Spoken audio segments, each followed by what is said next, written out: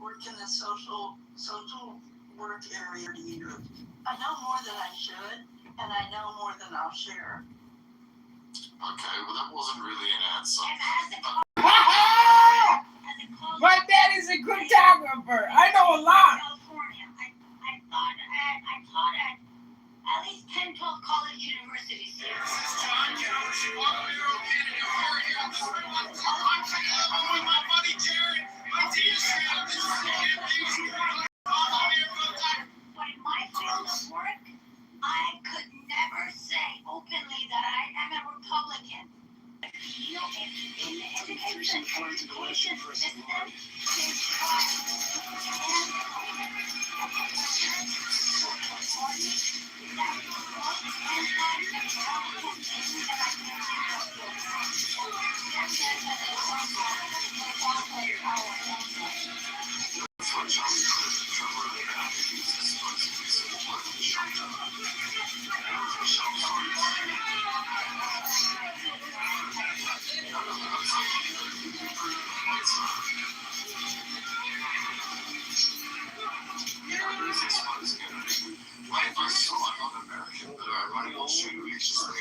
I saw so many of these students coming up with the same narrative that they're hearing from their professors. So I'm confused by your take on things. You don't think they have parents? That's okay. No, I don't think it's to do with parenthood. I think you'll find in many cases these kids are rebelling against their parents. And these professors are, as I said, it's like the same, they were saying the same words, the same sentences. They're obviously being taught this anti-American narrative. Well, I can only speak from my experience. I work at Notre Dame Park, American, we're preaching our flag and loving America again. So that's all I have to say.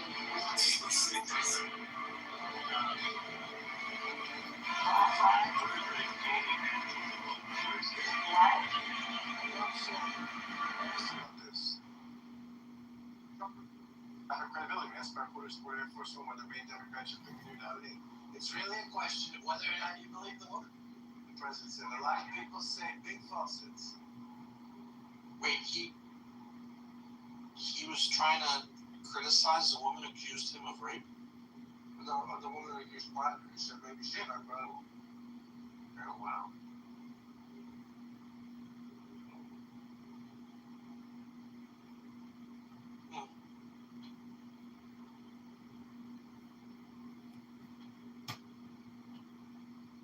Good evening, Scott. This is your president, Donald Trump, the orange one, and you're right, I did say that.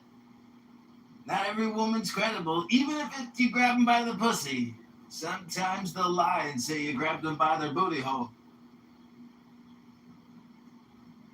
From a scale of 1 to 10 of impressions. We're going to have a jump off tonight.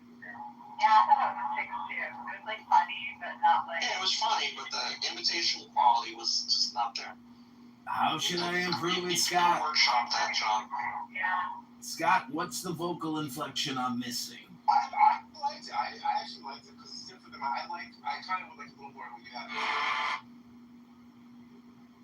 Just didn't sound like him. Can you believe I The got text a sounded like him. The text sounded like him, but the voice, the intonation, the cadence, just Hold on, Yakov. just didn't work. Hold on. I know you speak Yiddish. I don't speak Yiddish. What I'm trying to say is, Oh, you use Yiddish words all the time. Rabbono Shalom, that's the There magic you one. go. But the fact that this judge is making me Gene Carroll $5 million, well, I mean, it's just. Why did I rule this out if you denies the allegation? No, he's cooked. And in Chicago, cocaine, having illegal firearms, and I reported on it today. I'm saying this. Wait, where did you report on it? You have a publication or Yeah. online? Yeah, you didn't know, Yakov, you don't know, but I've got a big news company. It's called JohnKitoverNews.com. Let me ask you a question. Did you buy your domains in bulk? How many domains you actually own at one time? I used to own thousands. Now I only own like a dozen. No, there is at least 100 for your Chicago mayoral campaign. I've seen so many iterations of John Kitover for mayor, John Kitover for mayor. This has to be dozens just for the mayoral race. I mean, it's impressive. I would put all the money into one single place.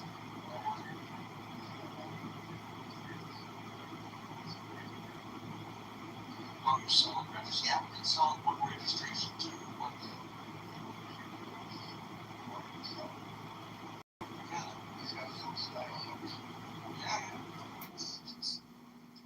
Just trying to save them some money.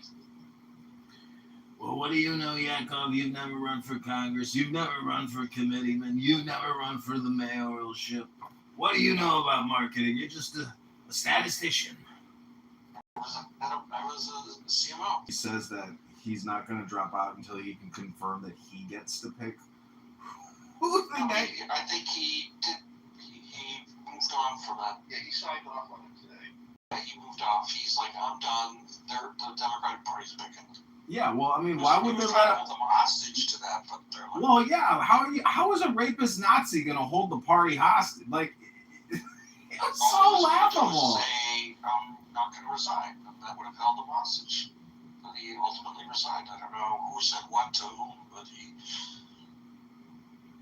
It was kind of funny. His whole facade was fake. He said he was an oyster farmer, but his mother was the only person who bought his oysters. And his father was the only who paid for his house.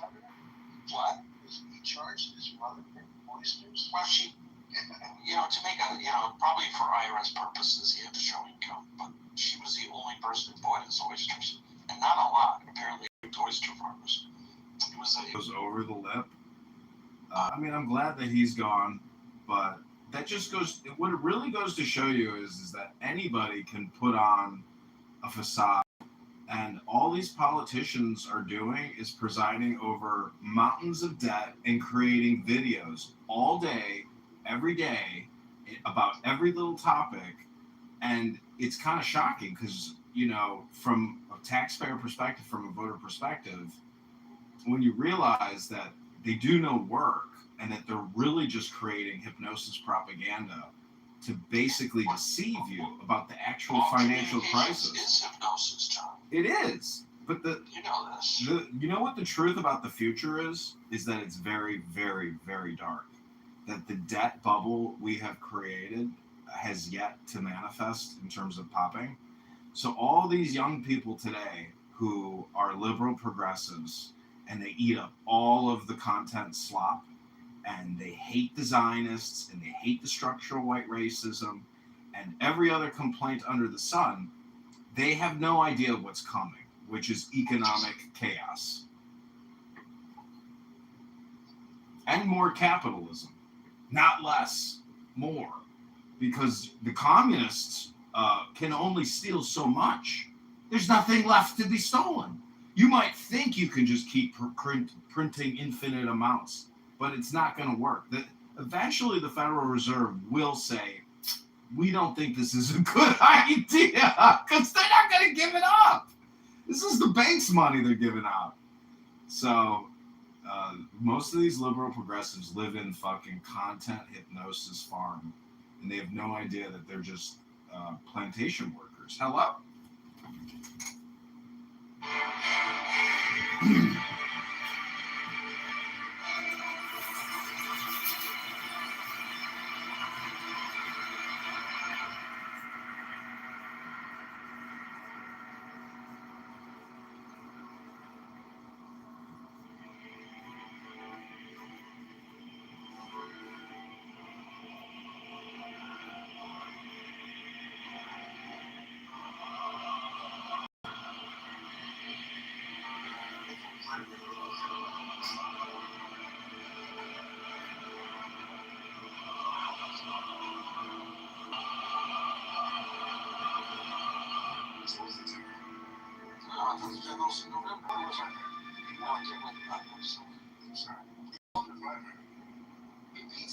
Establishment wanted to go.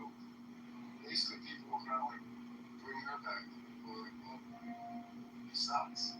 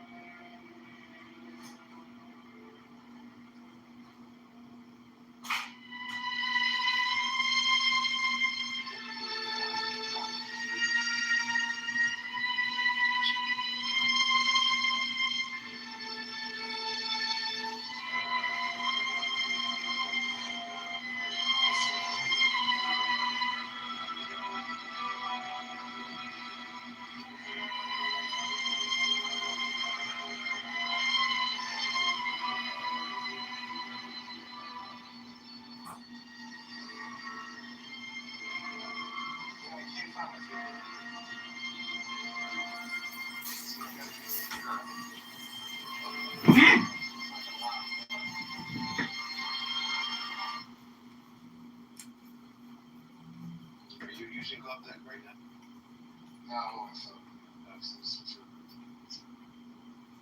I've been using it for years. I love music. I think content is if you buy the show, if you want to use it, you can actually play it in stereo. Yeah, it's amazing. Club Deck is fantastic. And you can just grab stuff off YouTube. You know, they used to have that thing internal, but it doesn't work anymore. You can just go right from YouTube when you have it. It doesn't work. Yeah, I noticed that. It was glitching out, so when you download it with the MP3 and then I go to YouTube. I get the clip real fast, throw it through. Right. I used to do a music show on Friday nights. When you guys use Club Deck, how do you guys clear the smegma? Define smegma.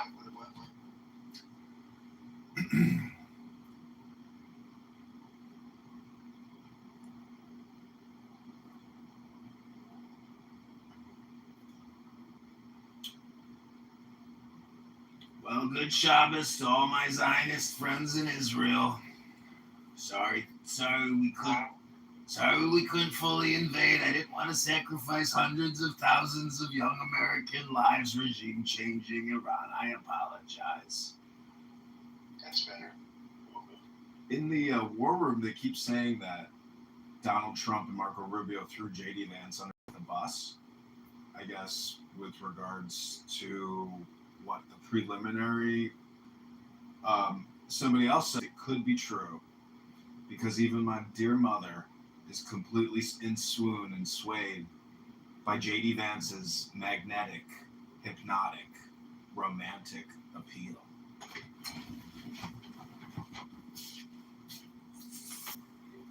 What is JD for?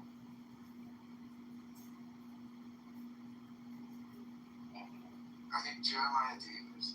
Jeremiah something. He's had like 3 different names, I think. It's like He sold his wife under the bus, and I really have zero respect for him. Why did he sell under the bus? In a naturally televised, I think it was a religious event about 8 months or so ago. Someone asked him, "Do you wish your wife would convert to Christianity?" He went on a fairly long answer, which of course, yes, I wish she would. To be honest, that's not even a question I feel comfortable answering in a dinner party, let alone on national TV, to put the pressure on your wife like that. You should have said, it's a very personal question. We really don't discuss personal issues. Next question, please. Nah, you can't do that when you're done. You have to say,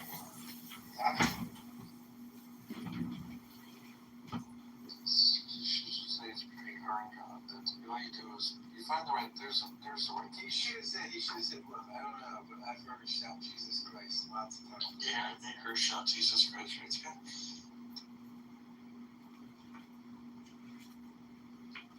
He's a little child.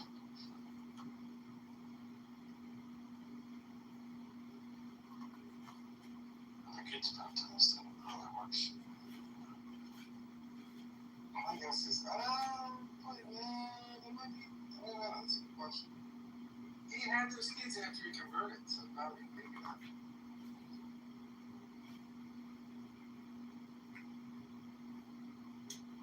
Well, good Shabbos. I'd like to read my friends a little Shabbos prayer poem that I wrote especially for you, my Clown House friends.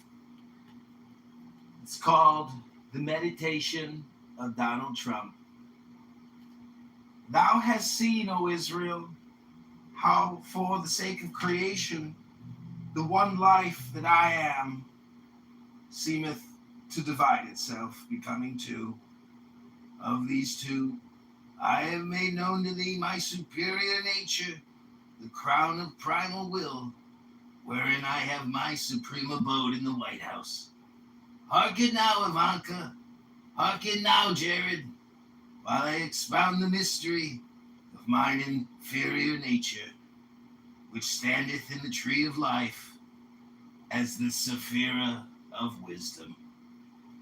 Forget not that these two, though they be named superior and inferior, are in truth of equal rank, as it is written, that which is below is as that which is above, and that which is above is that which is below.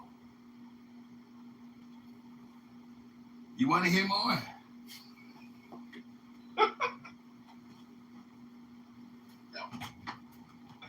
Beaver, welcome to the Trump and Iran news. I hear you are the problem, the entertainment, but some people are retarded.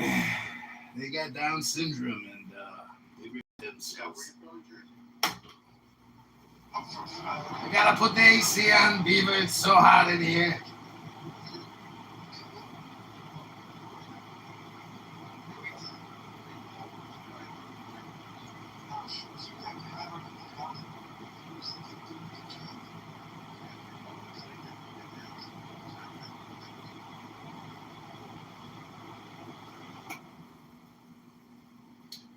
What are you doing tonight, Scott? Do you have any pretty girls lined up to have a little Kool-Aid with?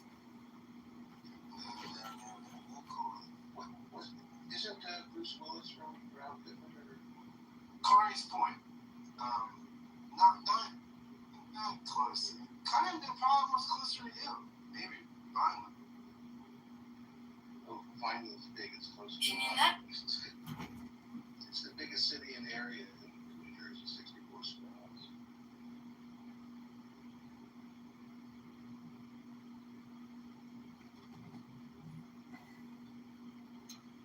Well, Scott, I met a beautiful girl last night. She gave me a kiss. She gave me her number. She added me on Instagram.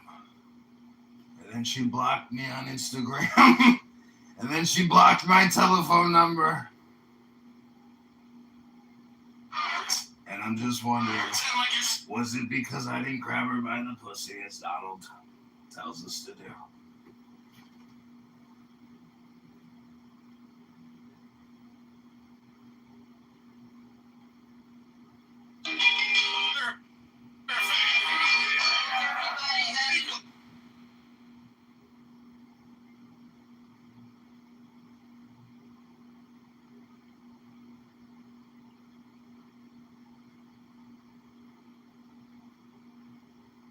So what do you have here? Well, I know you can't comprehend this, Scott, but he is Jewish. And when Shabbos Shekhinah comes, he's got to go because it's the law. And I know you're a patrilineal Yiddishkeit like myself, so you might consider yourself a day walker. And the Sabbath rules and laws don't necessarily apply to you in the same way that they do Yaakov. But good Shabbos, Baruch Atah Adonai.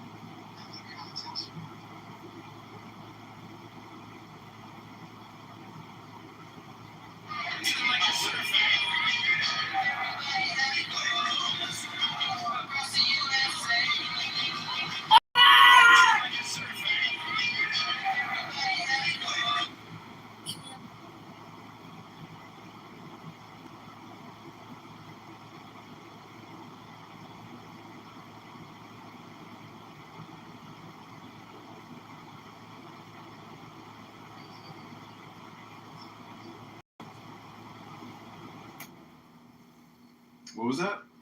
That's the point, right? What was that, Scott? I had to put my air conditioning on. It's a gazillion degrees in here with 100 cell phones. Yaakov, you got Yaakov is back. Dude, you gotta go.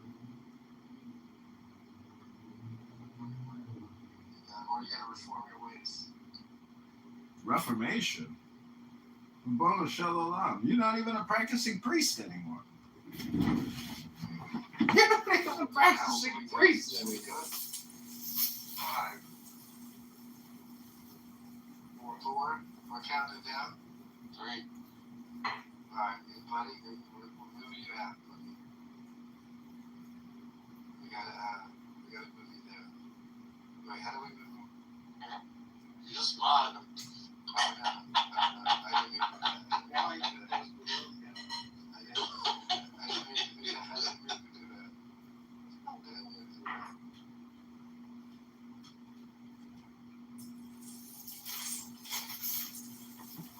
They kicked me!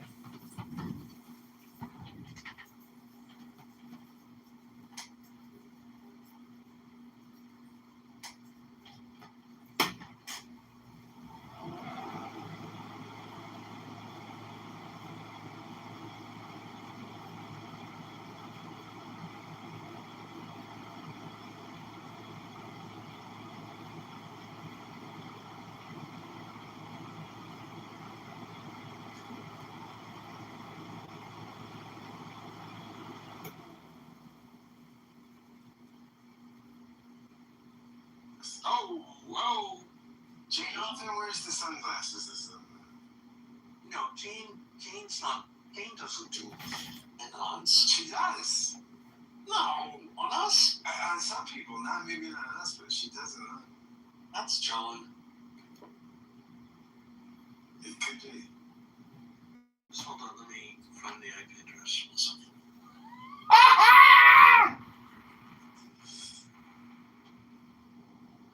Got the backdoor protocol from the clubhouse people. I gave them a great idea.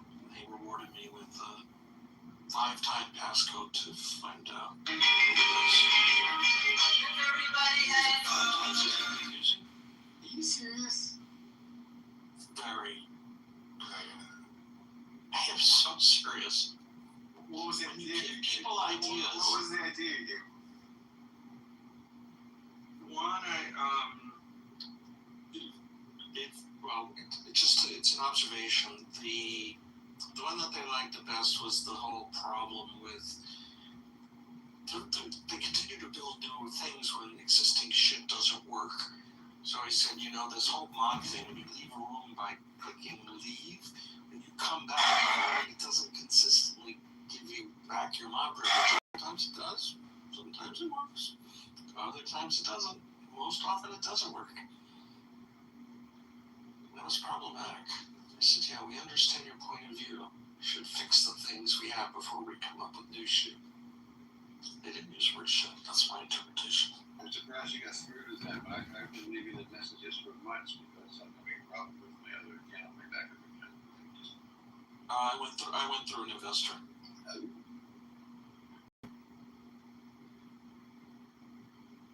Who do you know that's an investor? Dr. Francine? I don't know it. No, not Dr. Francine. She is an investor that I've heard say that. Oh, this up? Yeah, I think so. Right, Scott? I think so. Who is that down there? Who is it? I'm going to send it to you in a moment, Scott. It's. I'm not typing it. Oh boy. Thanks. John Kitover! He did a reverse IP by going to YouTube and typing in John Kitover.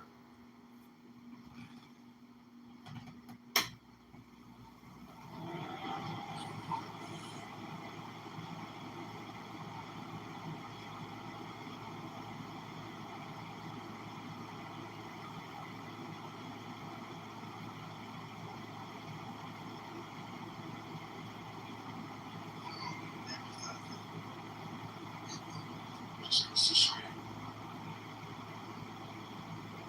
Very surprising. Certain people you expect it from, and then there's a certain group of people you do not expect it from.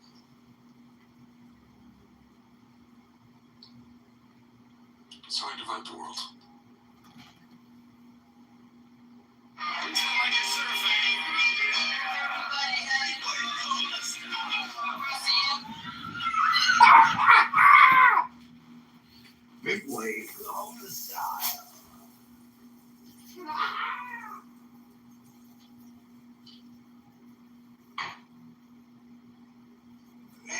what's going on? Bob McGee, Firepower Bob. We gotta love Firepower Bob. Firepower? What is he, like artillery? Oh shit, hey Bob, how are you? What's going on? Me and Bob McGee. Who's singing that song? Well, it's Jan Chapel, but it was written. Was it James Chapman? It was written by Christopher Anderson. Yeah. I always thought he was a great singer and songwriter. Not an actor.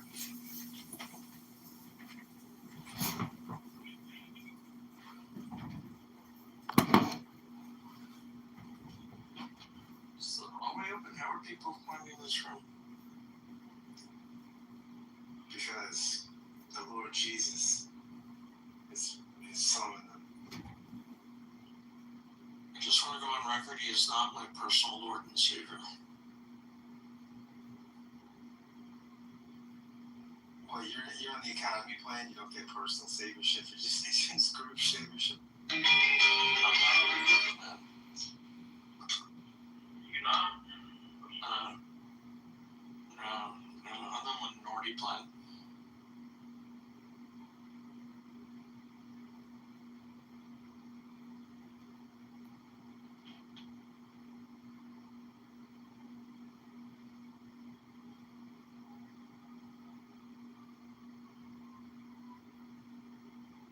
You're really on a Friday night.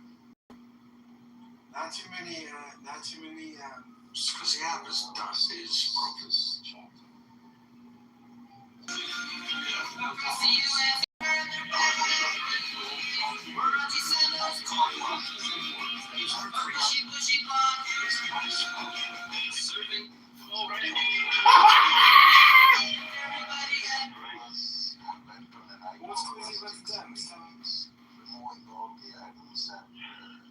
What's crazy about the dance?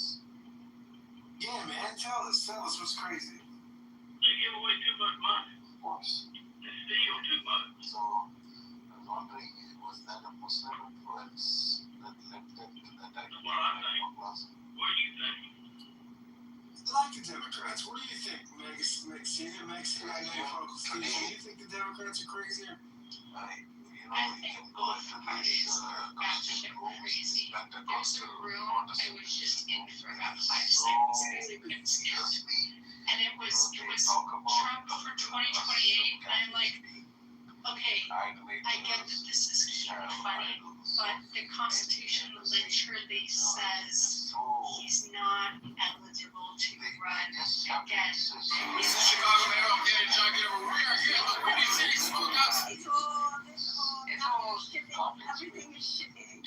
So AJ, like the amount of explanation I read on 6-7 through like I said 6-7 explains my AI. It was so long. So many references to videos, how it's used, the hand gestures to like do when you use it. It was like the fuck is a thesis on 6-7. And it even did a South Park on 6-7, which I thought was really funny. South Park is hilarious. But I don't think they're going to do South Park anymore. I think they're done. It feels like this last season was all about Trump and Trump being seen and having a baby, the Satan baby. No, but anyway, so on my Instagram now, there's all this alien stuff. Like, and I don't even know, I don't think anybody's real, but it's just, it looks so real. Devil's, what do they call the devil's lettuce? Yes. Devil's lettuce, yeah. Devil's lettuce. Yeah, I might take it once in a while. Hello? It's not really my thing. I don't get affected by Coke. That's all. Doesn't do shit for me. It's weird. I have come to penetrate the atheist containment center to find what is left of your mediocre brains. Who is here alive? Is any? Here to be a fucking idiot, transphobic idiot? Well, I'm not necessarily. See, if I'm not a transphobic person in person. I'm actually more of. Oh my god, this is John Kitover. Yeah, this is John. I'm not a transphobic person in person, but in terms of like a debate, well, part of my shtick is to maybe be a little obnoxious and a little rude for the purpose of the debate. But in the real world, I would have a drink with you, smoke a joint with you. Somebody to the point to where they commit suicide. Is that when you finally take it serious? Well, we're all living and dying. And the point is, if I upset you with my words, I do believe that on the back end, I'm actually helping you. And it's not... How? By making me feel like I'm worthless? No, because you failed to read books and study philosophy. That's your but biggest how's problem. that gonna affect your... Wait, but how's that gonna affect You your... don't even understand the apple off the beat. Wait, Barbie, this is a good question. How's this gonna affect your run for Congress, though? People are I'm not looking running at for some Congress. shit. I'm running for mayor of Chicago. See, oh, my God. So I asked somebody once on here, Wait, hey, because I remember my first interaction with you. You had a whole thing that was John Kitover for mayor. He had like a whole website and stuff like that. So you're not. listen, I asked somebody on this app, they claimed they were a know-it-all. I said, what is philosophy? And they said, it's the study of the self. So when I say, if you are suffering because you have no joy, no strength, no wisdom, no knowledge, I'm here to give you the good news that guys like Andrew or Regal or a lot of these supposed Christian Jesus Christ people can't give you. I can give you the certainty of knowledge, the certainty of wisdom, the certainty of strength. Hello? You can give me the certainty that I might kill myself.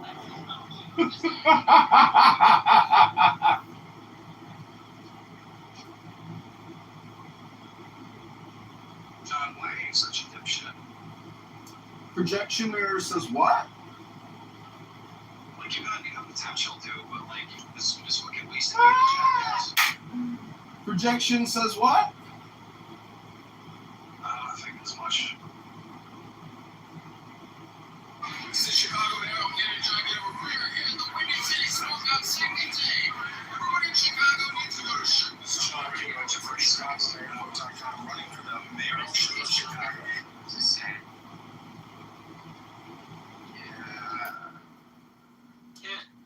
Well, hello? Let me ask a couple questions to the mayor. Listen, I just want to say that the more I communicate, the more I do believe thoroughly that all communication is political and it's all hypnosis. And if you use negative word speech, that's your inner dialogue, not mine. So don't project onto me. Hello? You believe in aliens? You sound like somebody that believes in aliens. No, I do not believe in aliens, but I do believe in illegal aliens. Those are called invaders, lawbreakers. No, those are called the people that built this nation. Those are what those people are called. Built the nation? They just crossed the border 3 months ago. How did they build the nation? How many white people built this nation? Millions. A lot of white people. Exactly. People of color built this nation. That's kind of what I wanted to talk about. You know, like the Mandabi guy from fucking like New York, the mayor that's like that shit fucking insane. Mm-hmm. So they're talking about like immigration, blah blah blah. Hey, all right, Chicago. Like, you know, like all this is Palestine, but you know, they don't put any Italian immigrants on there whatsoever. That like built the railways and fucking on bridges and shit, fucking building it around Manhattan and all this other fucking nonsense. It's like they get left behind, you know. Was they're white. That's all right now. We get to be the new we're the new N-word niggas, you know. So everybody's gonna just sweep us to the side now and just forget about us. White people don't have that bad. When is Well, it's interesting that you what? Yeah. I said Hello? The book up my asshole. Right, play with your bungus.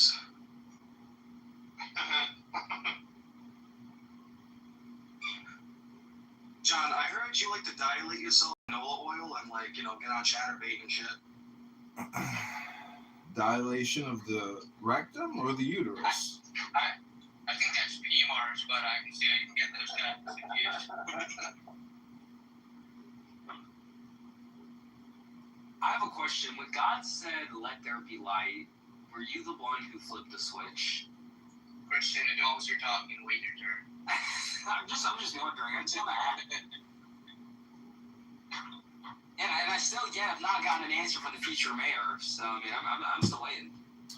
Well, Rabbanu Shalom, it is Shabbos, and unfortunately, I'm done working for the week, so you'll have to Google that one and rely on the AI.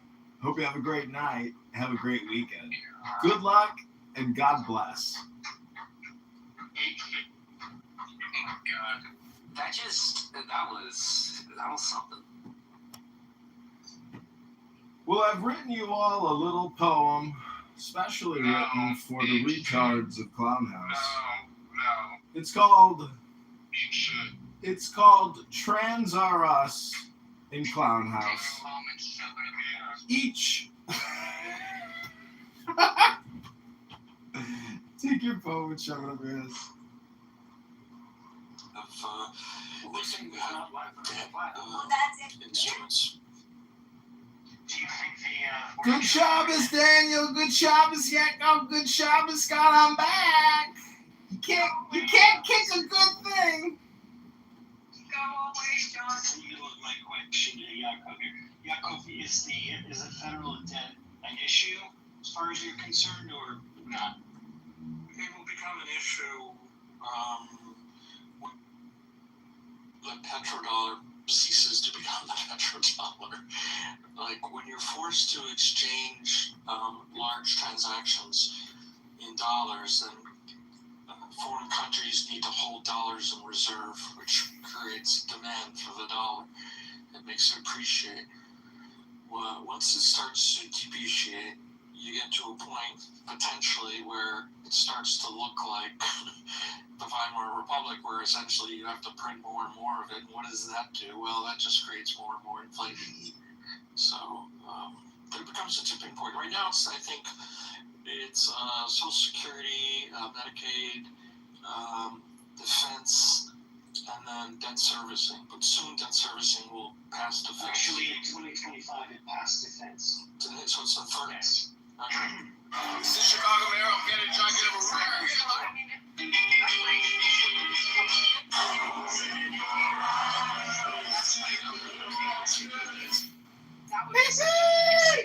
Good job, Kitover, man.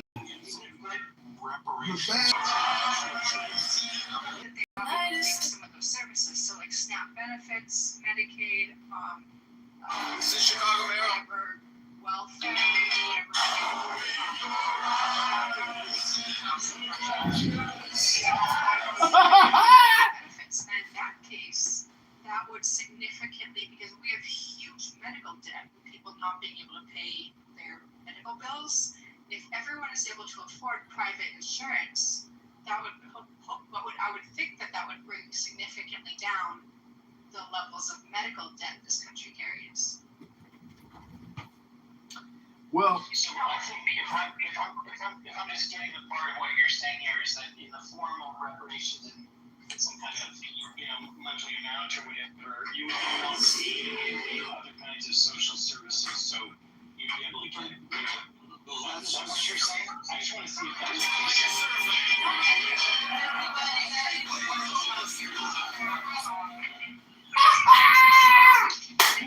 Big wave Kahuna style. $1,000 a month. What's the true on DF? I think that you need to Alexa, true on DF?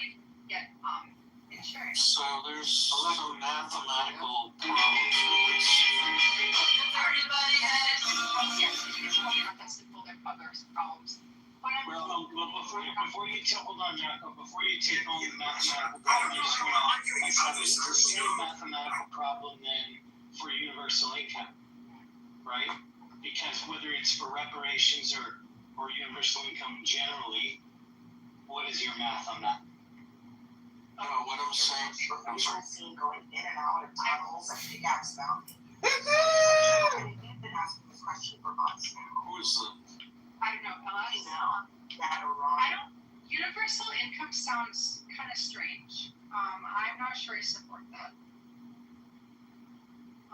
Because universal income actually has said that I think it would do away with some of the social services. So, Yeah, universal income would definitely alleviate the need for some social services. There's no doubt about it. yeah. What if we just mint a $31 trillion coin, give it to the, just pay the debt? Well, do you think if you can pay the debt without raising taxes, it's a good idea? That's the question. Yes or no? Because debt can be leveraged different ways. Debt is not necessarily a terrible thing unless it can get to a point where debt. So you think it's okay to pay 1.7 trillion a year more than the U.S. Defense Department's budget every year in just interest costs? You think that's okay, and not going to other more beneficial services? No, going to other more beneficial services, definitely. Okay. So maybe carrying that debt is actually not that good, is it? Carrying some debt is good. Some debt, sure. That's not institutions involved. The debt to GDP ratio is out of control. Okay, yes, that is. It's over 100%.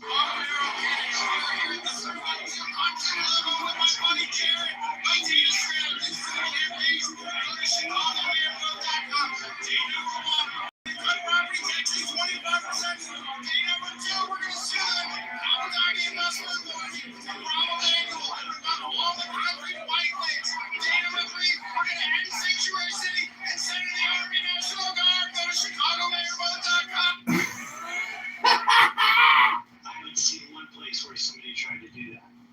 The last time Bunting was found Hello? was during Bill Clinton. This is so. Why does this have to be such a contentious thing? Why does this have to be so, passive aggressive and aggressive? Like, we're not gonna really change anything tonight on this conversation. Just take it easy, Daniel. Take it from a 10 to a fucking 420, Daniel.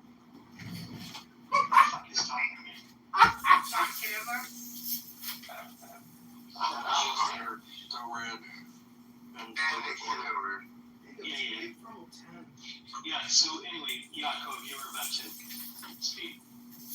Yeah, I was just going to say the notion of reparations, the math behind it doesn't work in terms of removing, would you say you wanted to remove Medicare?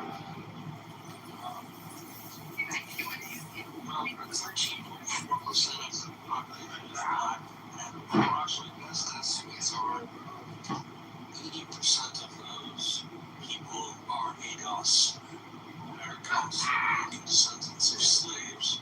That gives you about 10% of the population that would see those benefits. It would potentially, it would lower some, it wouldn't be equally because we also have more white people. Wouldn't be getting reparations, which is fine, right? What I'm saying is it just doesn't move the needle.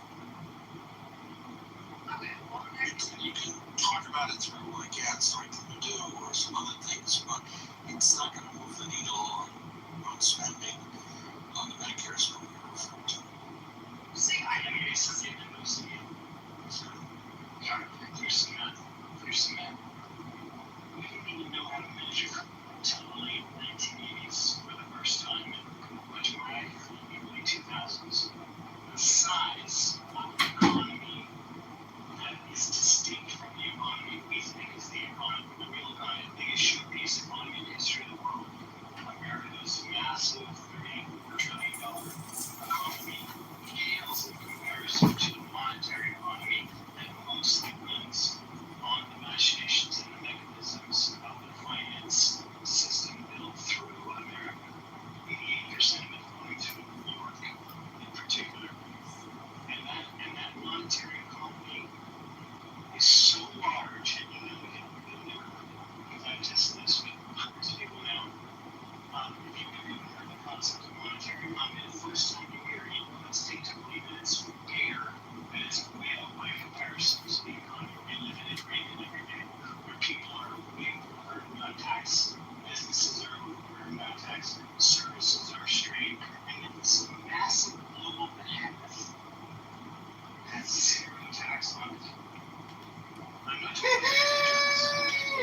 transactions and systems. Take it from the techno too, then.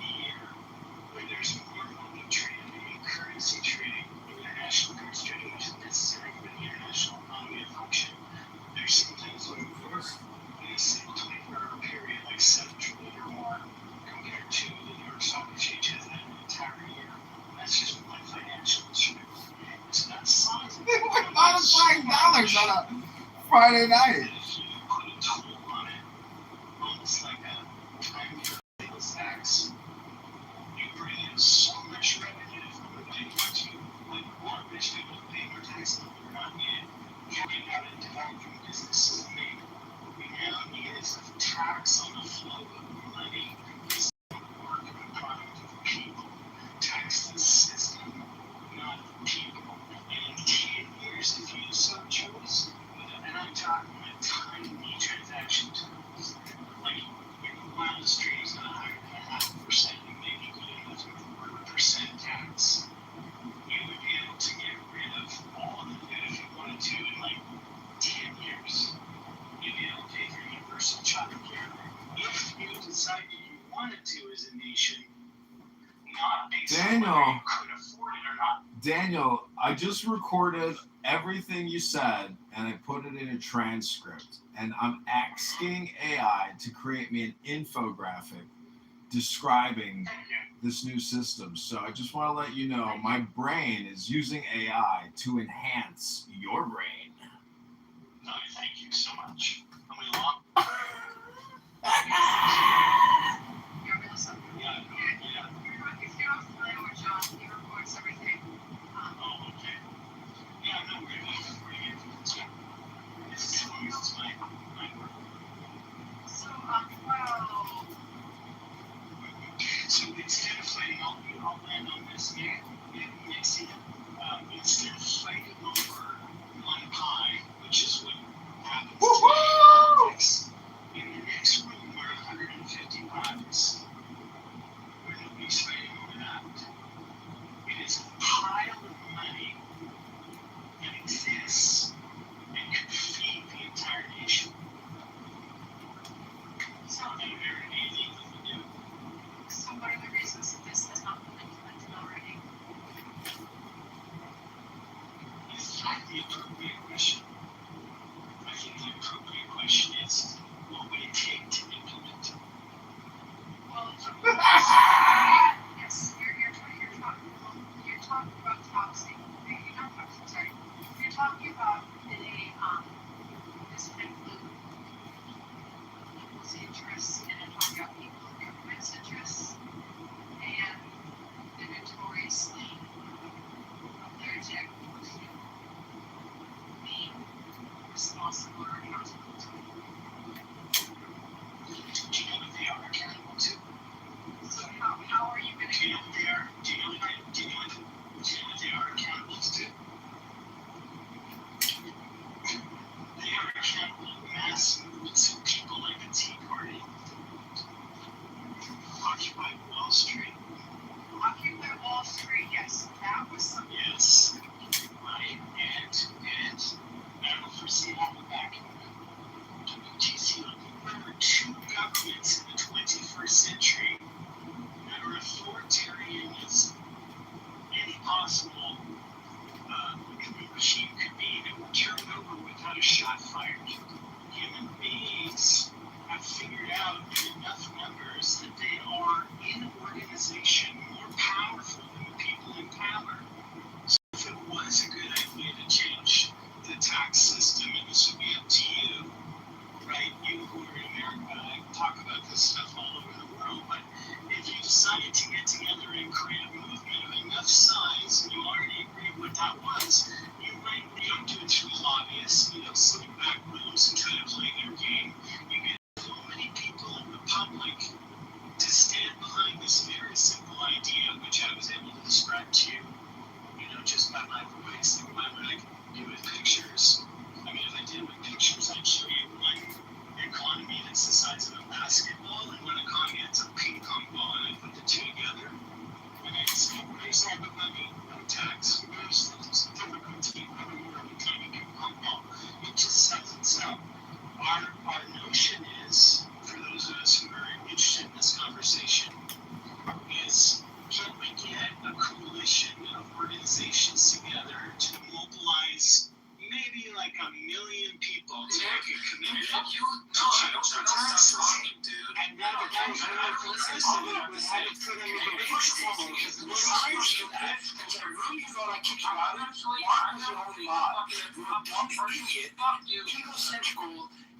narcissistic dumb motherfucker. I kicked you out. When you blocked me, you told me to fuck my mother. Fuck you, Reuters. Fuck you, retard. I don't know. You heard your son? I can't hear a fucking thing you're saying. I don't give a flying fuck. You're mistaken. You sent me stupid fucking messages thinking I kicked you out of a room that I had no ability to kick the fuck out of. You're a dumb motherfucker. Fucking Reuters. Fucking Reuters. Fucking Reuters. Fucking Reuters. Fucking Reuters. Stupid Reuters sucks. He doesn't fuck. Reuters sucks. Reuters is a dumb fuck. Reuters is a shithead. Reuters is a psychopath. Fucking Reuters. Fucking Reuters. You're a fucking fucking Reuters. You fucking Reuters. I'm done. Good, fuck off. Go fuck your mother. You fucking loser. And don't talk to Uncle Steve like that ever again. Do not talk to him like that again. You fucking piece of shit. I must have missed it. I just got here. What did he say? He fucking abuses you all the fucking time, dude. It's fucking embarrassing.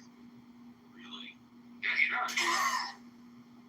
So, Steve, Reuters thought JCC, you're one of like the stupidest people I've ever fucking met. I'm embarrassed that you call yourself an atheist. Fuck you, Reuters. You're a loser, dude. Okay. What do you do for a living, faggot? What do you do for a living, you fucking piece of shit? This is why you're a piece of shit. You're a service worker. Change my tires, bitch. Fuck you, person. Fuck you, JCC. I'm gonna fucking come all over your face. And you're gonna fucking do what I say. You're gonna dance to my fucking tune. And this is how things are gonna work on this fucking app, alright? Because people like me more than they like you, faggot. Do you understand that, you fucking dumb hick bitch? Yeah, you fucking fucker. You fucking loser.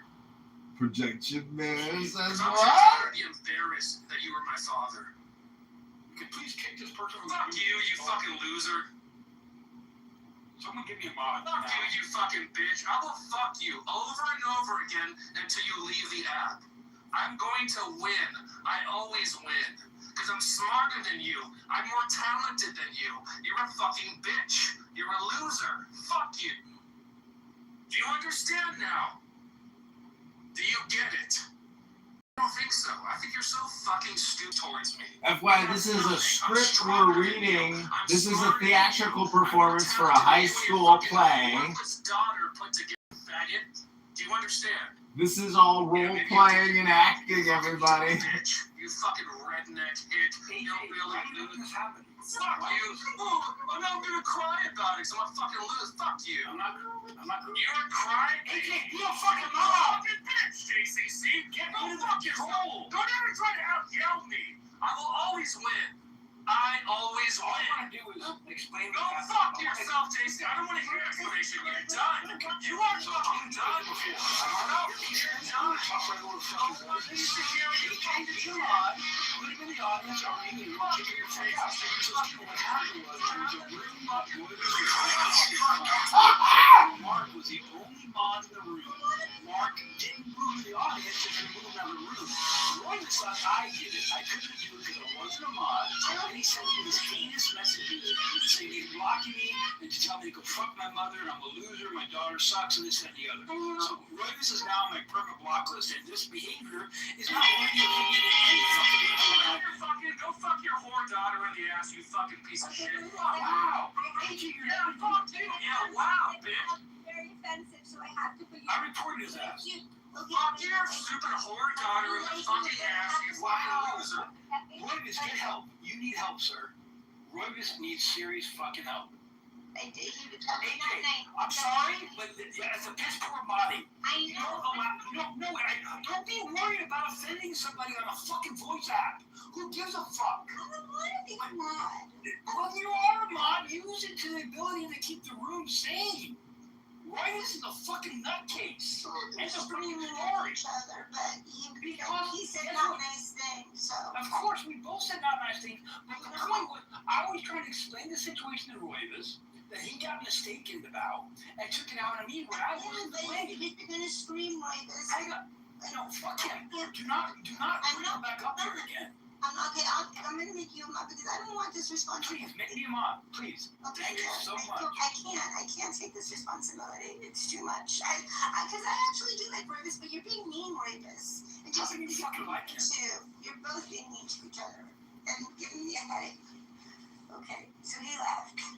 I removed his ass. Oh. That's what should have happened from the get-go.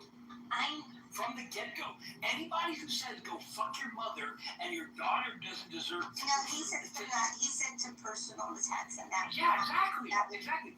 Based upon a fucking mistake. He was in a room doing Royvis shit. Mark was trying to control him. He wasn't staying muted. So Mark was the only mod, and Mark removed him. And Royvis thought it was me.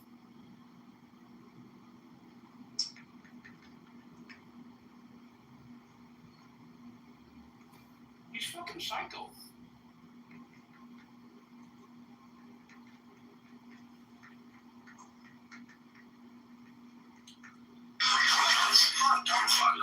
Said he would come down and kick his ass.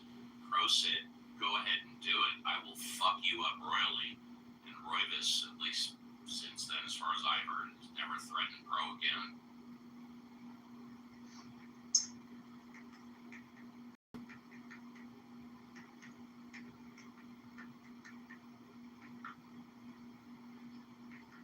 Did you guys hear Van Halen 3 minutes ago or no? You guys didn't hear it? Oh, Well, I took my earpiece out to overtalk no worries. Yeah. But did you hear the explanation? I didn't hear any of it, no. So the whole blocking and kicking me from every room he's in, when he has the ability, is based upon him thinking that he got removed from a room that I was not even a mod in. He thought I did. Like a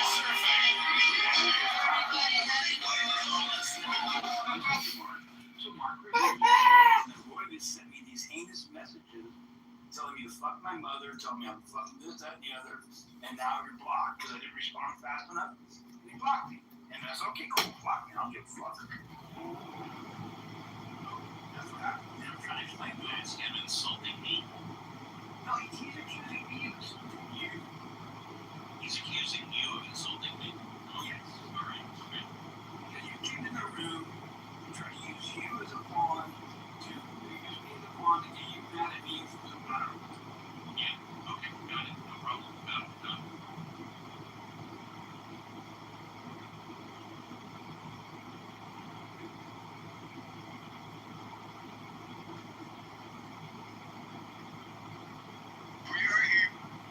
Yeah.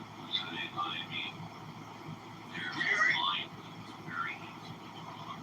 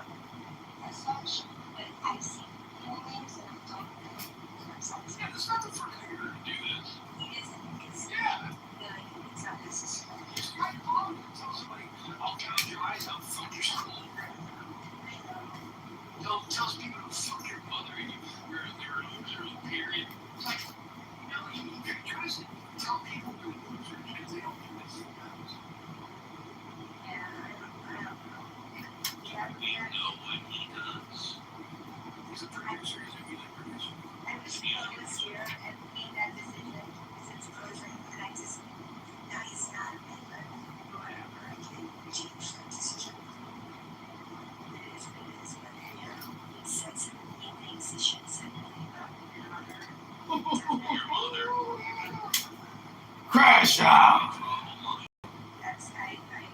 I mean, you can feel for him, you like him, but, you know. It wasn't much a couple months ago where he was complimenting Caroline for playing violin. He was giving it this, that, and the other. I'm like, oh, yeah, she's not talking about it, but you just don't want to listen to music and sharing music. Then nothing happens. He just feels usually he was fucking first switch and goes fucking nuts. Yeah, yeah. I think he just, I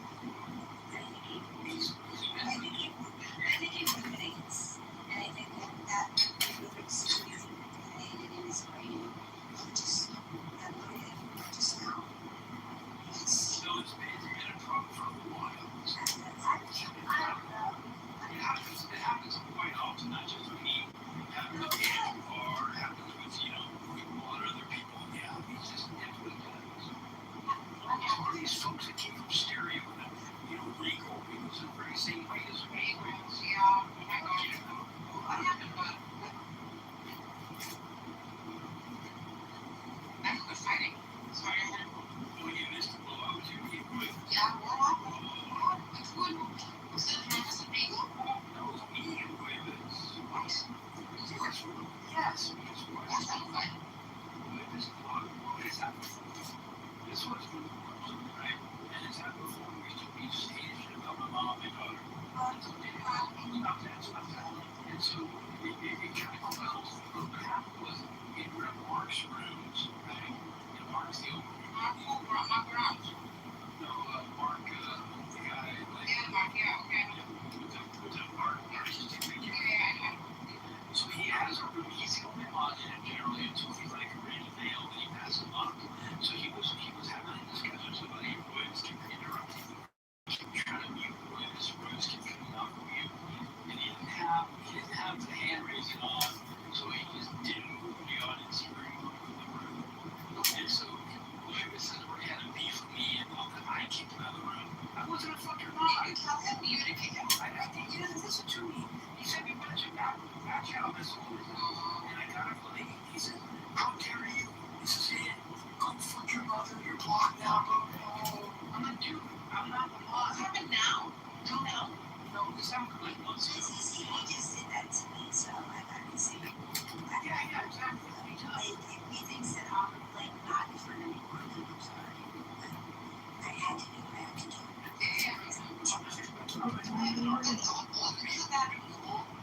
Yeah, that's right. Yeah, so Gary Rooney is a mod in. He drops out like it in. He don't think any kicking. Oh my gosh, it's been happening for I see. And then I was on, so I was trying to get him out, me out, and I let him go. And I was in such a position here. Then he said, fuck your mom and daughter. And then I was like, okay. To you? No, he said to Jesus. And I said, okay, well, that was not nice. And I'm removing now because that's not nice. And then I gave JCC the moderation because I'm like, I can't. Yeah. That was I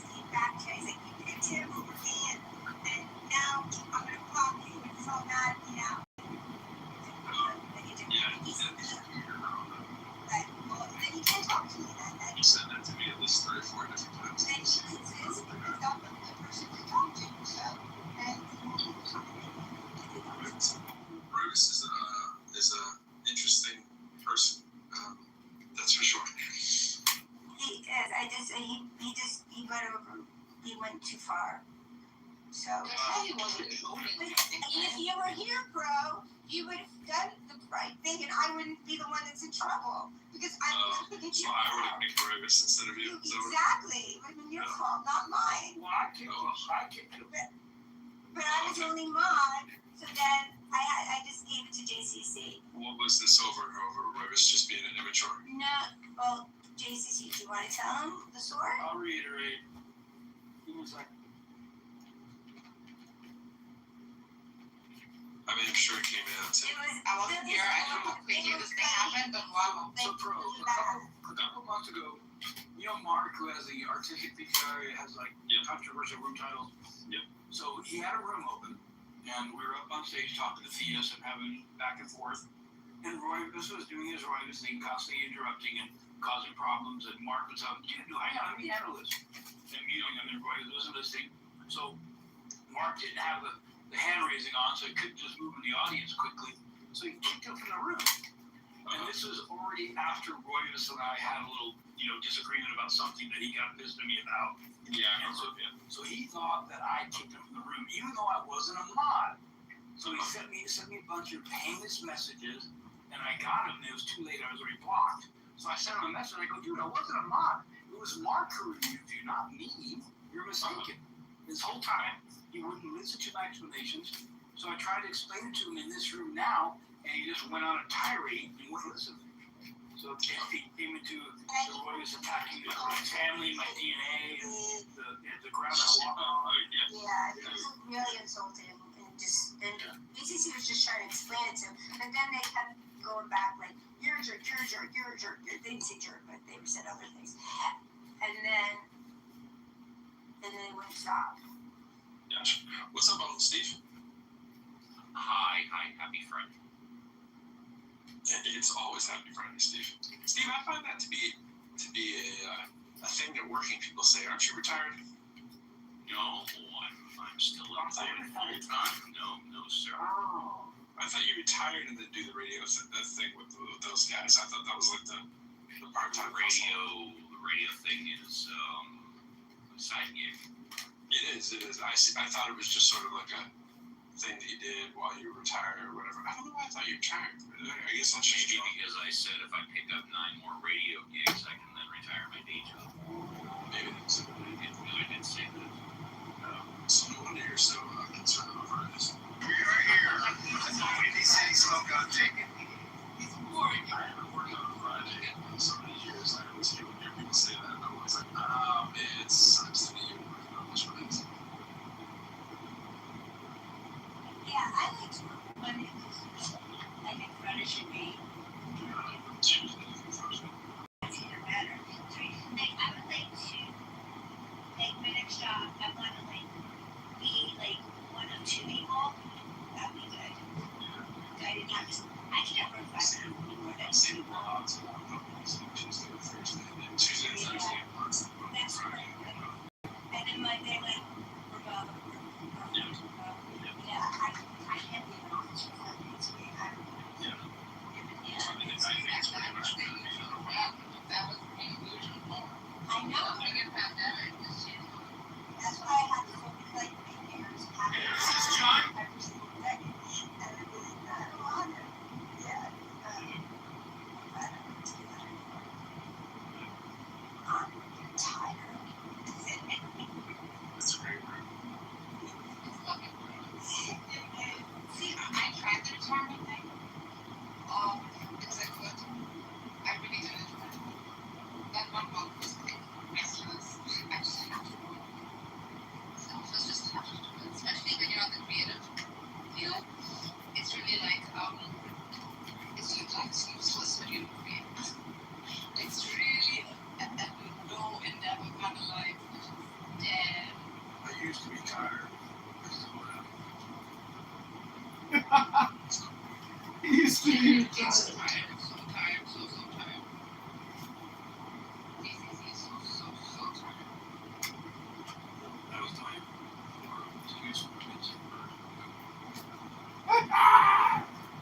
Sounds like.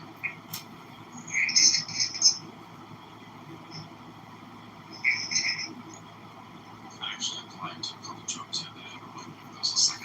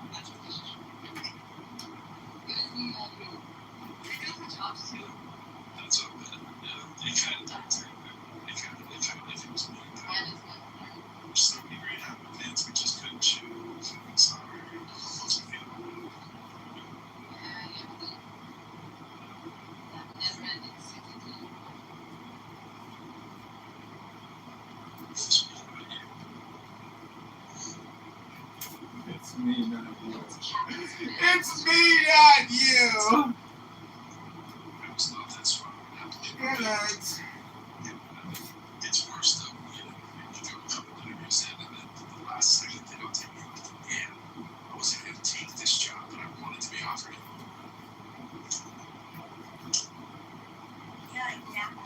I wasn't going to take the job, so I decided to waste my time finding out if I could get the job.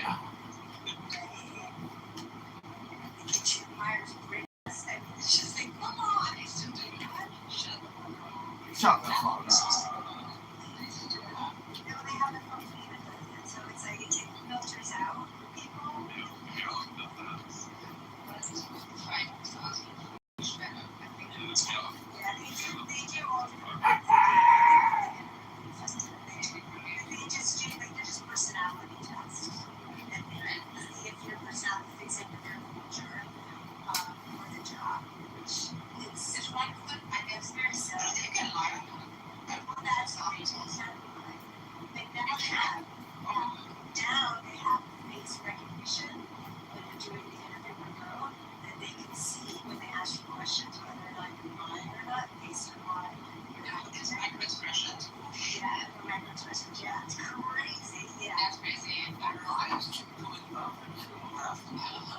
Up and to the left.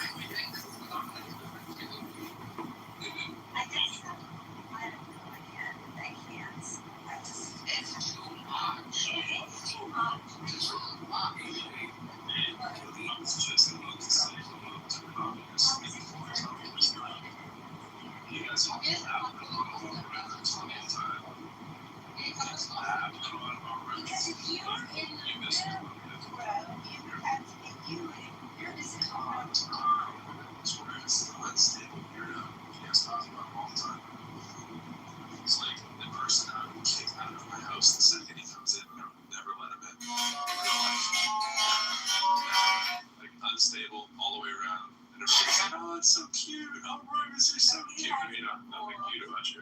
Chicago airport.com, where is shit? No, he was here. Okay, so communist likes like gossipy stuff. So the other day I told Bob that if he engages in such unhealthy polemics, okay, instead of like indulging in historical critical analysis, which he was doing, which we all been enjoying so much, it's not healthy for him, and I'm gonna block him and for some time like take off from his company. So I did it. And of course Bob was sad about it and this and that. Communist? Well, I don't know. Came to one of these rooms and said, hey, Barth is sick, and Barth wrote that because I know like he values a certain kind of friendship and keeps those friends close. So here coming is telling me in like a freaking common room like this, a public room. You know, Bob was saying something like, so some of these people just lurk around for freaking gossip. That's all they do. I like communist. Communist is a trying to not be a flat earther, but he keeps getting pulled back in.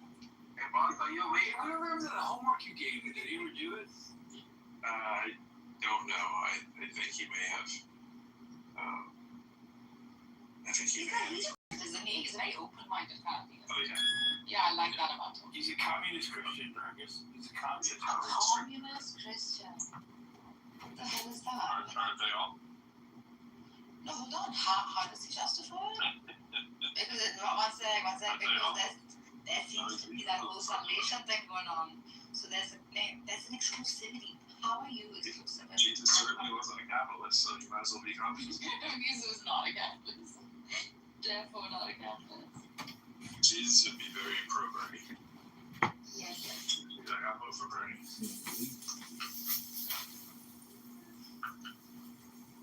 Do you think he'd be a communist?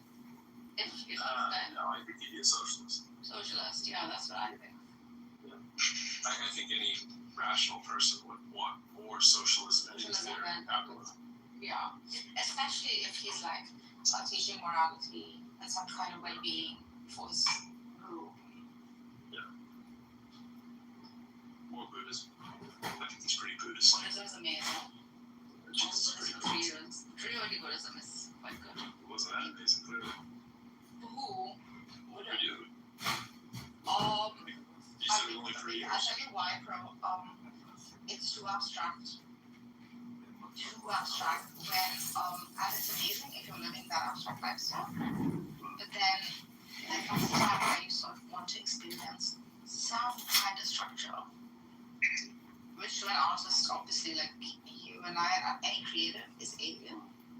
And I thought Abraham provided that kind of discipline. But man does not drown into the exclusivity of the Abrahamics. Like the otherizing is mad. The us and them, the cultiness, even though like it's propagating goodness, brotherhood, but to mine, not to you, only to mine. Well, either way, what do you want to get? I like you. Which one do you like? What is it? I like Jesus. Jesus is the I like Jesus too. I do like Jesus. If Buddhism and Jesus could have a baby, well, Buddha and Jesus, you mean? I mean, I kind of think Jesus is a Buddhist baby, but Yeah. there's a lot of those qualities. It seemed like he learned off the Buddha, didn't it? Yeah, very much so. In fact, did you know what the Hindus say, and Buddhists say too, not Buddhists so much, but Hindus too, that Jesus in those 30 years came to India, Right. learned it all, and then taught it all. I always say that one, yeah. You know, they had a grave for him in Kashmir. One should. No, they have one in the north. One should! At the hills of the Himalayas. They have a ChicagoMayorVote.com, we're shenanigans with our political campaign manager. We are here at Shenanigans. around the world, trotted the globe. Kashmir and died there. Is that not So, wow. So he was.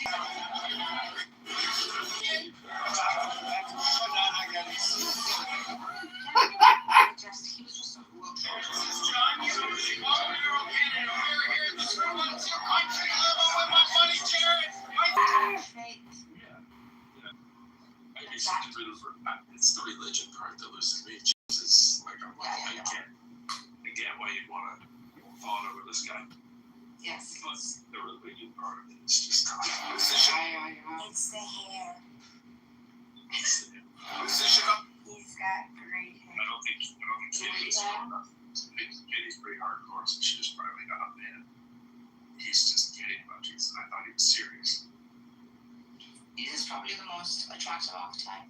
Yeah. Of lions. I agree. Because think about it. Buddha got to his earth, left his wife and child, as much as he was enlightened and taught great, like noble truths to the world with the Eightfold Path. He still left his wife and child. Like, he's always going to be guilty of that. Yeah, that's tough. Yeah. Leaving the child there is tough. Yeah, that's tough. Leave the wives understand.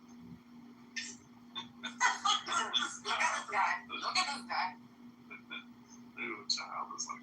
On this subject, which we call Unburdened America, is there enough money to unburden America is basically the idea. Unburden America, there's a voice for that on Substack under that name, and that's my partner, Debbie Resnick. And because a part of our Bible, it's literally a place of interest. If you look at the majority, whether it is Muslim, Christian, or Jewish, everybody has an interest in what happened at that time. And the Hold on. Your testimony came after their own testimony, right? Yeah, it did. Right. So only know that the land of Israel is from the own testimony in your Bible. That's correct. In Israel, there was this man named Jesus.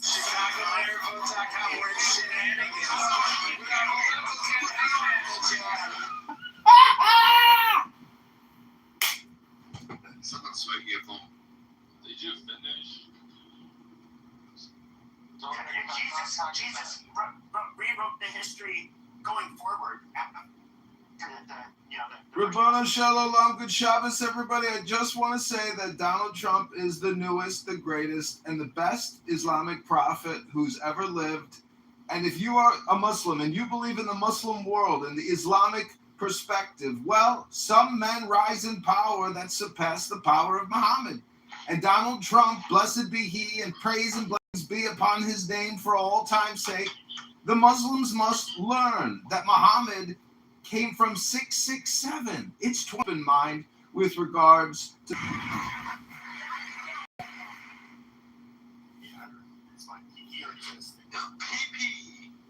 How you doing? Don't call me PP, you fucking faggot.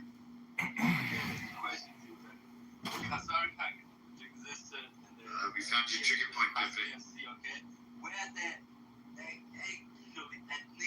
The Khazarian Khaganate. Are you telling me that I'm the descendant of a Khazarian kingdom? Okay, move to audio. Yeah, no, here's the thing, though. They are... It's so annoying listening to Muslims say this shit. So, the Levant, there's a reason why people in the Levant look different. If you were to look at a group of people from the Levant, they look different from people that are from the... This is Chicago Arrow, get a giant. We are here in the Windy City Smoke on second day. Everyone in Chicago needs to go to Chicago. ChicagoAirPort.com, running for the mayorship of Chicago. We're here at the United Center. This is a Windy City Smoke on ChicagoAirPort.com. He is finally on stage. He's sweet. We were sadly disappointed. He's certainly a Portofino. Not even any crushed up pepper on that pizza, baby. We're here at day 2 of the Windy City Smokeout. We're standing in front of my face. Take your finger,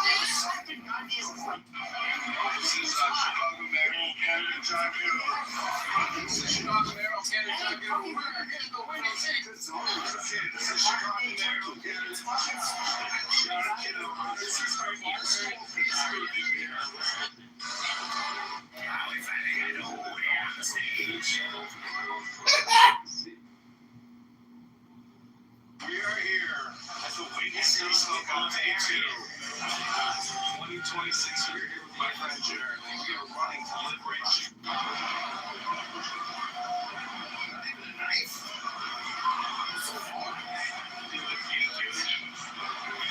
It's the $17 slice of brisket. Atlanta, Texas, I believe. This is the cool bacteria here.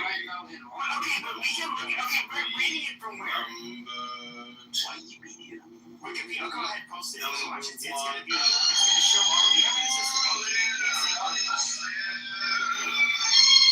But if you were to look at the Levantine DNA of Jewish people, even the Ashkenazi Jews, it's really weird. You see the Jewish diaspora, you get the hold on. You get the Mizrahi, the Sephardic Jews, the Ashkenazi Jews, you get the ones from Ethiopia, and yes, they all kind of more or less resemble more so where they come from. However, the pesky DNA test kind of showed that, like, yeah, they have fucking Levantine DNA. Now, when it comes to the Palestinians, for example, what do they have? They have a bunch of rape baby DNA from the Arab Peninsula. They're not living. Yeah, I mean, unfortunately, and so you get the groups that have like the highest percentage. You have like the Samaritan, have the Palestinian Christians, Lebanese Christians are actually have a lot. But it's not a group. It's not an ethnic. Hold on, I just wanna. But it's not an ethnic group, racial group. It's not an. It's an ideology. That's fine. But when somebody says Palestinian, what it denotes is a group of people in a specific region. It doesn't matter whether or not they're an ethnic group. No. Hold on. What it denotes. So, for example, if you say Palestinian Christian, that denotes somebody in the area. Okay, that Christian. When you say Palestinian Muslim. Okay, that just means somebody in the area, and I understand people from Jordan and Egypt across through. I get it. It's not true, Pepe. This is what I'm trying to tell you.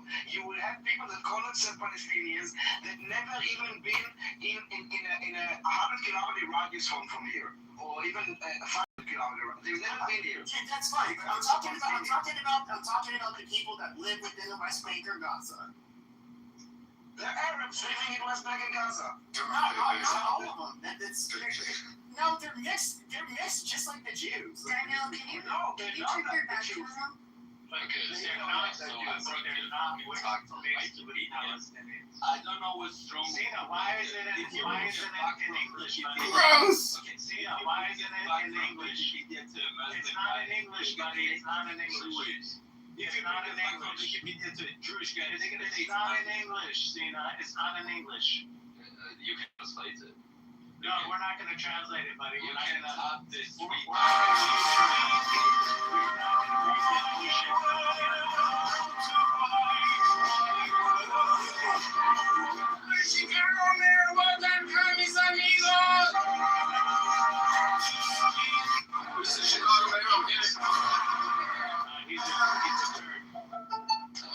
That's where the truth of this country lies.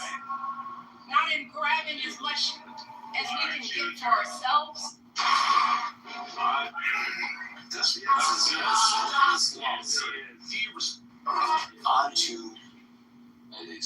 You should be so fucking retarded. Why are you so defensive, Sina? Why are you so defensive? Because we are the enemies of Turks, so how can I be a Turk? He's probably a Muslim Shia, that's why. The Turks immigrated from Tajikistan, didn't they? From Turkmenistan, from that area. The Turks immigrated from Mongolia and Siberia town. And that's like right next to your area, isn't it? Yeah, we got some, but. Okay, and then you guys speak a dialect that is similar to their language, is it not? We speak fucking Persian, you retard. You also speak Turkish, don't you? No, we don't. You speak a dialect of Turkish, don't you? We don't. We speak pure Persian. You really? So if I look up Tajikistan, it's gonna say that you guys speak Farsi? It's gonna say we speak Farsi. Okay, maybe you're right. Let me check. Bro, how old are you? Like, you don't know about it. What do you mean? People don't really talk about the Tajikistan as often. Yeah, but he's from Iran. You should know it's different for you and it's different for him. For me, it's different because I'm Israeli and everybody knows everything about Israel, like no other country in the world. Because the Saman is a Persian guy. You should know. No, it has nothing to do with me. You know who's our prime minister? Speak Persian. You know who our prime minister? Ooh, Sina. Sina. Did you just listen to what Why are someone you said? lying to people? Why are you lying, Sina? He checked Uzbekistan. He didn't check Tajikistan. Because he's a fucking retard. No, he's telling the truth though. I did check. Their language is Tajikistan language. Come over here. True retard. Oğlum ben de Farsi yer misin? Belam kon diye. What? Okay, what's happening, guys? What's happening? We're having a nice conversation. Hold on, Cena. What country do you live in now? Do you live in the United States of America? No, I live in Tajikistan. Oh, you live there? Is it terrorist? I see you like sucking these European Jewish dicks too much, man. Okay, goddamn, you guys, look, I'm not gonna tell, it's not just my. You are stupid. I told you that. I told you I'm talking You see, you don't learn the first time. You one of the stupid people. You need to be in it all your head. It's gonna kill you. The most simple thing. I'm not convinced. I have to invite him up again. I'm not convinced. I have to invite him up again. You are the fucking goal for a fucking rapist. You are the Fuck these Jews.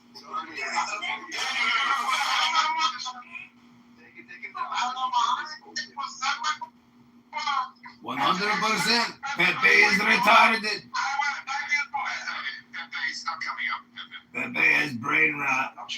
Pepe was a boxer for many years. It's like expecting to get water out of a rock.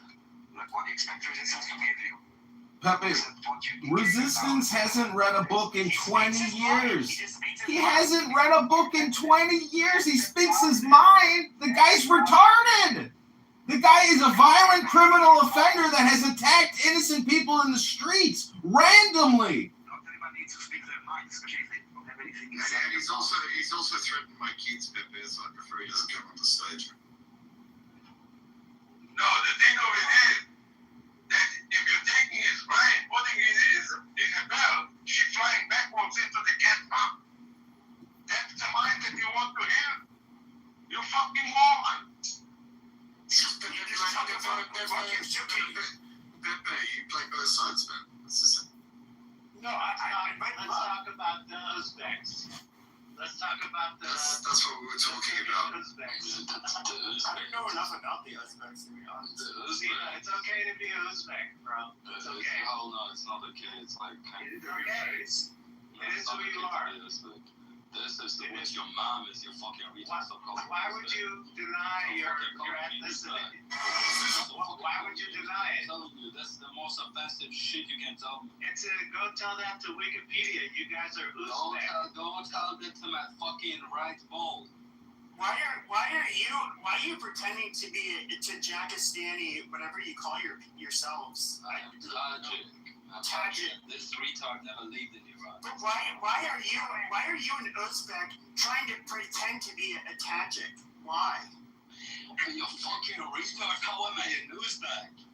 And Wikipedia says that your ethnicity is Uzbek. You're just a LARPer. You're just a LARPing Uzbek. That is so pathetic. Give me one fact about Tajikistan. Give me one fact about it. Tajikistan, like it's where the Persian language was born. Tajikistan. Your mom Pakistani, so fucking. One little thing that gets so offended. He's so crazy. He thinks that our language originated in the area I'm a of Asia. Okay. So where does your language come from? The Iranian plateau, my friend. The Iranian plateau, man. Okay. So, which century was the New Persian founded? Which is the first guy who spoke Persian? Right, the Persian. Amman. It was Abu Abdullah, who is born at least 70 kilometers from me. Wow. You guys have his first writing? You guys have writing for a language that existed before writing? Sama, delete the Iranian flag on your profile. You're Jewish, I know. You would know that, like, Tajikistan, if you went on. I think it's funny that, like, all of the Muslims, they attack you guys are basically attacking that. You guys. The internet is like a really powerful tool. Okay, we're here at the Danes family. And everything you're saying is like bullshit. But you guys, I see a bunch of Muslims. I see a bunch of Muslims that are basically attacking the. Hold on. I see a bunch of Muslims attacking. Hold on. Sina. I'm not. Okay, Sina. Okay, I'm gonna mute you. Like, I'm sure. Okay. I muted you. So, you are literally just out of spite because you hate Israel. You are siding against Iran, and Muslims are doing that. It's clear as not. Yes. I seriously, I'm on Shuki's team. I want to see every Muslim dead. You're a fucking Qayyamon. What are you? You're a fucking terrorist. This is why I want to see you dead. Because you Muslims are fucking killers. Like, IRGC just killed all these people. IRGC just killed all my people. He's a liar. You're a liar. You see, you're a dirty Jinde. You need to suck some fucking dick and get AIDS and die immediately. 98% of targets are Muslims. So shut the fuck up, you piece of shit lying trash. So if you search in Wikipedia, there are 99% of Iran are Muslims. There's a definite. No, we know that's true. That's what it says on Wikipedia because they used to be. And right now, if you go door to door, listen. If you go door to door, ask people in Iran. Shut up, Sina. If you go door to door in Iran and ask people, they're still gonna say they're Muslim because if they say they're not, they're gonna kill them. But your country, Tajikistan, they're all fucking terrorists. Yeah, to be fair, you have to give that. You have to give that to the. You have to give that to the Persians. You have to give that to the Persians. Faggot. You have to faggot.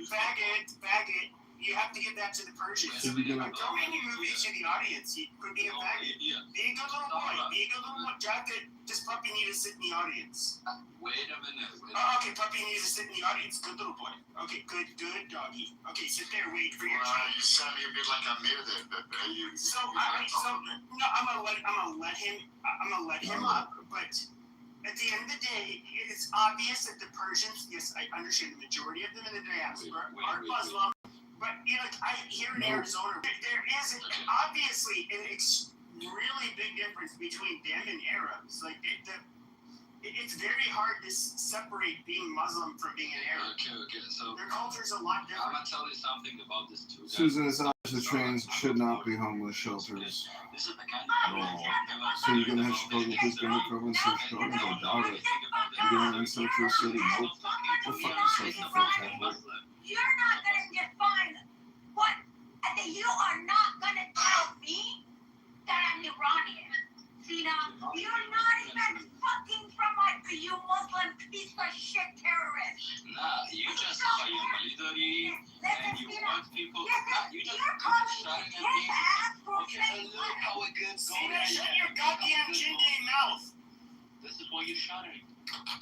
Because you don't fucking shut the fuck up. You don't let anybody talk. You're a completely That's what it is. piece of shit. No, Sina, you're not gonna tell. You don't listen to me. You are not going to tell what I'm telling you. Salman and I and all other Iranians who hate Islam, who know IRGC is the problem, and Israel and Israelis are the people, you're not going to call us non-real Persians when you're not even fucking Persian. So shut the fuck up. Can you listen to me? Like, I'm not telling you. What the fuck is wrong with you? You just making an issue. Right? You're just shouting at me. You don't need an Uzbek telling the Persian people what they are. Like you fucking ape. Like this. Go do what you're doing. Okay, can you imagine if I make a comment right now? I want you to It's your mom. Can you imagine if I tell Sina that he's not a real person? This is how psychotic these Muslims are. These Muslims? It doesn't matter. He can be as proud as he is of being a Tajik, but it doesn't matter because these people are nothing. There's a reason we don't know who they are. Yes, they after the dissolution of the Soviet Union, they got pieces of land, but these are insignificant, nobody countries. They don't make history. They don't invent any. You guys are worthless. First of all, okay, good boy. you guys invented it. Okay, I will tell you. Wait a minute. Oh, So man, this guy. Okay, it's Sarah. Sarah. So terrorism. We don't have any terrorist groups in Central Oh, hold on a second. Are you serious? Because last I remember, those terrorists who killed a rabbi in UAE a couple years ago, they were fucking actually from Tajikistan. So shut the fuck up, you piece of shit terrorist. Oh, yeah, why are you crying for a rabbi? Why are you crying for a rabbi? Why do you care? If you're not Muslim, why do you fucking care that I'm taking gas for a rabbi? If you're not a Muslim, this is how we know you're a piece of shit Muslim who is actually a terrorist. Nah, you just like hating on Muslims like I fucking hate. Born and raised Muslim. Fuck off. Fuck Islam. I know Islam. That's why I hate it. It's all because Muhammad needs them. Don't mind. It's all because Muhammad needs them. Join.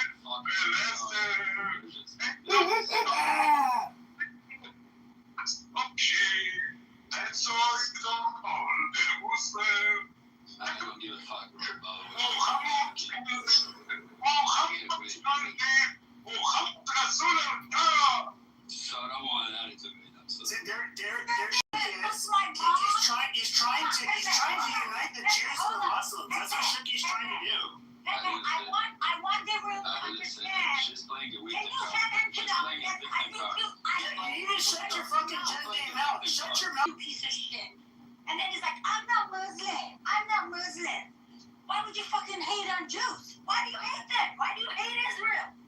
Why do you tell me I'm a kiss ass?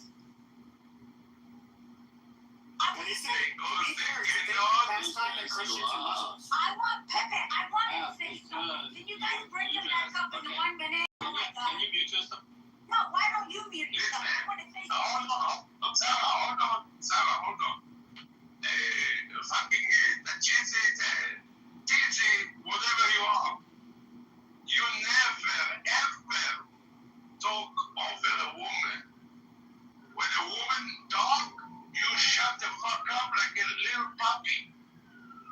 When she finish, you go in. Yeah, be a good boy. Dad. Did you finish? No, let's If I'm going to put you one more time down, you cannot come up. So you better be happy. Did you finish? No, she did not finish. She did not even start yet. You puppy, sit the fuck down and wait. Nah, well, Like a One second, Shuki. I'll give Sarah 1 minute, okay? Then I'll ring a bell. Go first. Yeah. Oh.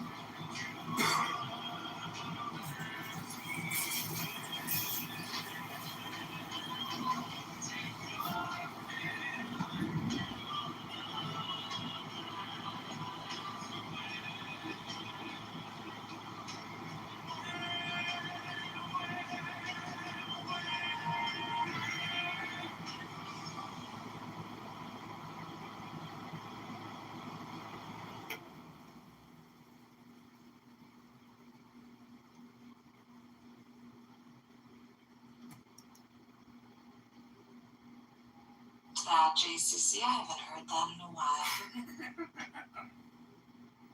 We all need a dose of JCC in our lives.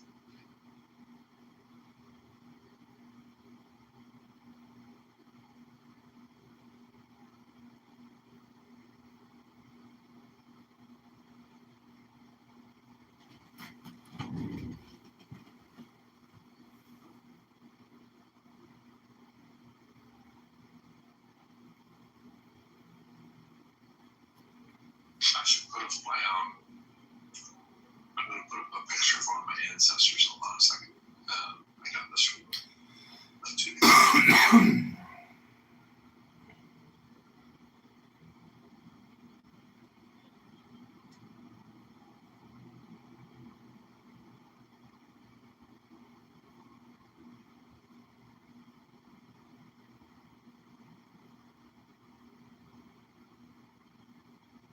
Illinois is hurting.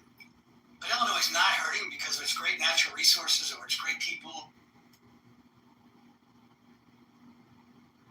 I just drove past a billboard that says AI dread and then a phone number. And that's it.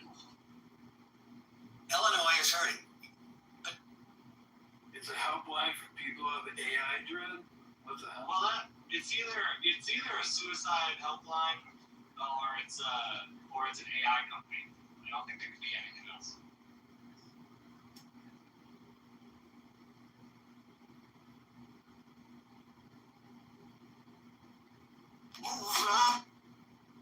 Or they're dreading AI is going to take over their job.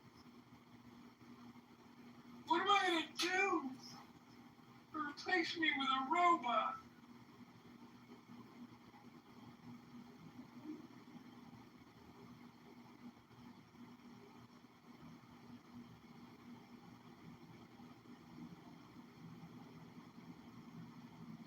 You know the TV show Queer Eye for Straight Guy? AI for the gay guy? Passed the federal court to plead guilty to daycare fraud was unusual for children. This is how one bad decision. It's pretty good. Hey, did you guys see the resemblance? No.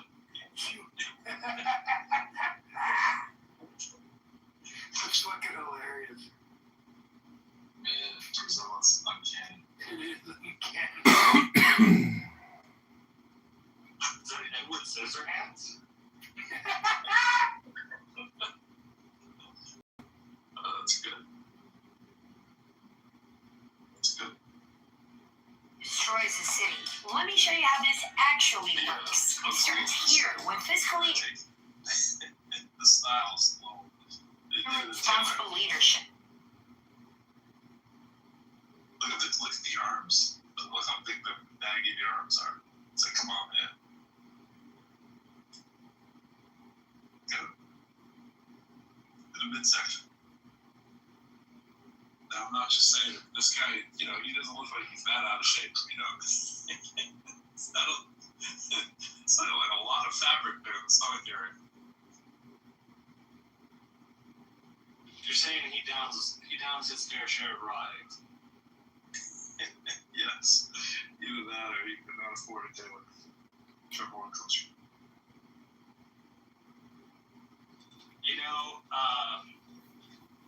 Old-timey fashion. You should check out Chester A. Arthur's. I may have to do that.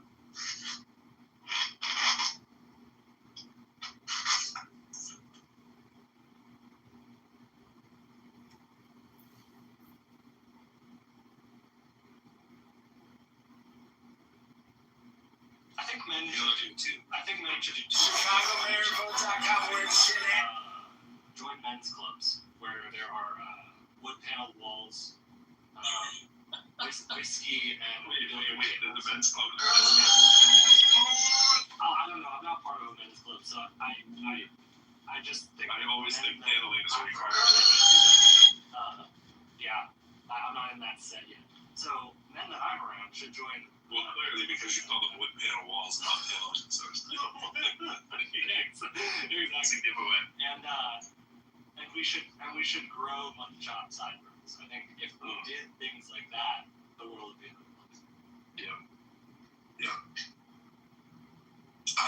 detecting that JCC does not think this is one of my ancestors. What gave you that away? I think it's a striking resemblance, to say the least.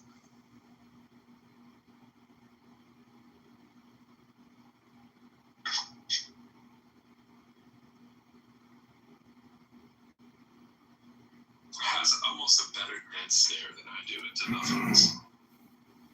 That's a cold-hearted AI did to it.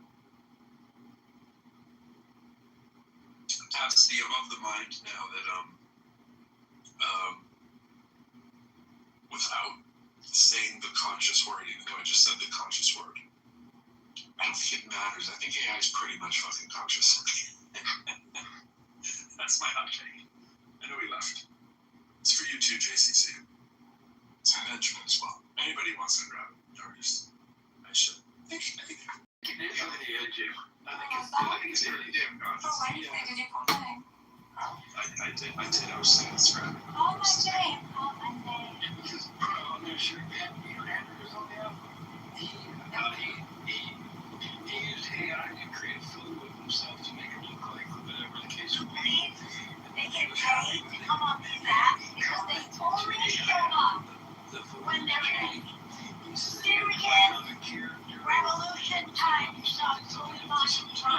They disappear and show up on the next. And on its own, started scripting the whole movie based on the character that it created. Yeah.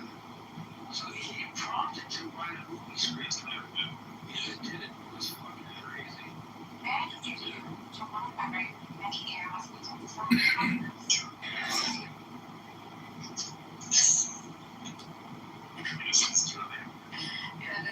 That's it. To my other infamous husband, Andrew.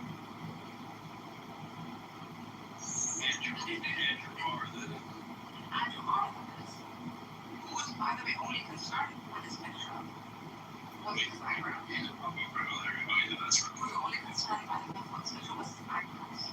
I think Andrew came up with the best things ever come up.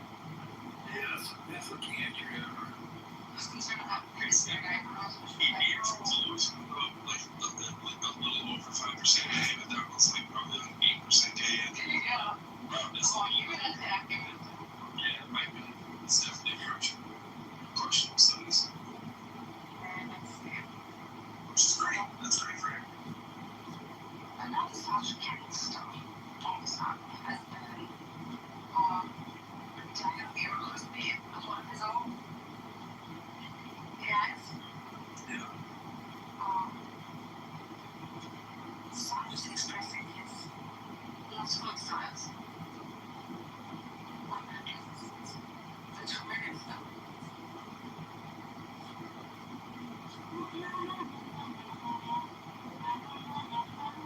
I think the grayish, tannish suit works nicely on him too. It looks mostly gray, but it could be tan on the right line. Maybe. Yeah. Did you see the one President Diane with Android big bumps? Well, the debate was going on this week. Yeah, I was quite guilty.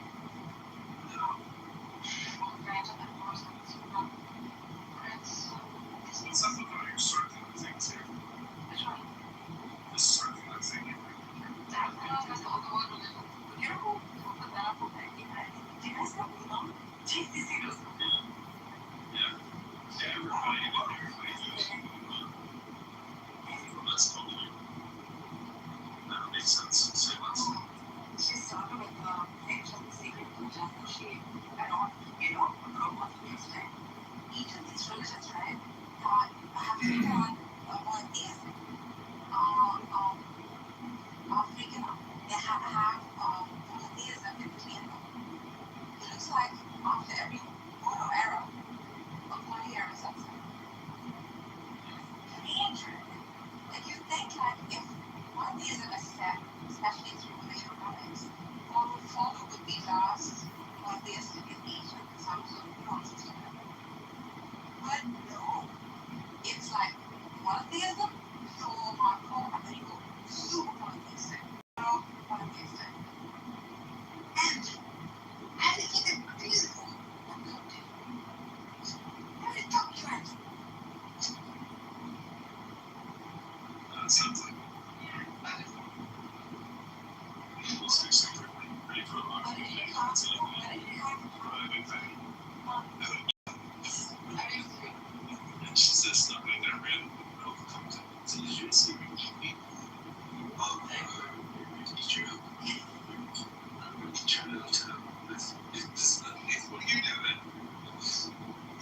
So you know what he's doing? He's campaigning against homosexuals for some reason. I don't know why. He is women.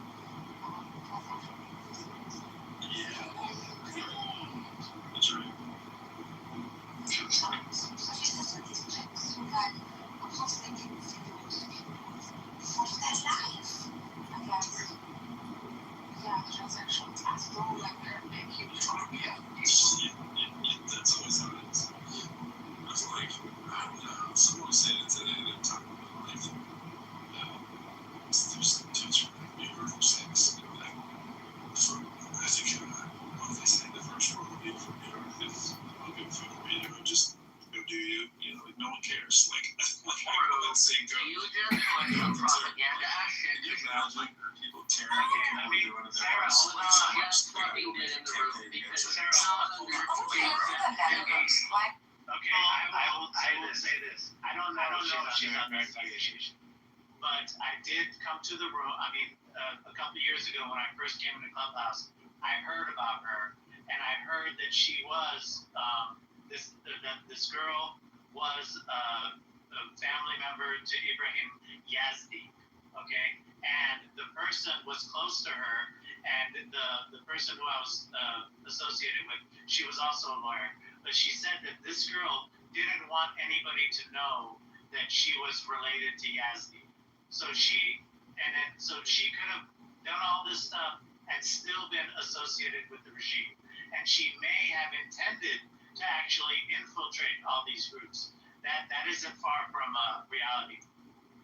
Yeah, I mean, here's the thing. Who people are related to is less important to me than the things they actually are tied to or give a fuck about. Right? Like, some of the people in this room know Ben Gavir's wife is my first cousin. Right? Because she's a beautiful woman, and she's terrifyingly intelligent, so it's like... And very calculated. Dating is hard. If they're better, if I tell you, I never took calculus. You never took calculus, Cora? How does a know-it-all not take calculus? Stop talking dirty to me, Cora. What are you doing? I was more interested in other things. Oh, Alistair's here. Hey, buddy. How you doing, man? Good. I enjoyed listening to you chew out JCC. I've had the similar experiences with JCC where he has done exactly what you did to him, so it was very satisfying. I've given him, dude, like I said, I've given him so many chances. I've been so forthcoming with him, and in his DMs, I sent him cool metal bands that are kind of obscure. Like, it's like I was really trying with him, and he's so shitty towards me. Almost like I'm not some piece of shit, but like at the same time, like Jesus Christ, like you just want me straight from my heart. But I think you should improve on your trolling. I think you have something there. You have the channel set up. You have the YouTubes, but you want the content, and I want to help you get there. I really fucking do. Okay. Talk to me. Well, it doesn't, even if I do more sophisticated pranks, the views, it's just not there. Like, you can't compete with hot chicks with thick asses and big tits and pretty faces. The views just are not there for this bald-headed Ashkenazi, comedian. Like, I'm not getting the views. And a lot of the people that look at my shit are just from Clownhouse trying to figure out where I'm at or what's going on. So it's a very niche audience. So can we put our heads together and figure out? Because I want you to be successful. No, seriously, I'm saying like fucking Zen. I want you to have a successful fucking monetarily lucrative YouTube channel. I do. I want that for you. I'm serious. I think you're really smart and you're really fucking funny. And I love you, but you annoy the fucking shit out of me, you fucking asshole motherfuck piece of shit. Fuck you. But still, nobody, but I fucking love you at the same time. So talk to people down at some art schools and tell them what you're doing, because I honestly think that what you're doing again is just kind of like art reflecting life. Because like your mom, you are fucking funny, dude. Like fuck, man. It's frustrating to watch you flounder like this. And it's like, yeah, I'm not really an atheist, dude. I don't fucking walk around in life going like, oh, there's no God. I don't think about that shit. It's only on Clubhouse they do that. So you know that. You know I'm just a normal human being, fucking Zen, Republican, whatever the fuck your name is. So just be the same. Stop trying to make yourself obscure and start trying to be genuine to people. Just show who you really are. Okay. That's what people want. They don't want your bullshit. Wait, Roybus, listen to this.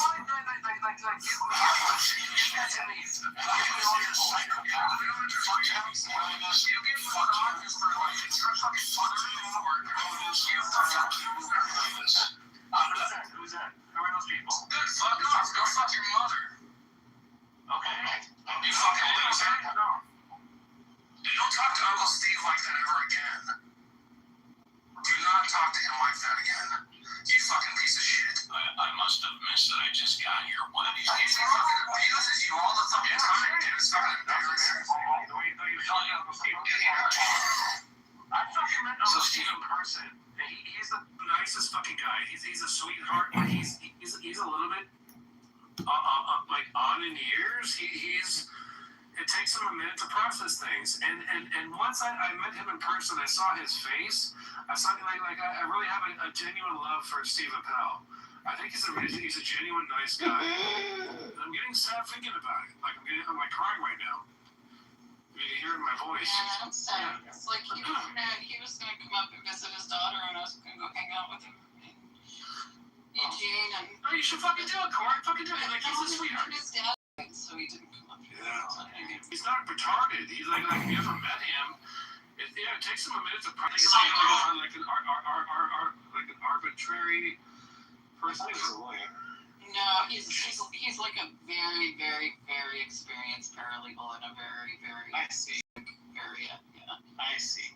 Yeah, in real estate. But he's a fucking sweetheart. No, it's workers comp. Workers comp, right? That's right.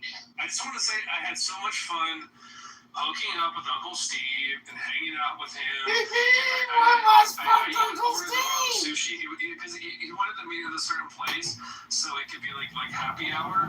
And because I got confused, I talked to the sushi maker. I was like, "What do you like?" And so I was like, "Order something off the happy hour menu." And he was like, "Just don't let that happen." It's so funny. It was so Uncle Steve. It was so awesome. I was just like, "I'm so sorry, Uncle Steve. I'm gonna pay you. I'll pay the tip, like whatever you want." He's like, "No, I got it, bro." He's like, Uncle Steve's a nice guy. He's a fucking sweetheart. Really? Yeah. I love Uncle Steve. I'm just gonna say, even though he annoys the fucking out of me. See, Roybus, what I don't think these. Fucking Norm is actually nice in real life. Believe it or not. No, Norm? No, I'm sure. Well, I'm sure not. I'm sure he is, but he has a lot of ground to cover with like exercising himself from his fucking racist, genocidal rants, and I don't know, man. Uncle Steve doesn't have any racist shit to like overcome. He's just like kind of like Uncle Steve, a little bit confused sometimes, and it takes me a while to get an idea. He's fine. Norm is only superficially charming, right? Like as soon as you get past the, he's a total asshole. Think so? Yeah. Like a New York hustler guy, kind of.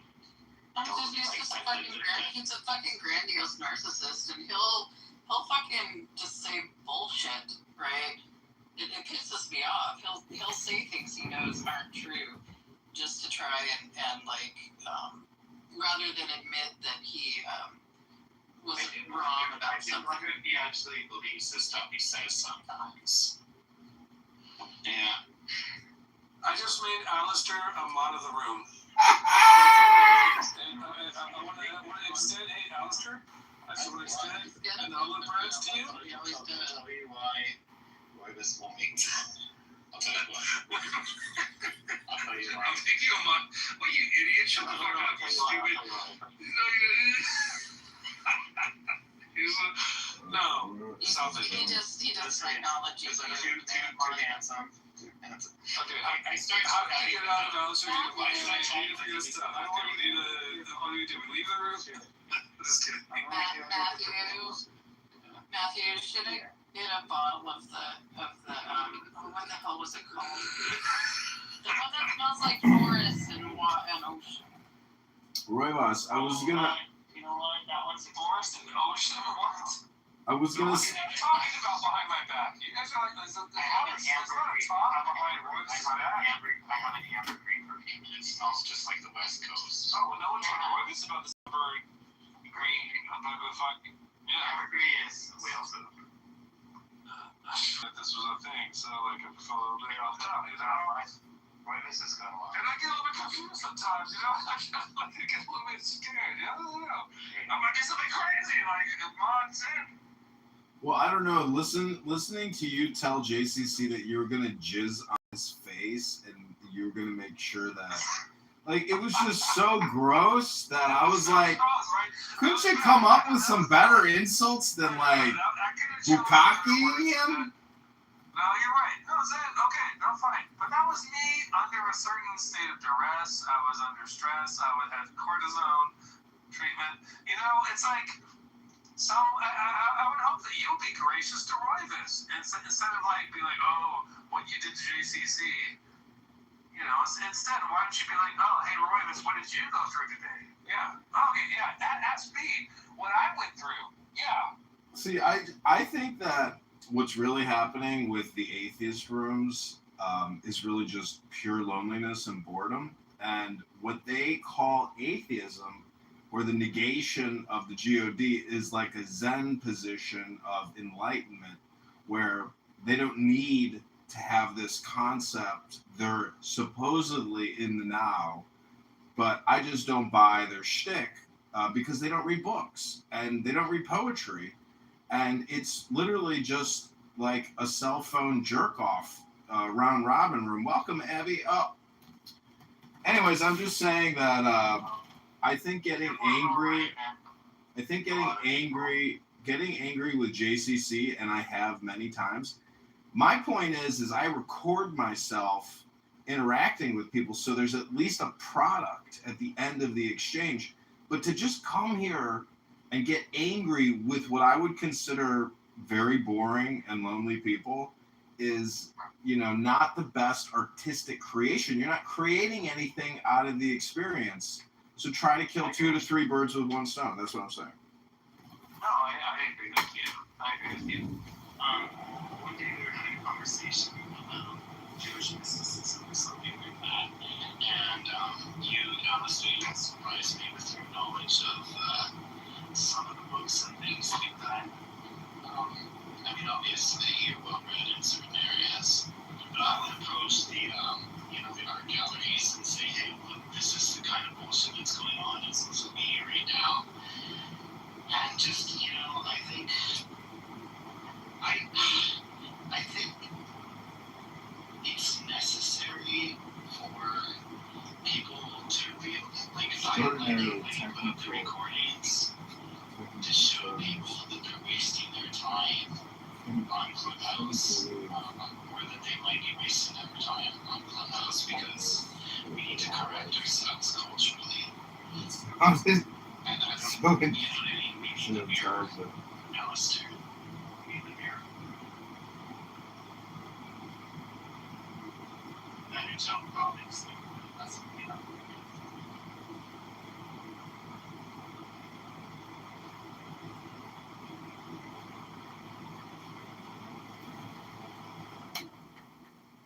Well, I like the concept of using a free conference call for being creative and creating product, together in a decentralized way. To me, the best product that I've created and have had fun with is using Suno AI music and feeding it poetry, whether it's Thelema or Zen or Zoroastrian or whatever it is. You're gonna get Roy this pissed off now talking about Suno. Well, it doesn't really matter how upset he gets. I'm gonna plug my ears with my fingers. It's gonna be okay. You talk about Suno, like go ahead. I'm gonna Yeah, that's fine. What I'm saying is, I'm going to a bar in a few minutes, and there's a guy there who's a new worker, who used to drink at the bar, and he used to go to the other bars, but now he's got to work, and he hates it. But he's a musician, and I told him about Suno, and he's like, I don't want to fucking hear about it. And I'm thinking to myself, bro, the reason why you have to work is because you're not open to creating new things. And that's a you problem. You choose the hard, difficult path. Well, I'm choosing what all they're doing is talking about nonstop. AI. Okay, well, let me show you something that I created through your AI, which is actually pretty fucking good. And it's empowering, and it's amazing. It's the John Kitover band. And, I went out last night, and I filmed all these people that I know doing karaoke, and I just put it on YouTube. I call it the John Kitover band. And it looks like the John Kitover band. So I'm just saying that when you label and title and put descriptions, you frame something. And so the art of creation is framing something, whatever kind of product or service it is. I'm just saying that people on this app are incredible chatterboxes. They choose social behavior and social action versus personal internal education or knowledge or acquisition or anything. And I find myself doing it all the time too. But there's a certain point where I turn the TV off and I say, this is so stupid. It's such a waste of time.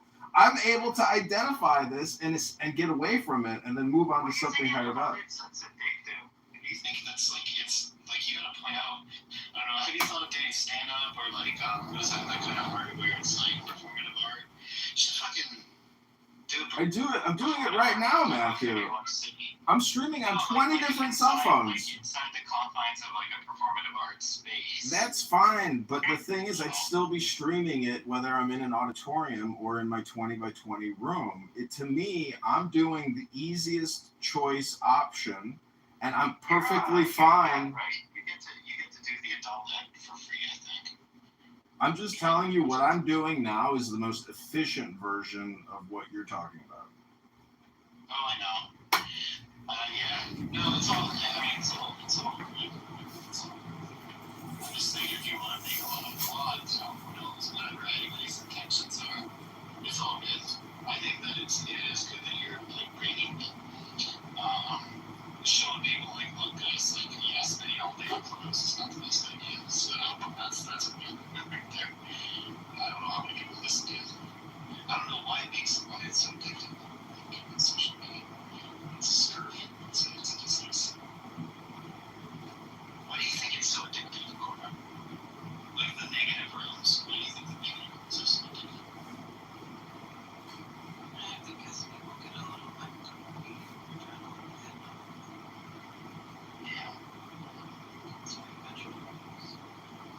I try to avoid, because I got enough cortisol and shit in my system. And shit.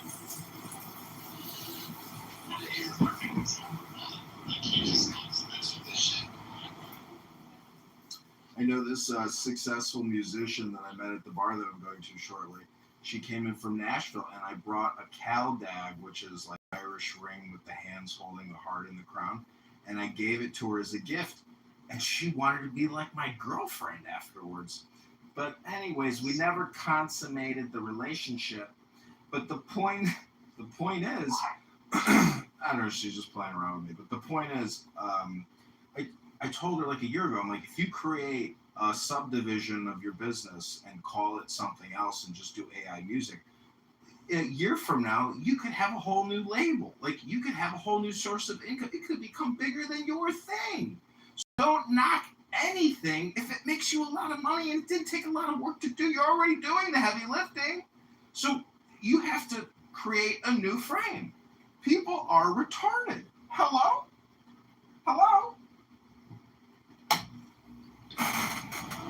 Creating a frame is the hard thing, right? Creating the culture of creating something to say, hey, look what I'm doing. It's already worth the point value. That's the hard thing, though. I think. Because it takes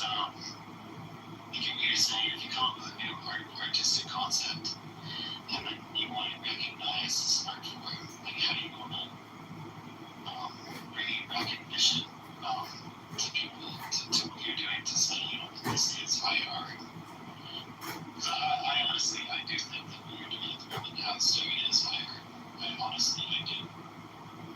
I think you're very similar to Orwell. Back in the day, he showed people, hey, look, these are the soup cans. This is what we eat every day. You're like, hey, this is what you're consuming every day. Just this bullshit social media and people yelling at each other. This is what you're doing all day, every day. This is who we have become, right? But how do you put that frame in? I don't know. I mean, you're doing it. You're doing it. To what extent? How? Who is who? Exactly how? I would love to see, like, if I can, the Metropolitan, museum, like downtown New York, showing some of your stuff. Because I think it's worth something. I do. It's worth bringing attention to. People need to get on this social media. They think to avoid negative parts of social media. Because it's going to consume us, right? Like, there's this weird thing between having an identity in real life and then social media is the language that you use, the constant bickering, the negativity, and then these algorithms like being fed into, reality creating AI machines. They're going to take over our role in society in 20, 30 years. All this needs to be very carefully looked at.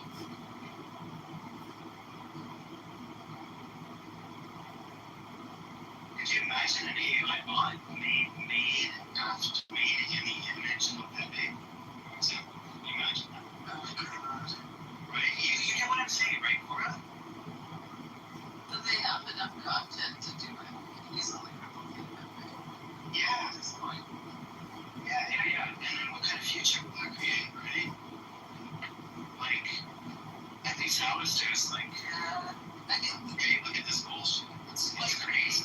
Being Gen X, the way people interact, because when I first got on the internet, it was like finding connection with the other weirdos, and that I'm like living in a small town or small city, and there's just not that much diversity around me, and all of a sudden I have access to all of these people that can like actually converse with, and they were real. They were always real people to me, right? And I've met a lot of them in person, and people are always like, "What? You people on the clubhouse?" I'm like, "So, like the people I interact with are real, right? And it's not. I'm not on here for this like sort of anonymous effing, rage baiting, that people do." That's the weird thing. Those are the weird people. I think if they're on here and completely cover their own identity, and they're just here to like go on racist rants all day long. It's just, that's crazy. I also think, Carla, like I'm completely with you. The type of language that you use is the person you become. So if you're on this app all the time saying like incredibly racist things to different groups of people, you're gonna end up becoming a very ugly person. And nobody's gonna hurt themselves except like you don't hurt anybody else. And just yourself. You know what I mean? That's the thing is like I'm like physically incapable of saying the N-word. There's like certain things I just cannot say, and like so when I hear people doing a troll and they say, "Oh, I'm just trolling. I'm not really a racist," it's like, yeah, but you're capable of doing that. It's just like I can't do it. It's like selective mutism for me.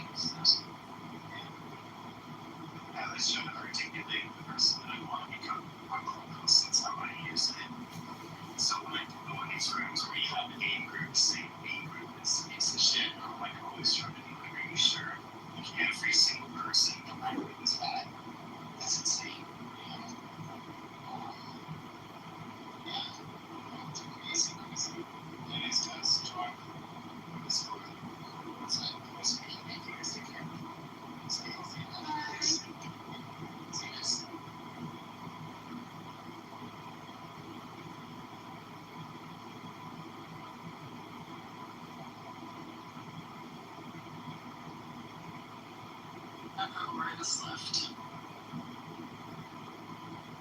Daniel, what are you doing? Winding up both your accounts in here. Are you just here to bother John? I just want to have my hand up so people will never go through it to hear me. You just have to sign your voice isolation is working. Okay. Yeah. Great new PTR, Daniel. Love it. Oh, thanks, John. It'd be better if it was me on the screen. It's Milwaukee.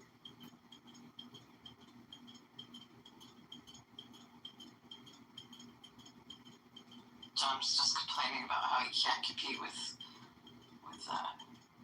attractive women with large breasts on YouTube. Yeah, on Instagram too. They recently deleted multiple of my Instagram accounts. Took me many years to create, and I mean, just to get 500 followers on John Kitover on Instagram was extremely difficult. But the moderators at Instagram determined that saying that Michelle Obama was trans was too much and too far, and therefore I violated one of the sacred laws of communication, and they censored me, deleted me, and said I have no value. But yet Michelle Obama and Barack Obama and the never my destiny, and being a bald 6'3" man that suffers from gout with no children, debanked by lawyers and judges.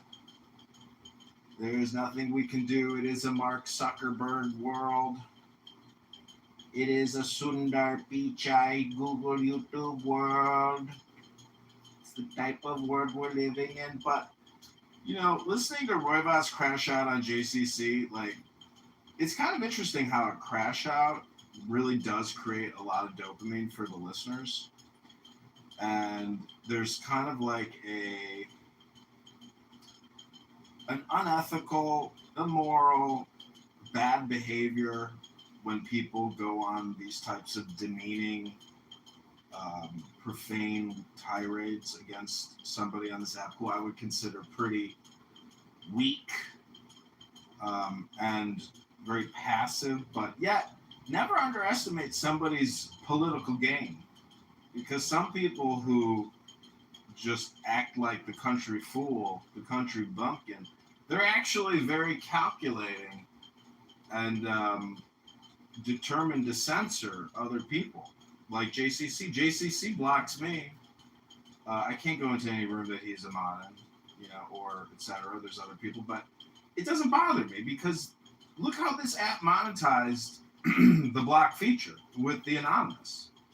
And I'm a customer, and to me, it's a valuable product or a service to purchase because that way I can always listen in to what I would consider the opposition, And when people see anonymous, they probably always think, oh, it's John Kitover. And then they go to my YouTube and they confirm, oh, hey, it's John Kitover. But what about those jugs, Daniel? What about those beautiful jugs? And don't worry, Cord, tits aren't a thing. A great ass is all that counts. Because a great ass is just like big tits, but even better. Because you can fuck with it. Titties, If a woman's got breast implants, a lot of times, don't squeeze too hard! You're like, oh! Yeah, absolutely. I don't think that the premium feature that allows you to be anonymous, I don't think it gets around blocking, though. Like, it just lets you be No, it does. a room that you're not plugged in, and you're anonymous in that. No. So I could be wrong. Yeah, you're wrong. It's like, see how Cora has the plus? If in my anonymous account that I pay for the premium, if I click on Cora's account and I view her profile and she sees who viewed it, then she could block me. But if I don't view anybody's profile and I keep it a virgin account, you cannot prevent me from getting into any room. Welcome to the room, JCC. What's going on? We were just talking about Roivas's crash out against you, and I was saying, how immature it is and pathetic it is to crash out against a lonely, bored person like yourself. What was the bonus?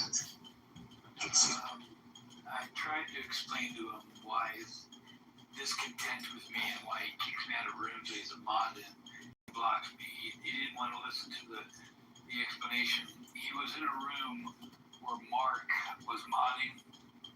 I was not a mod. And Royvis was doing what Royvis had the discussion with the person discussing with, and Royvis wouldn't listen. So Mark, instead of turning the hand raising on in the moon, they assumed it was me kicking it from the room, even though I wasn't a mod. They sent me a bunch of heinous messages in my back channel. By the time I responded to him, he had already blocked me, and some of those messages were, well, you heard him. He said them in the tirade with me, told me to fuck my mother, my daughter is blah, blah, blah, this, and he just totally attacking my family, just going hand, right? Totally Roy. And so I've been blocked. So every room that Roy gets him on in, regardless of what the conversation is happening, he'll kick me from the room. So yeah, that's been the ongoing battle. So this happened in Pro's room tonight.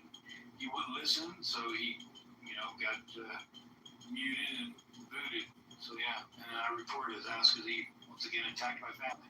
So Roy is a cool dude to talk to, but when he gets unhinged, he's totally not worthy. So I wish nothing. I just came in because obviously he's not here. That's why I was able to get in here. So I saw Core in here, so I popped in.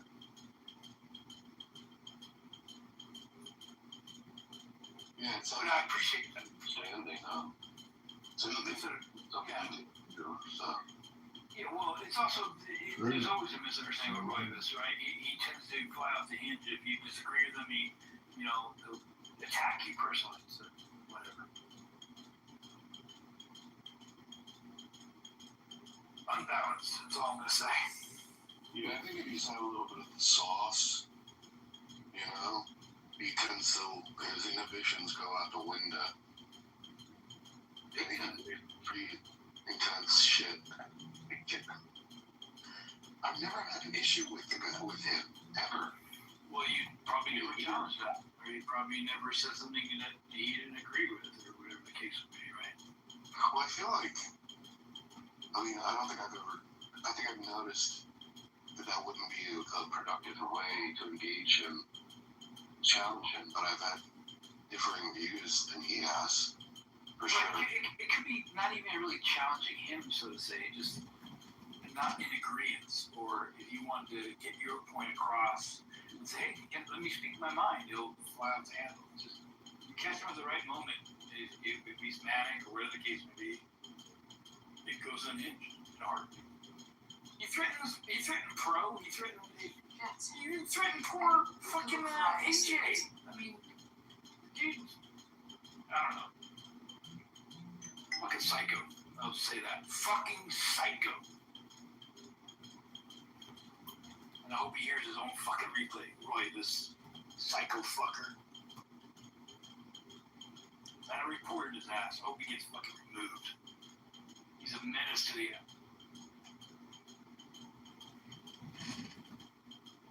sources, statistics are. It's like going to the mafia boss. Mafia boss, how many people did you kill, extort, and exploit this year? Oh, here we go.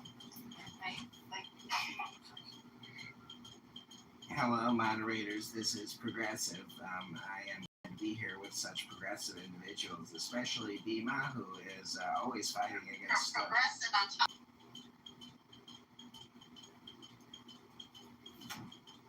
Well, I think that if you can, if you. Oh, Cora, I'm happy for you and Royvis. Enjoy your cuddly Royvis. Yeah. I mean, he's intense. I mean, he did say he wants to spray you in the face with his jizz. Hey, you want to come on my face? You want to fuck my daughter in the ass? You want me to fuck my mother? Like, oh, he's coming. Royvis is so cuddly, Cora. What a sweet, cuddly, big teddy bear. Fuck Royvis, Cora. Fuck Royvis. Royvis doesn't fuck. Royvis sucks. How about that, Cora? See, JCC, this isn't like a town. This is weird, JCC. Like, yeah. This isn't a. Weird. Wait, Cora, did you not hear what he told me? You hear? I mean, it's not to me. He does this to a lot of people. He's an unstable individual. Yeah, we get it, JCC. But see, the defense would be that that's projection talking, and that if you're going to cast, I'm projecting? I think that all communication is projection. It's a theory. I thought you said all communication was hypnosis. Yeah, there's other definitions. Stick to your script, dumbass. Oh, you're going to call me? Do you want to get kicked from the room, JCC? Kick me. I don't give a fuck. See, that's why I said that your analysis of Roybos could be a reflection and a projection. You may not agree with that, but it's just a theory. You don't have to take it personally. I'm not taking it personal. Well, it sounds. You just called me a dumbass. Have I used any profanity or insults? Because you said you think all communication was projection, not hypnosis. Right? Well, I have multiple definitions for communication. You got to keep up with me, JCC. I know you're an older gentleman, and Roybos was upset that you were being demeaning to Uncle Steve because Uncle Steve has a disability. What disability? Now, what are you doing? What am I doing? I'm speaking. I'm fine. Bye, JCC. Take care now. Anyways, that was JCCC, a.k.a. he used to go by Carletta. He used to love being called a woman. And Daniel, great new PTR update. How do you do it? Like, what is your inspiration?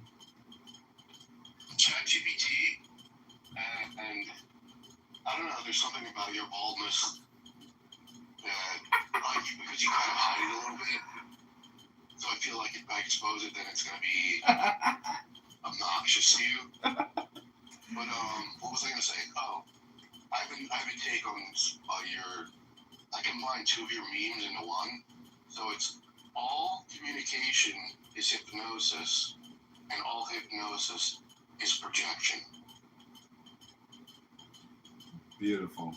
See, I've updated my definition to all communication is four things. Number one, it's political. Number two, it's projection. Number three, it's spam. Number four,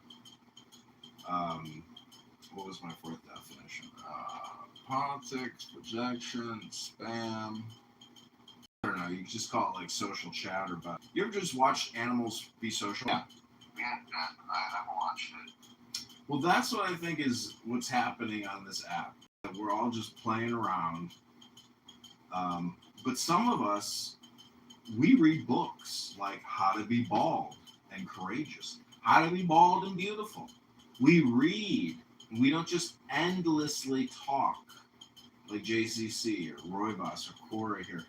I alerted Norm to Cora's intense hatred, and he said that Cora is FAW technical. FAW. Let me read to you the exact quote from El Normo.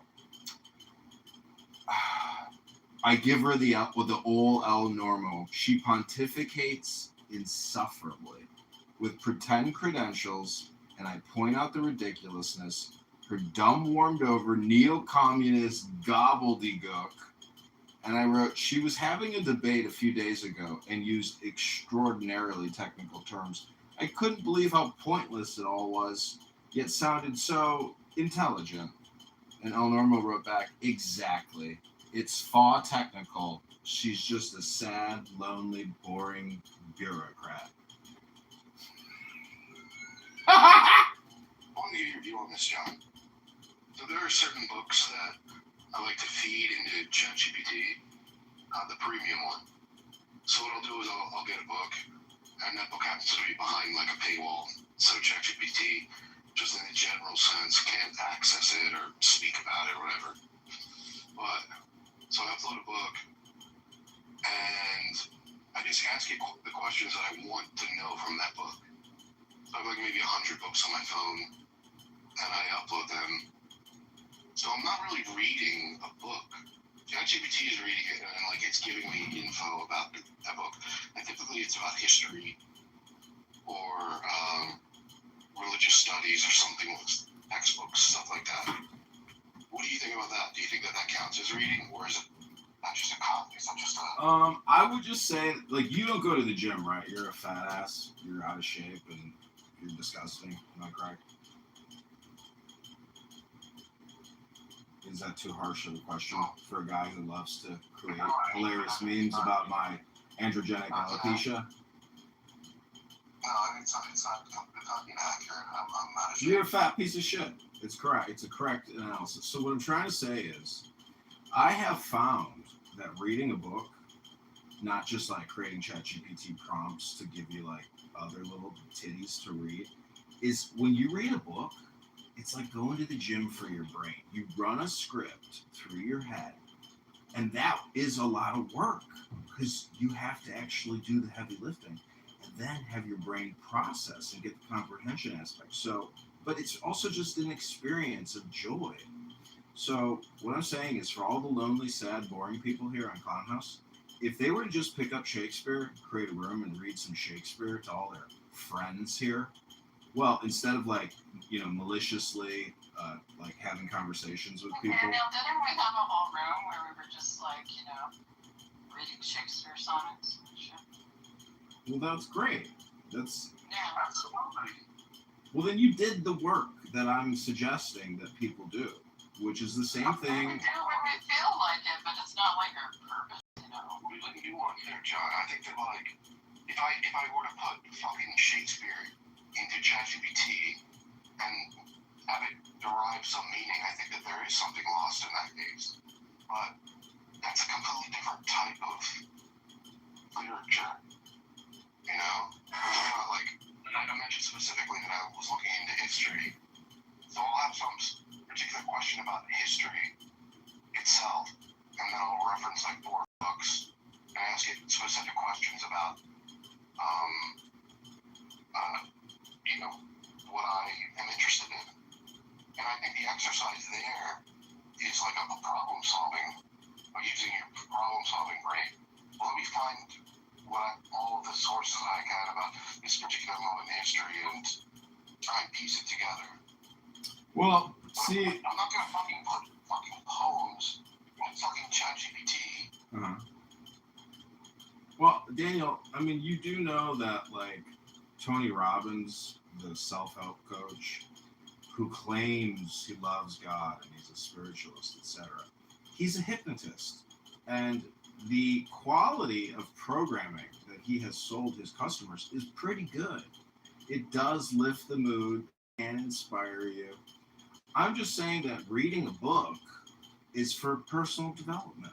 And philosophy, if it's the study of the self, well, there's a lot of people on this app, these supposed atheists in these rooms, that I don't think they quite understand what they're even like referring to.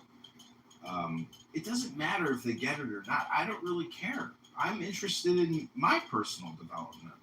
And if I have to have conversations with JCC to prove that the liberal woke mind virus is totally brain rotted out, well, that's great for me. But he might not like being on my YouTube being made fun of in the same way that, Roy Voss crashed out on him, because he really has nothing to offer you. He might have a little tidbit here or there. But I'm just saying that, to me, reading a book is so enjoyable. And when I listen to my audio clips of these somewhat complicated books that I'm reading, I like it even more. And when I go into Barth's room and I hear him having an endless conversation with some Muslim and some other critics, I feel bad for the guy that he can't actually stop doing his routine. Because say what you want about performers doing the same shtick over and over again, if you can't be dynamic and variable, you are in danger of being redundant and ultimately ineffective. Because if you are not accomplishing joy or strength, Corey, go back to putting coconut wax on those titty scars. I'm not finished here yet. You're interrupting a co-moderator. I don't think people get completely So Mark is more dynamic than I think people think. But he does do research. He does look at interesting ideas. So if you go to the atheist rooms, or you go into Andrew's rooms, it's typically the same topics. It's like, oh, well, it's the problem of evil, philosophical questions like that. But Mark likes to look at different shit. And he actually references tons of books. Not all the time. Like, that's just... No, I get it. Research, but at least in person or this troll or whatever. But I feel like you're just kind of generalizing about people. I am generalizing about people. It's really funny that he's going on this rant when he's been saying the same damn pointless bullshit for 3 years that I've known you now, and you've got multiple accounts that you do it by. You are the definition of redundant. Well, I can't. Well, when I say people are projecting, why don't people come back to me and say you're projecting? Nobody does that for me, but I do that for other people. I literally was thinking that while you were saying that, and I'm just like, whatever. Well, the Lao Tzu, the famous Chinese philosopher, said, those who know do not say, and those who say do not know. And then the critique is, well, then why did you just say it? Why are you talking? And the thing is, we are chatterboxes. But some of us like books and poetry and philosophy, and we don't want to do endless, redundant conversations. Your grandiose narcissist self-image is that you're some great reader. Okay, whatever. A great reader? That's part of my grandiose narcissism? No, it's called being somewhat intelligent and not wasting time. It's part of your constructed identity, John. It's not a constructed identity. It's my experience, Cora.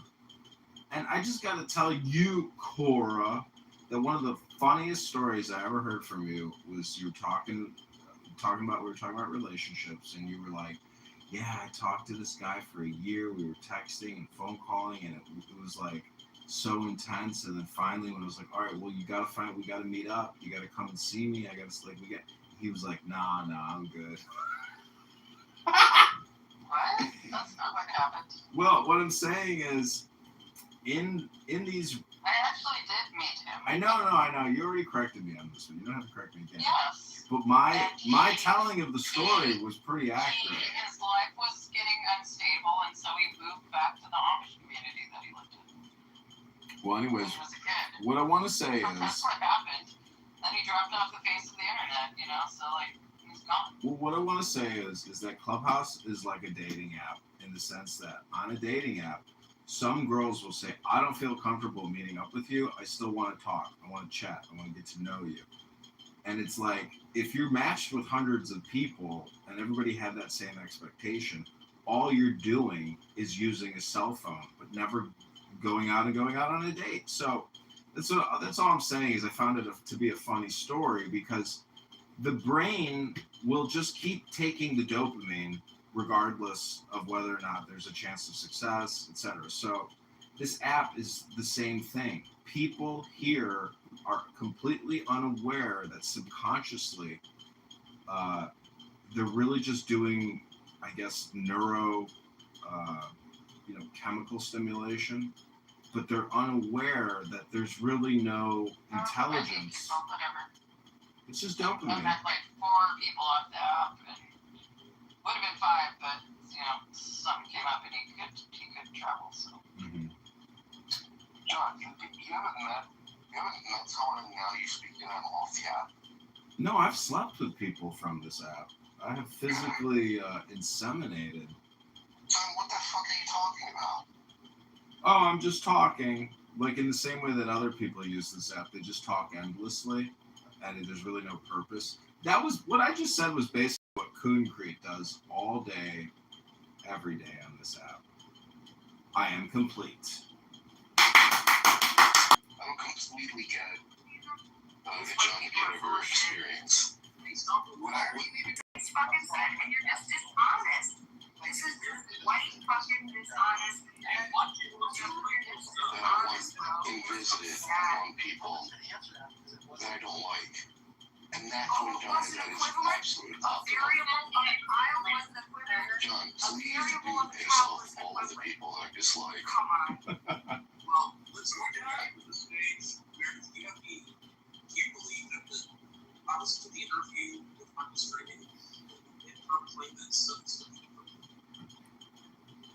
Yeah, I was in Andrew R's room a couple days ago. There's a couple of books that I am reading at the moment, John, that I'm reading more books than you. Great. And I can tell you what I'm reading. But did you work out today though? Because then we'll just keep the game going. It's not about books. Now we can talk about working out. Excellent. Excellent. Because I value you. You know, as someone who creates negative publicity for John Kitover, because I have no publicity, negative publicity is the best publicity I got right now. So I love you. And I always tell people who, you know, create I hate John Kitover, he's an F-word type content, that I need the intense haters. Because without the intense haters, I've got nothing. Hello? That wasn't an intense hatred. I was complimenting you. I think that much of what you do here is obviously to push people's buttons. And that's funny. But it's funny only, like, if you're not pushing my buttons or my friends' buttons. What I was saying is it's fucking funny when you push the buttons of people I dislike. But let me go through the fucking books that I'm reading that you aren't, that you never will read. The Perennial Philosophy, Huxley. Ooh, Huxley. No God but one. Let's see. One God, one Lord, early Christianity. Nicaea, the Council of Nicaea, were on the hidden tree and the rise of Islam. Another history book, Patricia Crone, Hagerism, another early Islam book, and a theology of the Book of Revelation. Also studies, Goldsinger. That's a fucking amazing one. It talks about the eighth quarters. Jesus, the apocalyptic prophet. Old Testament today, second edition, the resurrection of Jesus. We've heard about it. Schumacher, a prophet as a murder. Gabriel Saint Reynolds. The Quran and Bible and the Quran. The Jewish Gospels. God versus man. Theory and reality. An introduction to philosophy of science. Like I can just keep going on. I'm literally going through a serial hourly reading of the Quran. Well, Daniel, Let's see. I salute you. That would make sense. I'm just like, yeah, sure. Meredith, hello, can you hear me? When a white person on a train is set on fire or has their throat slit on a train, is that a lynching of a white person? You know what? Sorry, I was chewing and I couldn't hear you all. I mean, it's definitely a murder of a white person. I guess I looked up the term lynching. Maybe it is. I don't know. You're not. Wait, you're half Armenian and half white, right? I thought Armenian was just white. Aren't you? You look pretty white to me, and you're not black, right? Right. I never said I was black. I said I'm white. Well, I'm pretty sure you don't have to say you're not black. How do you identify? Armenian is Middle Eastern. It's West Asian. Yes, a lot of Armenians are white or considered white, or are white passing. But a lot of us also look different. A lot of us have different appearances. I'm not gonna look as whatever, as like straight up Middle Eastern because I'm half. So I don't really see how that relates to what we're talking about. Oh, I don't know. You brought it up. I was just commenting. You could just consider it white passing. Yeah, that's totally fair. I mean, I would identify as a white person too. I'm not saying I'm biracial. You get half of the white privilege on your tax if you run it on. I'm just saying, I've lived in the Middle East before.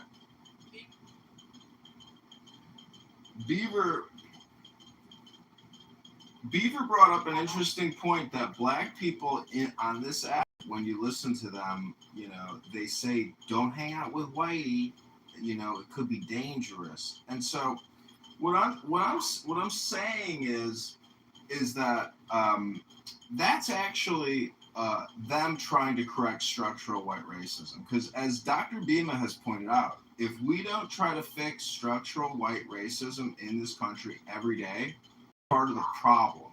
And so when you go to a black room and you just listen, you don't have to speak. You just listen. You're doing your job and your work. Listening to black people make racist statements against white people, because that's how we fix structural white racism. Thank you very much, Dr. Bina. Racist, just not saying you're not racist, that doesn't mean shit. You know, that evil is when good people sit by and do nothing. Right? Oh, you mean the evil that's happening is not the evil? It's the people doing nothing who are too oblivious to the evil? That's you describing yourself. And you have to call out white supremacy. Frank Wallen's correct.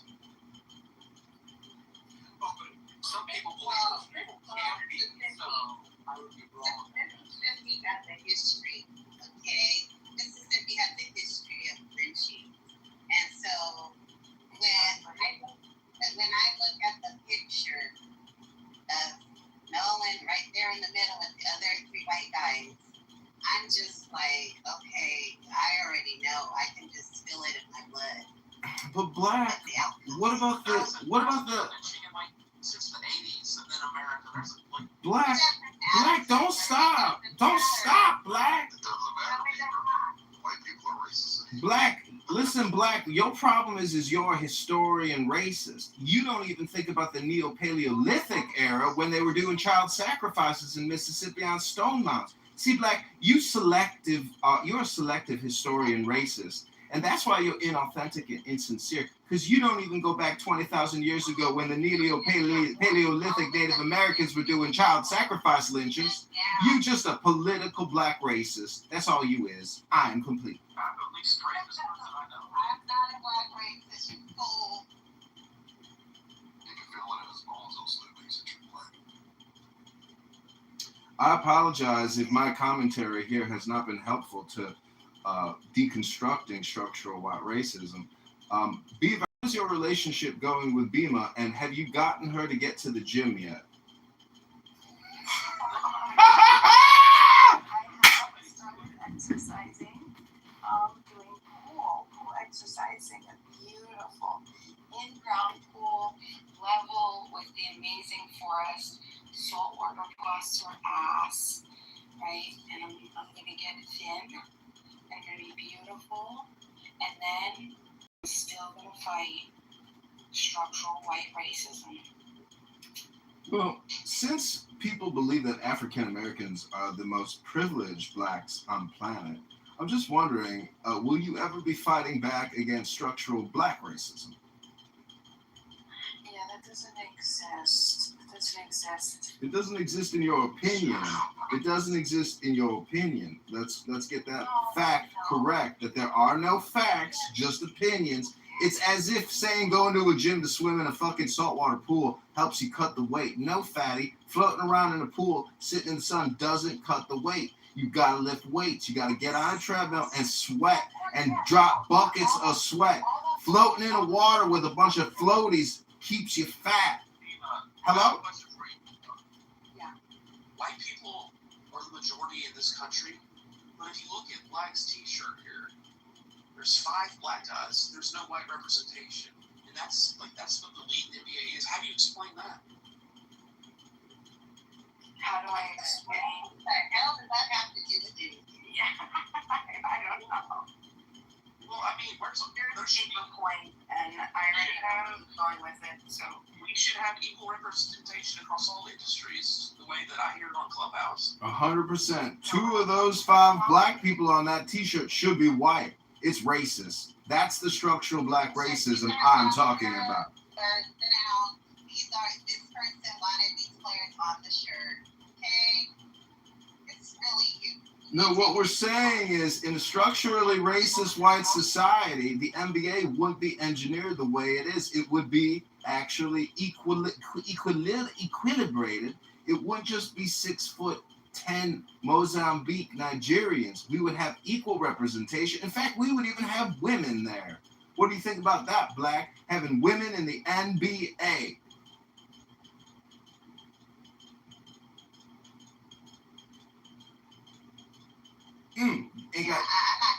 Ain't got no opinion.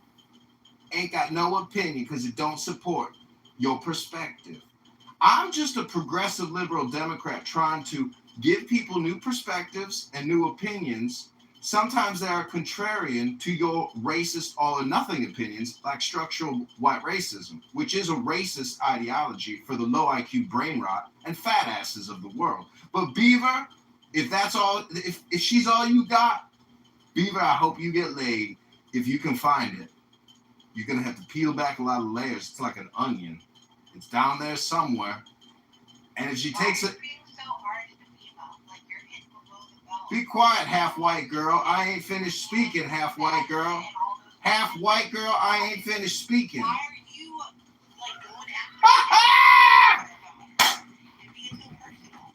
It's giving a lot of fragility on your part. It's not fragility. Maybe more masculine fragility, or whatever the fuck you are. I don't know. People hate the Bima on this app. I don't understand it. They just hate her so much. I just think it's stupid when people talk like that. Like, it's necessary. Might be a response, Beaver, to all the hate Bima gives. I do because I'll tell you overall, he's a very nice person. He has a big heart, and she does a lot of good for the world. I thought we were friends. Listen, you have to that one of the biggest problems, I linked an awesome article by Dr. D'Angelo, and Robin D'Angelo talks about why it's so difficult to talk to white people about structures. There's a whole bunch of things. There's the psychology, there's the ego defense, there's all these other things. When it comes down to it, there's no other explanations that you can possibly come to when you have part of our American family telling us overwhelmingly, right, a few, not even when given the choices, say that it was racist, experienced racism. If you have 81%, and this is the sample size with thousands and thousands over multiple cities, okay? So if you think about that, there's no I have a problem with the immediate defense being, oh, it doesn't exist.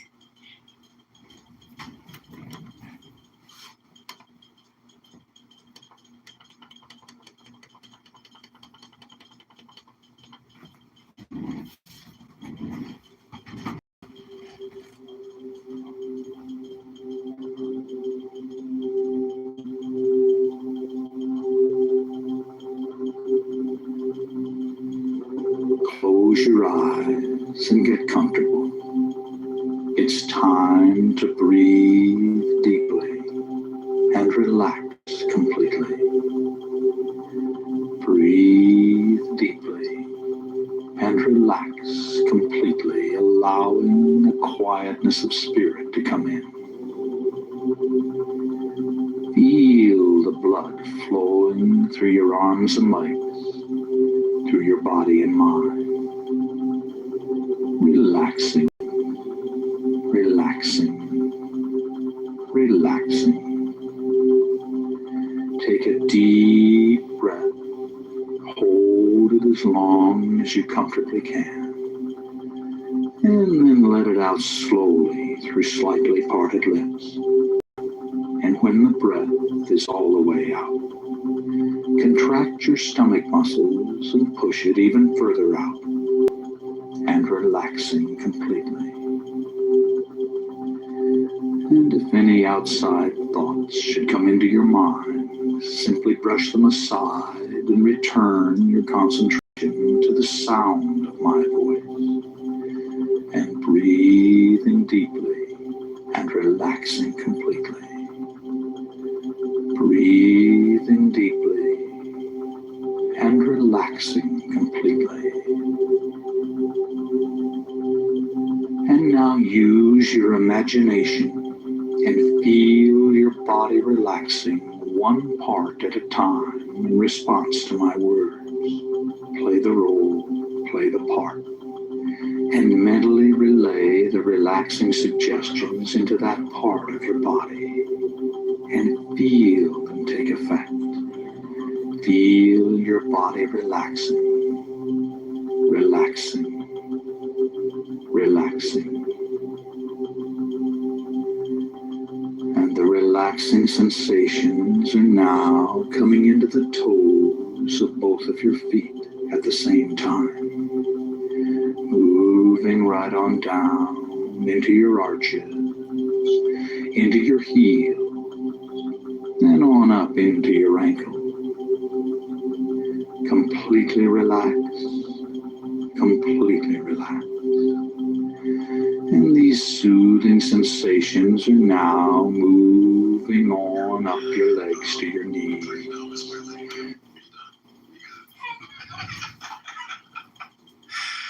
You're wide awake and fully alert. It's bullshit. Okay. And when you want to, if you hear someone, there are thou racism, and you ask them, okay, tell me about your racist shit. It's always something stupid. It's always something trivial. Oh, because they won't let me wear my hair at my job. Or some white lady tried to touch my hair and said it was beautiful, and that's microaggression. It's just all dumb shit. There's no whips, there's no chains, there's no fucking ropes, nooses hanging niggas over the trees. You never hear this shit. It's always stupid, emotional, trivial fucking bullshit. Okay? Now, are there racist encounters that happen? Absolutely.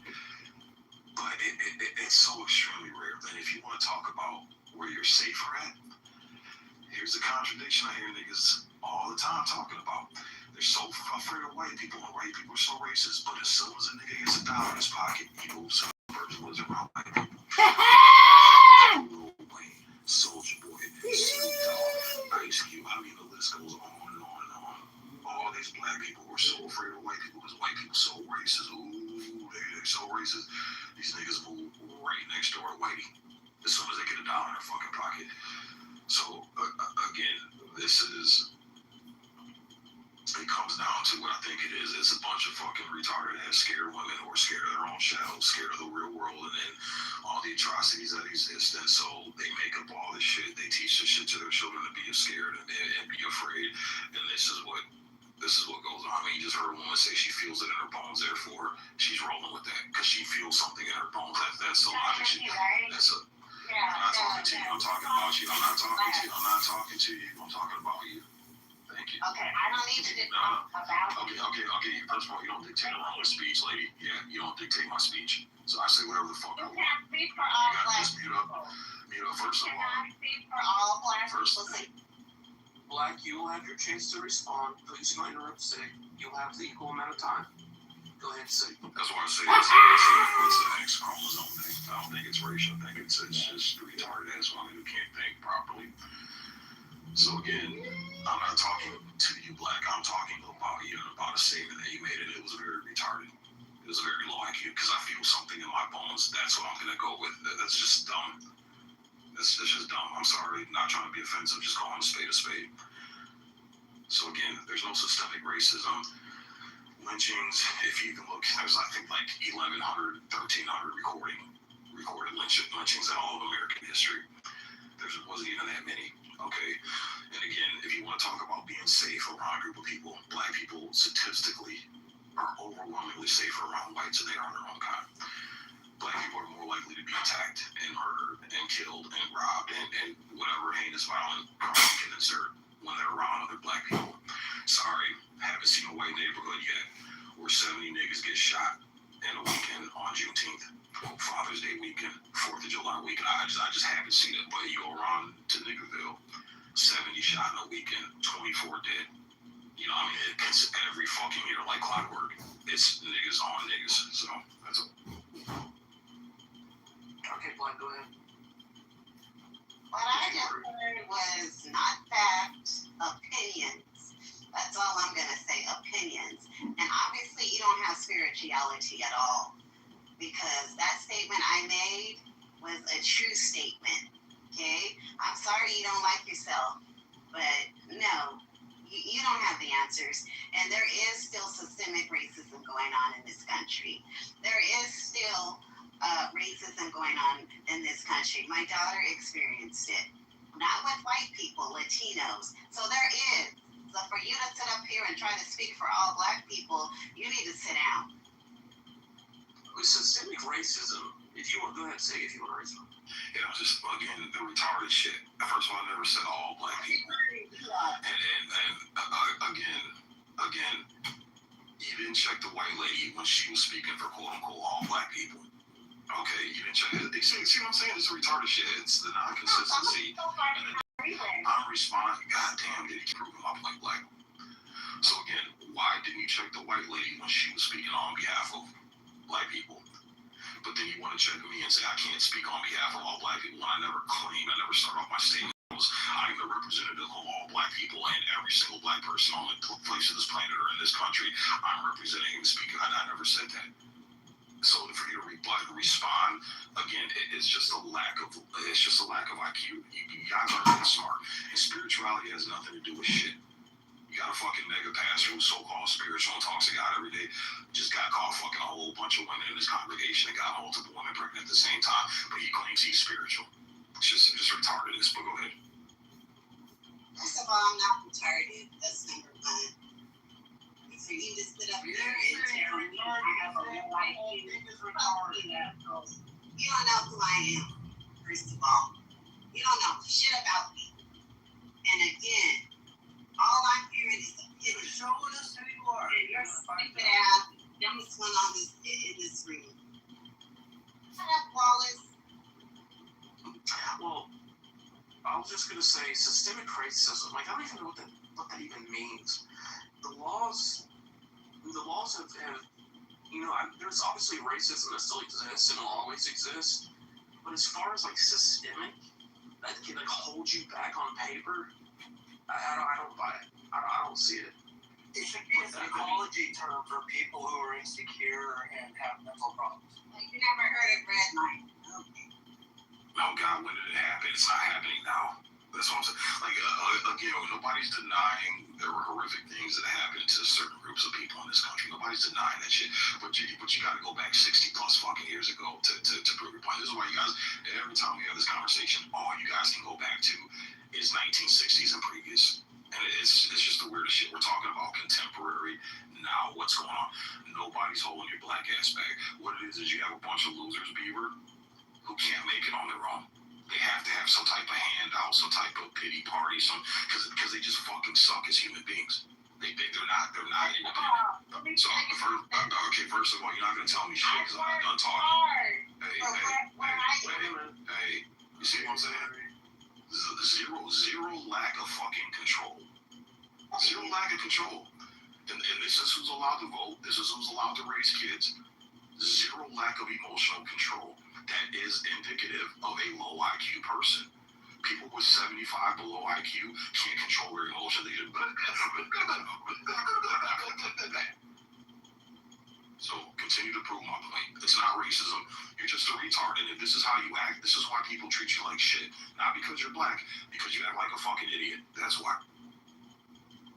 Yeah, your mama bitch. I'm out of here. I'm not gonna be disrespected like that in this space, especially from another punk ass bitch. You understand? Go get educated, bitch. That's unfortunate. I wish you would stay, but the truth is like kryptonite, Beaver. Yeah, Sig spoke the truth. He was just blunt about it, and you didn't interrupt him. He didn't interrupt you. So when you were speaking to her, she thought that was the problem from the beginning. She wasn't taking what you were saying the way you were saying it. She was personalizing it, and yeah, it's unfortunate. Yeah, so Viva. Oh, go ahead. And that's the problem. That's what I'm noticing. The people who have the biggest complaints and biggest problems, they're losers. If people like me ran the world, she would probably just crawl into a hole and die because she wouldn't be able to support herself or without some type of free handout or a pity party, bro. And they're so quick to be a victim. She wasn't even listening to anything I said. I've never talked to her. I was talking about a statement that she made, and that the statement she processed, her logic is retarded. It just didn't make any and I spit nothing but facts. Statistically, you can look this up anywhere, is that blacks kill more blacks than whites kill blacks. Blacks actually kill more whites than whites kill blacks. And this has been evident for over a fucking decade. But again, it's just my opinion according to the fucking targeted rule. Well, that wasn't a rule. Before you got here, she did say, we're talking about the Nolan Wells, and she said, I said, what evidence have you seen that suggests foul play occurred? And she just kept saying, well, I can feel it in my blood. Spiritually, as a black person, I can feel it in my blood, spiritually. Seeing that picture of the 3 white guys and the 1 black guy, she can just feel it. Now, I'm not going to discount her intuition, or I'm not a black person, so I don't know, I can't speak for that. But for me, I need evidence. I mean, I need proof. And right now, I don't see anything that really suggests. It could be that they did something to the kid and they got together and said, everybody keep your mouth shut, stick to the story, you know, like, that's a possibility, but. And I could accept that. I'm waiting for that to be said. I'm waiting for something. So for people just to jump there is kind of crazy, because I'm waiting. That's the problem with white privilege. It does not attune you to the spiritual essence of the universe. As black people, we have this psychic, I guess, no one understands it, there's no science, but yeah, there's a psychic attuning to the ramifications of things despite not being that person. So that's how she was able to feel like it. Yeah. You can't be white, though. That's the problem. If you're white, you can't feel it. It doesn't work. Well, I got a tingle on my balls right now. I'm feeling like I'm going to go win the lottery. Mega billions. So let me go off that. If I can feel it in my balls, I'll win a big too. That's black privilege for you. You're attuned to these fucking people. Jesus Christ. Yeah, social media is giving too many fucking stupid people a voice. That's the problem, man. There's always been more retards in the world than actual smart people, but social media is just amplifying the voice of the fucking retards, bro. So now it seems like because there's so many of them and they found a place to congregate and share their stupid retarded thoughts and amplify it, that they think there's some bearing of truth to it or some bearing of fact. I never thought there'd be a day in my life where I can't go to Black Internet. That day exists because Black Internet is filled with fucking hoteps and people that believe in star gods. Well, people always believe in star gods, but now it's a whole religion. And you can't bring proof that what they think is stupid anymore. Because it's disrespectful and disparaging to their feelings. I'm like, okay, but they're low IQ. Isn't it up to the people with the information and our average IQ to tell people they're low IQ that, hey, you're following something that's dangerous and not very conducive to your well-being of you or the people you care about? No, that's disparaging and disrespectful. So now I can't go to Black Internet. Now they're just making up religions, which I'm fine with until it hurts children. My response to that, you was a bitch, your mom was a bitch, and I'm not black. There hasn't been a lynching since the 80s. I mean, if we saw that, like, if there were real lynchings, killing somebody because they're black and then leaving them out as a spectacle, or like, that would be all over CNN, wouldn't it? We would see the imagery. Yeah, it's just not John Beaver. They're making shit up, bro. Like I said, it's to get free shit, get a fucking pass, because these people just suck. They suck at life, man. They're just losers. It is what it is. Call a spade, they're fucking losers. It is what it is. Set up a world where it's a true dog-eat-dog world, and it's survival of the fittest. These people would last 2 days. Hello, Steve. What's going on, Mr. Edward? Good evening.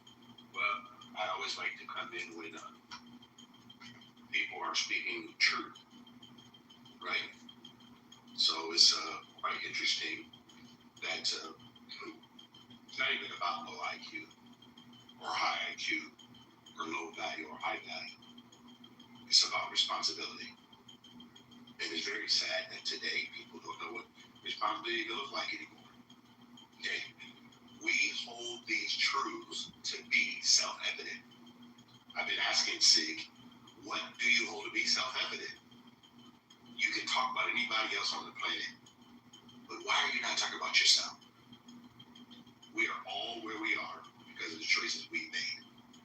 I don't care what parents you had. I don't care who's conceived in the backseat of a car. You're here, and one thing all of us have, whether we exercise or not, is autonomy. We all have autonomy.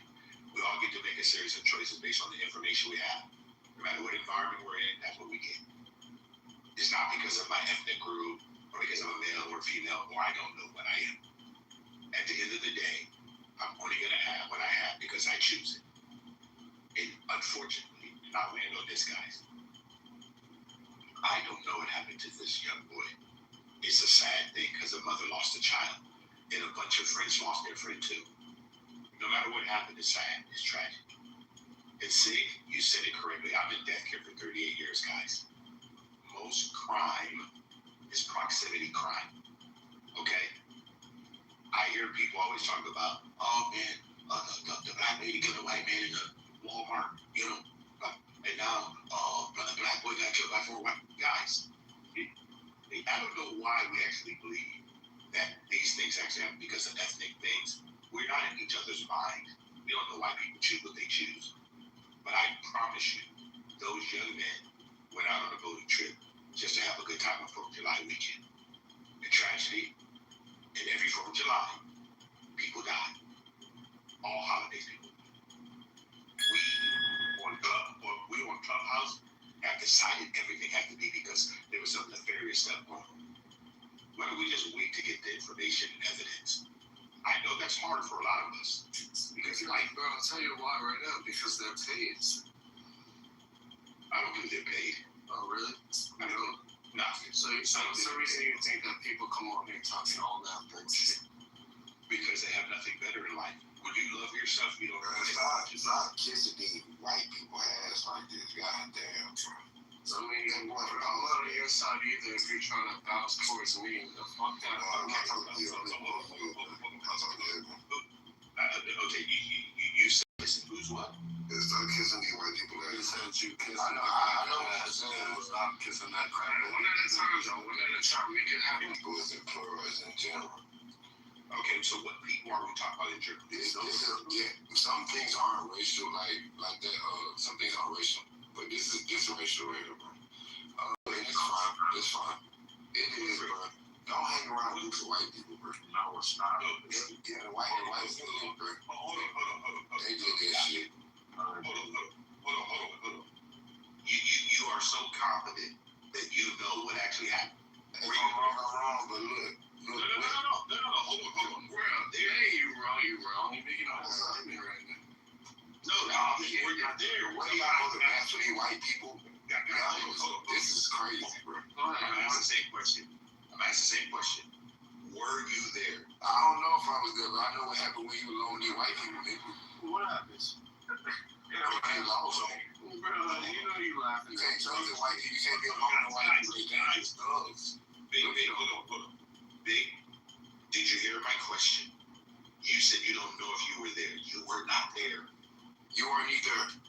You're correct. You were showing your boys did nothing but have a good time for the 4th, but you were not there.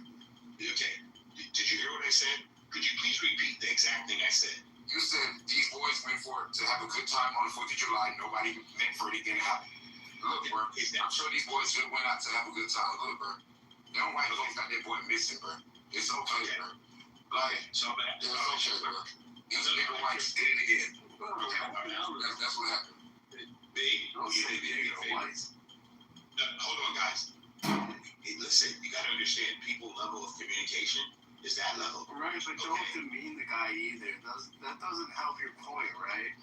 Nigga, shut your soft ass. I get it. Shut your soft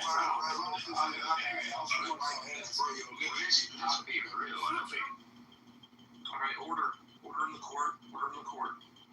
Just tell that nigga to go somewhere with that sauce. May I finish, Beaver? Ever wrap up in 30 seconds, so who would like to speak after me? So I'm Timothy, man. No, fuck that. No, sorry. You go after Edward. Hey, I go after whoever go after Yo, fuck Timothy, bro. Nigga, I'll kill you, nigga. Go ahead. Fuck Timothy, bro. Edward, go ahead. I'm just gonna say it again. Okay? Most of you cannot name the last white person that killed a white person. You can name the last black person that killed a black person close to them. None of you can do that. But what you can do is come on Clubhouse and act as though you know what happened on some lake. It's so sad that we make everything about ethnicity and not about responsibility. Thanks, Beaver. Yeah, be responsible. I ain't around no white people in the building. What the hell wrong with y'all? First off, man, Big is correct, man. It's a lot of people that suck up to the white man, man. Y'all say white man, I say the crackers, man. They definitely be sucking up to them crackers. Cool. I pay you, don't I? Shit. I'm just kidding. Go ahead. But real shit though, man, with the Nolan shit, man, I mean, motherfuckers, ain't no proof right now, bro. But sometimes it's just one of those, if you know type shit, you know what I mean? It's just one of those scenarios where if you know, bro. So, I mean, that's all I gotta say, man. If you know, you know. Somebody fill me in. I didn't hear anything about the Nolan situation. The parents went on Michael Strahan, and they gave an interview and Slinked Up Talk. They went on Michael Strahan? Yeah. There's speculation that the phone had deletes off, but there's no proof. There's no actual. Wait, but I don't know anything about it. Who is the Nolan? What is it related to? Nolan's this 18-year-old, 19-year-old black kid that went with 3 of his white friends on a boat to like an island. I saw a video of that, but it was close up. Like, I'm not gonna cap, bro. We living in a time right now where off in Mississippi, motherfucking a lot of black folks is going against black folks for real. Like, damn near siding with the cracker for real. Like, black culture. Like, hold on. Because back then in the 30s and the 40s and the, you feel me, 50s, 60s, whatever, you ain't really see that, bro. Like, but now it's like, damn near, you got your percentage of black people that's like low-key, not whitewashed, but they damn near fed up with blacks, and it's like educated. Is that what you're trying to say? For real. So you say what? I say you're trying to say you got your black community who's educated. Who's I don't think they get it. As just going against black culture. No, going against black culture, going against nigga culture. We're saying nigga culture, right? Niggas are making blacks look niggas is black niggas is people, bro. So I mean, that's what I'm trying to say. Every race has their people. Hold on, bro. You want next, bro? Look, it is definitely more nigga culture going on, though. I will say that, though. Back then, so there's much niggatry going on, but it is a lot of niggatry going on. Okay, so there you go. Yeah, I mean, look, ain't nothing wrong with not liking niggatry. It's a lot of dirty black activity I don't like. But let me tell you one thing that I be seeing sometimes in my black conservatives, y'all niggas bitch, whatever, okay? Y'all niggas so bitch. This shit crazy. It's okay to tell a dirty white that they're bad behavior. Okay, this is what will help the United States move forward. If you can see the evolution of their social and civil behavior, it has gone upwards. Anytime it tends to trend downward, you need to speak out and correct your white brother or white lover or whatever the fuck y'all look at it for. Okay, look, white people. Ever since y'all knocked out my brother in Christ, Charlie Kirk, y'all ain't been the same. The one thing y'all like to do a lot is go to the black, just always bother something black. I need you all to focus. I need you all to take your little mayonnaise faces, take them little mayo heads, your little mayo face, and take your mayo face back that you talk, and go figure that shit out. Like real shit. Like whatever, nigga. I know everything ain't racial. Like real, I don't think everything racial. The situation with the black lady and the guy, I don't think that is racial. Shit, but I still think she's right. But if it was a white lady and a black guy, I would still thought it was a rape. But I would say this to land with the Nolan thing, bro. What the fuck is y'all hanging around these white people at night? Look at their history, bro. They are trying to behave themselves. They are trying to really, truly evolve. Once you hang around them where there's no lights and there's no supervision, that snow monkey nigger white gene starts to pop up in their body, and they can't control themselves, bro. These are the same people who chased Ruby Bridges to school. to make coffin paraphernalia for children. Like, these people are weird as fuck, nigga. Is that why they trying to get paid? And they trying to grow out of it. They trying to grow. So don't be hanging around them at night, because they trying to do better with that monkey shit in their body. So don't be hanging around them at night by themselves. I was hanging around them before I hang around you any time of the day. You think that I, as a white person, inherently evil? Now, but y'all still got that ice monkey gene, bro. So black is black. Y'all see a black at night by themselves, y'all just start tweaking. Yeah, I mean, why do black people always y'all start going crazy, bro? It's fucked up. What's wrong with the y'all brain? Look, y'all smart, but when y'all see a black at night, I mean, how can you blame us? How can you blame us white people? Man, I don't know. I blame the mayo, maybe the children eating it. Black people, you don't. I don't know what the fuck wrong with y'all. I mean, chill out. You don't want to use that language. I mean, you don't blame nothing on I don't know what's wrong with you nasty bitches. This the thing with the crackers, bro. Y'all ain't scared of no sea creatures. You know, if I just drop it anywhere hard Y'all ain't scared of that white jump off. That's what you're supposed to say. Moderate, don't make me moderate sick. Make him a moderator. Shit, make the brother a moderator. Make me a moderator. I'm saying I'm a moderator. But hold on, this the thing, bro. I want you to answer this, Beaver, because you white, bro. I don't want to talk to that cracker in the corner. The other one.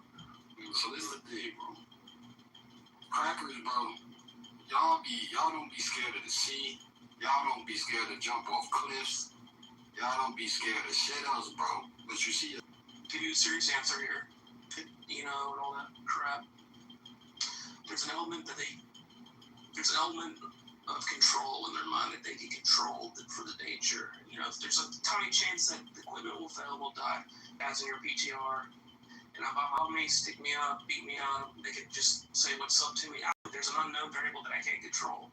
so it's fair to say the average white man, when they see the people in my PTR, the average white man's scared. Yeah, if they're by themselves, they're outnumbered for sure. I might have to cross the street. Might have to cross town. I was just gonna say, there's that. So what's the difference from these Crips posting up like this and a group of KKK members or a group of white folks posting up in a picture with their Klan shit on? Like, what's the difference? No difference. In fact, you would probably have more. If you saw people with Klan gear on, then you definitely have a reason. You would have more of a reason to fear them. Not really good. I just found a Klan and got together and killed a black person. Well, yeah, the Klan. I just say if around Klan members that you are niggas. Yeah, but if you pretty much even if it's true, they're not really inactive. What if you saw some redneck trash skinheads? I mean, I think it'd be the same concept. When the last time they got together and fought with a black person, people? I'll wait. Let's be real. Any person with a logical common sense, if you're walking down the street by yourself, you see three groups of people, it doesn't matter, it's 3 blacks, 3 whites, 3 Latinos. They all look like thugs, low-lifers. More than likely, that's an opinion, though, man. You saying more like that's an opinion, bro. Like a thug to you might not be a thug to me. Yeah, thug to me is a baby touching white man. Like, so basically, you're just you're projecting on somebody, bro. Like. Human nature is called survival. All right, well, if it's if it looks like it's let me give you this example. Okay, so I'm walking out of the SEC football stadium. I'm a Tennessee fan. I'm going to Georgia Stadium. I'm walking out of the stadium. I'm coming around Frat Road. I'm with me and my brother and my father. And then I see about 10 or so drunk frat boys from Georgia coming my way. There's almost I'm like, God damn it, I'm gonna have to deal with this bullshit. It's the same concept. It doesn't matter race or anything. It just matters like group difference. And they're gonna start talking shit. My dad's gonna get pissed, and we're gonna have to calm them down. And that's exactly what happened. That's what I was getting at. Yeah. Yeah, it's not race. It can be anything really. Like that. And I'm like, just shut your mouth. Let's keep going. And of course, that's what happened. So I didn't have to deal with it. So if you see me walking down the street with those niggas in my PTR, you would be intimidated. Just based off of which PTR? My oh my god. No, PTR's the avenue. Down the street and you see me and you see those group of niggas just walking down the street, would you be intimidated? Hell yes, I would. Why? Because that looks to me like that was your projected boys in the hood or whatever. Like I would feel like I wouldn't mess with them, but I'm like, are they gonna fuck with me because I'm white? Are they gonna like beat me up? See, and that's low key. I don't know. Is that racist? Like, no, it's called survival. It's called evolution. So humans have developed this thing called pattern recognition, and it keeps us alive. So thousands of years ago, when we saw niggas eating them bright red berries and they were killing over and dying, we said, hey, stay away from bright fucking berries, right? Even though there might be a handful of bright berries that may not harm you, they actually may help improve your health. But we understood that, hey, the majority of bright berries that we're eating, we saw niggas die, so just stay away from them. Same thing with neon-colored toads and different insects and shit like that. It's called pattern recognition. So again, empathy. This is a bullshit excuse that blacks uses. Oh, you project it as you can judge a book by bullshit, bro. If I put floppy shoes, a rainbow wig, and a big red nose and paint somebody's face white, and I show it to 10,000 random Americans, they're gonna say that's a fucking clown. So if you want to put on the uniform of a gang member, which in your PTR is a bunch of gang members, they're throwing gang signs, they're all wearing blue, I assume that they're affiliated with the Crip gang. We understand as humans that gang activity is not conducive to a healthy society. Well, I don't agree with you, bro. You can disagree. That's how people try to perceive gangs, right, bro. You know the original. No, that's not how the rest of the world works. Maybe in your low IQ world that works. I got a low IQ, brother. Low IQ. You need to really sit down. What's up? Doesn't bother me. Low IQ doesn't bother me, gang. I ain't got it. He's entitled to this. Let me interject my story. That's 30 years in Brooklyn, worked and raised, and I'll tell you right now, if they were wilding out, those guys, I'd cross the street. But if they weren't, then I'd walk by them. I walk by any groups like that in Oakland all the time. So I'm not like you, but I would walk by them. But if they were wilding out, getting crazy, I'd probably cross the street. Yeah, but I'm not used to that environment. Well, so I'm in the suburbs of the South. I would now if me and him know each other, and if he's in that group, I would feel fine. Like, hey, what's up, man? In hopes that he would, would give me protection. I mean, how often have you, even to be honest, have you been in a group like that, walking with your boys or whatever, and you started fucking with somebody, like a random white guy? Bro, man, hell no, bro. You tell me you've never fucked with a college days, you know what I mean? Like, what? What if I was like Mr. Show, the Oriental gas station owner, and you come in and I'm by myself? Would you like knock over the donut section and grab some drinks? And it's just funny though, because nigga, white people would be scared to walk by these people in my PTR, but won't have no problem walking next to a pedophile or next to a rapist or any other of them creepy ass motherfuckers. But you see a nigga with a do-rag and throwing up gang signs, oh, that's too much for me. Yeah, but one can hurt me, the other can't. Listen, hold on. Hurt me. I was just having this conversation with y'all would live around pedophiles. Y'all would live around rapists. It wouldn't even bother you at all. But let it be. That's the problem. So I'm telling the story. So my mom and I just watched The Man in the White Van, right? Okay, you guys know, if you know, you know. Now, there is jokes about this. I have a joke, even in my own PTR, if you scroll all the way back, this is how I die. Here, free plants, right? Free variegated plants. And it's a white van, right? The white van thing, it's a real thing. Or just like vans, right? Okay, this is my point. We watched this, and I said to my mom, Mom, and she said, yeah. I said, I got a question for you. And she said, yeah. And I said, when you think about being murdered and stolen, what does a guy look like in your mind? And she was like, white guy. I was like, I know, me too. And I just want to say, like, I think that's hilarious. There's so much shit that Black America gets. But my entire life, I've been terrified of the white guy, not the dude in the do-rag, not the black dude. And I just think it's hilarious. It's hilarious. So Dima, may I ask you a question, Dima? The white man, it's the white man that's following me home. Actually, as a matter of fact, every restraining order I've ever had was a white man. Every single one. Every single restraining order. I'm talking creepy ass restraining orders. I'm talking about guys finding my address, showing up at my house. You know how many times guys harassing me, holding me hostage, blackmailing me? Every single one of them was a white male. Every one of them.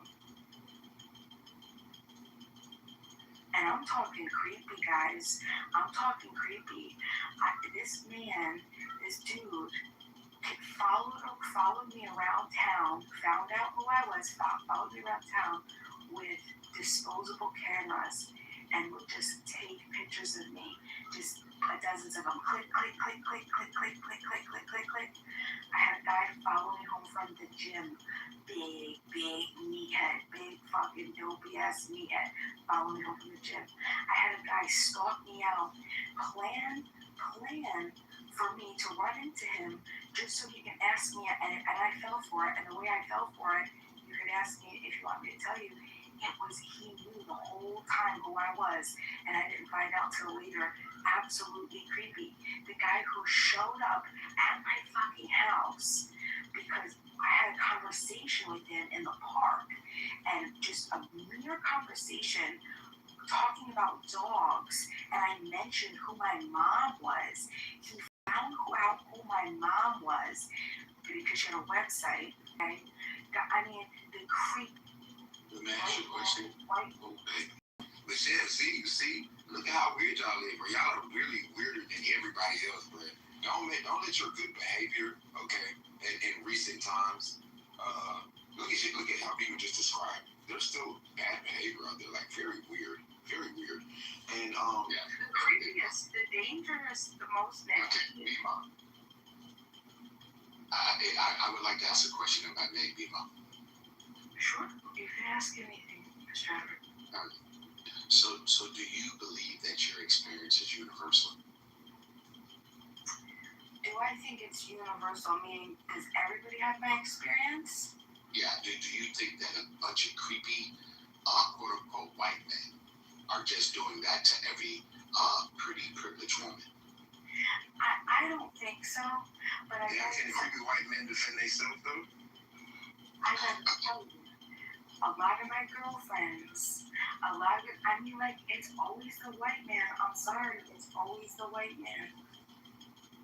Okay, so I just want to make sure that I'm understanding your submission, because I personally do not think that the majority of men, I'm talking about the majority of men, the men that most women don't even give attention to, the blue-collar worker, the man that shows up at home at night to make sure he's taking care of his family, those kind of people.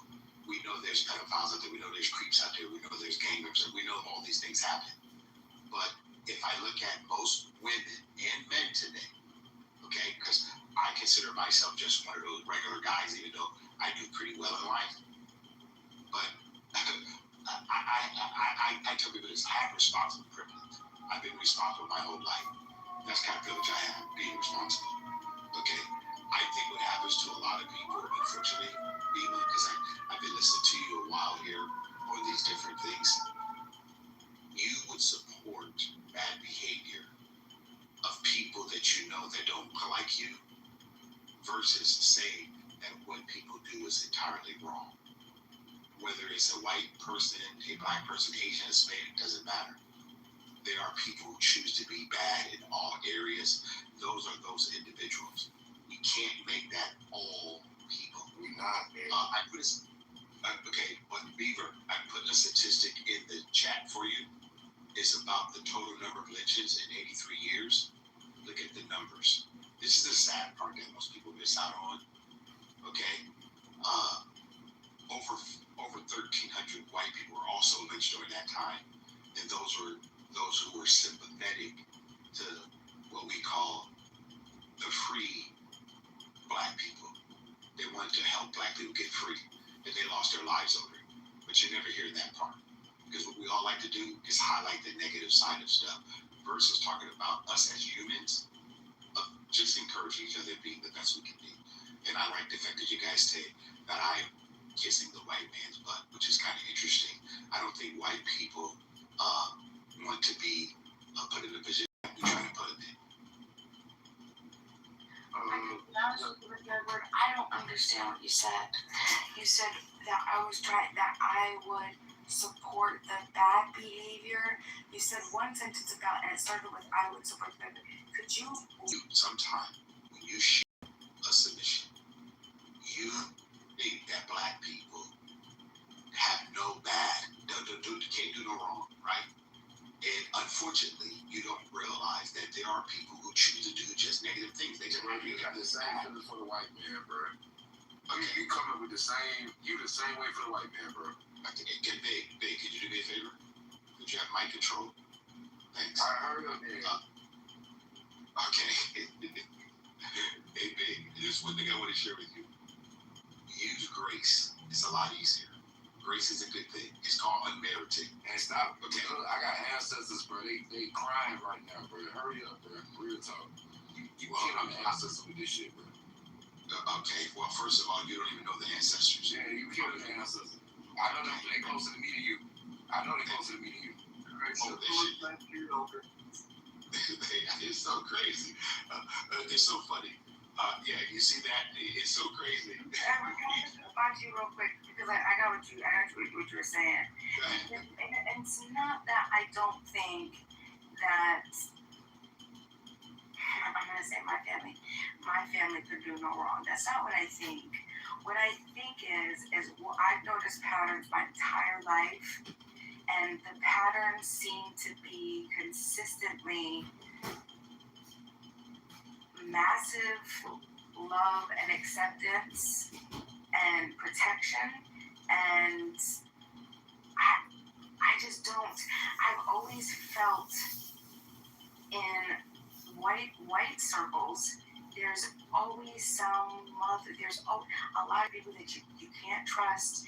You can't, like, you feel uncomfortable with. And like, I know that's generally you could feel that with anybody. But I just, for the most part, have felt more at home and more safe with just certain types of people. Just culturally, I guess you could say it is. And I don't think that that's just the case. Since the very first thing that ever happened to me my whole life, I mean, like, leading up my whole entire life, it has been, the people have looked the same. Just since kindergarten, since pre-K, I'm talking pre-K, they've looked the same for me in my world. So yes, I've known love and comfort and protection, and it's not that I've been, because I've looked outside of that. I've not held like a racial lens in my eyes when looking for love. Right, I was engaged to two white men. I was engaged to two. I left them both. Okay, it's not a matter of that. It's everything that you take when you take just that person and the environment, and just, I just don't. There's such a severe lack of trust that I've gained to see because of my connection with people that don't look like me, and then when I go into circles where people do look like me, and I see the bullshit, and I see the racism, and I see the prejudice, and I just don't trust. I don't feel comfortable there. And it's to the point where a lot of people they can't even admit it. They can't even see it. They're not even willing to sit down and have a real conversation. Everything. I'm just so tired of it. White people don't trust white people neither. They do not trust each other neither. That's what I'm saying. Who helped you at knife point in your car that one time? Why do you keep asking? You was a kid. You were hungry. A hungry kid. Okay,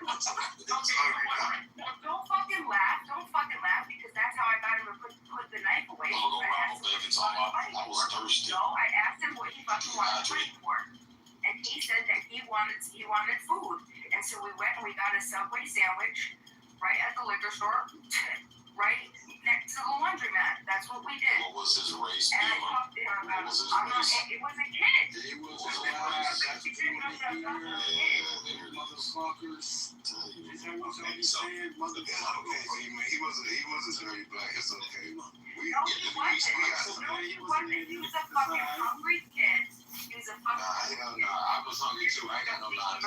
I ain't got no knowledge, baby. I was hungry a long time ago. I don't got no knowledge. Not all of us don't got knowledge. I'd like to know, like, what's when we get hungry, we don't all grab knowledge. experience on this crime? I was born and raised in the murder capital of New York State. If you know, you know. Okay, so Bima, I appreciate your submission. It's just, again, you would protect bad behavior because I will protect bad behavior. Hold on, Beaver. I'm not going to interrupt you. Beaver asked you a very serious question, and you said he was a hungry kid, but you did not say it was a young black kid. That means you protect bad behavior. That's Exhibit A. Okay? I don't know any way that's like it. Okay? I don't know why. It's okay. You can still have your view, but let's call a spade, right? If you and I both know, and correct me if I'm wrong, like Timothy would say, well, Edward, your kids are the white man's blood, which I'm not. Yes, the fuck is saying, bro. Okay, I wouldn't use the term cracker, brother. I wouldn't say white man. I want to use cracker. an appraised term. They were crack more. Okay, thank you. I appreciate it. So I don't know, Bima. I have a choice, and I like to look at facts. And for me, it's shocking. And why I say it's shocking is because we have decided in life that instead of us standing on our own 2 feet, we would think that because someone's ethnically something other than who we are, that they're being, what's the word I want to use, disservice or disingenuous. Yeah, blah, blah, blah, blah, blah. But the whole fucking white ass country supported fucking Austin Metcalf and defended his fucking treasonous, fucking aggressive ass bullshit. Defend black behavior, defend bad black behavior, my fat ass. I bet. What is your opinion? Bima, I want you to explain to me. Was he not the aggressor? Did he not deserve what he got? Because he fucking wanted to assault somebody? Yeah. No. Explain to me, how does pushing somebody contribute to an aggressor? I don't know. You can go after. Okay, so that was on mic, bro. Oh, big man, I don't know why you think you're good. You on the mic, bro. You're entertaining. Speak. Thank you, Black. Appreciate it. And one more thing, Mr. Everett. I'm sorry, but I gotta do something else, okay? Because I thought about it. Listen, it's not that I defend behavior. What it is I see the white racism, the structural oppression, and I've seen what it does to society and specifically my family.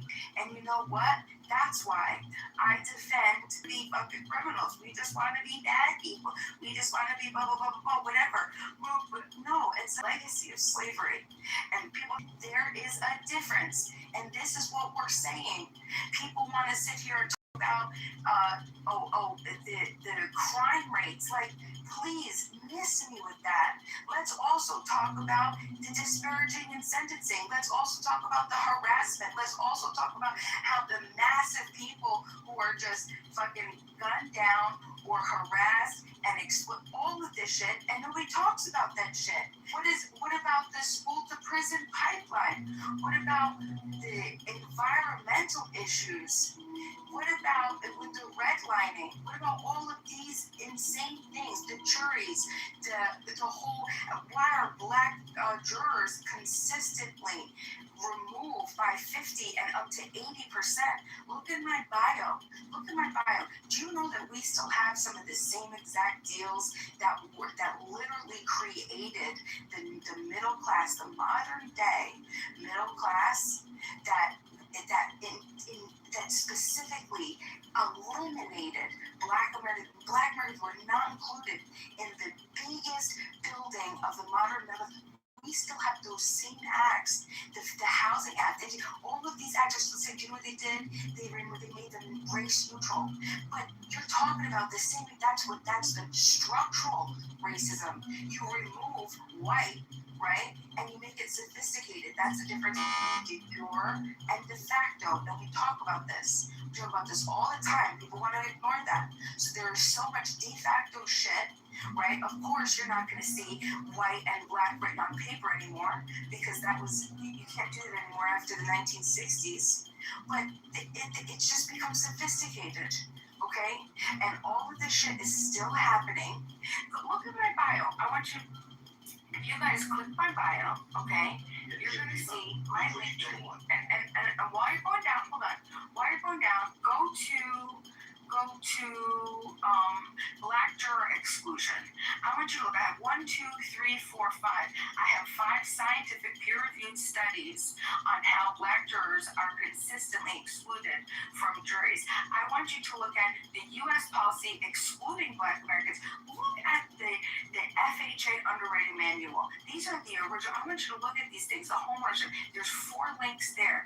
Read through that, okay? Read through those. This is the shit that's created that we are now living in today. The same exact system, same exact bullshit. Okay, we have to stop this shit. We have to correct it. And I don't want to hear no shit about nothing else until you admit that. Queen, she more black than you, nigga. What a queen. I'm glad that you are the God. Thank you for standing up for our people, people. What you see in Stockholm Central, black community, I ain't gonna tell. What you see from Edward is Stockholm Central, oh God.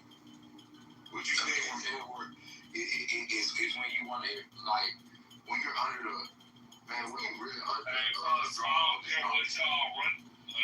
Not too much on Beamer. Not too much on fucking. What's up, fellas? Are you good, fellas? Shut up, nigga. Alright. I wasn't talking about. No, I know you weren't talking about that. Anyway, not too much on Beamer. Not too much on Beamer. You just got here anyway, nigga.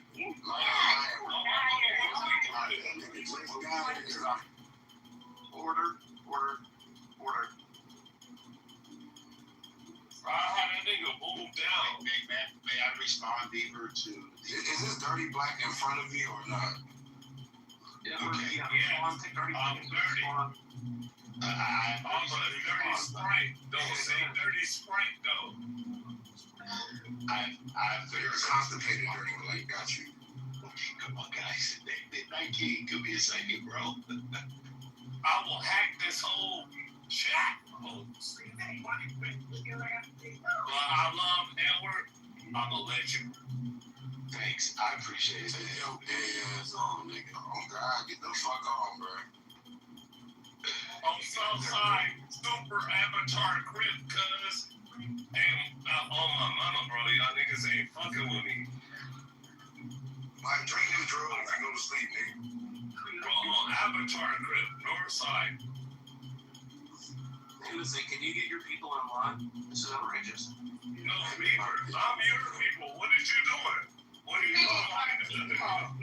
No, Beaver, what you mean your people? What's that supposed to be? This is my people. What is you doing? My peoples, man. The Crips will kill that nigga in real life, man. And that's why we stay away from Beaver, not really, though. I got the white man to kill you too, though, bro. So that's the thing. What's the difference from a Crip killing you and the white man killing you, bro? It's like y'all rather. It's okay for the white man to kill you, but let the Crip kill you, and it's oh my God. Bro, they all Crips too. Hey, and on Southside, hey, Timothy, bro, you already know. It's Southside over here, baby. Hey, Southside. Congratulations, dude. All right, Edward needs 30 seconds. Please do interruptions. No, it's My bad. no, it's all good. It's just that people went on a whole lot of institutional, structural, all these other kind of things. That's kind of interesting because from 1865 to 1920, the black community was more intact. Children were born in wedlock. There was more marriages going on. And I promise you that most blacks during that time were not living on plantations. They didn't know a slave owner, and they never met a slave. My grandfather never met a slave owner. He was married 49 years. My dad was born in 1919, never met a slave owner, was married 58 years. Both homeowners, those homes are still in our family. So when you have these conversations, Viva, you are talking about a very small element of our society. But you want to believe 1,000% that there's real above. And they don't think about what we talk about on Clubhouse. They talk about what's happening in their house. You know why? Because they're building homes. They're taking care of their family. And their children are not YNs. Their children are making it, like my son and daughter. Okay? I'm sorry that most people today believe that something is about a white man, which is an excuse. Yes, things happen and we're bad. We got it. We all know that. But I wasn't here for it. I'm 62 years young. Okay? I did not. Making out to get your brothers and sisters. No, they all made it out. I have a master's degree, and Sid called me uneducated. Well, no, he didn't call you uneducated. He said low IQ. But he said low IQ, but I had a master's degree. That's the same thing. It's not the same thing. He called me low IQ too. You don't know who I am or what I am. I don't. You're supposed to be my people, and you bring me down, Sid. I'm not your people. Your people are in a special ed class on a short bus somewhere. That's not my people.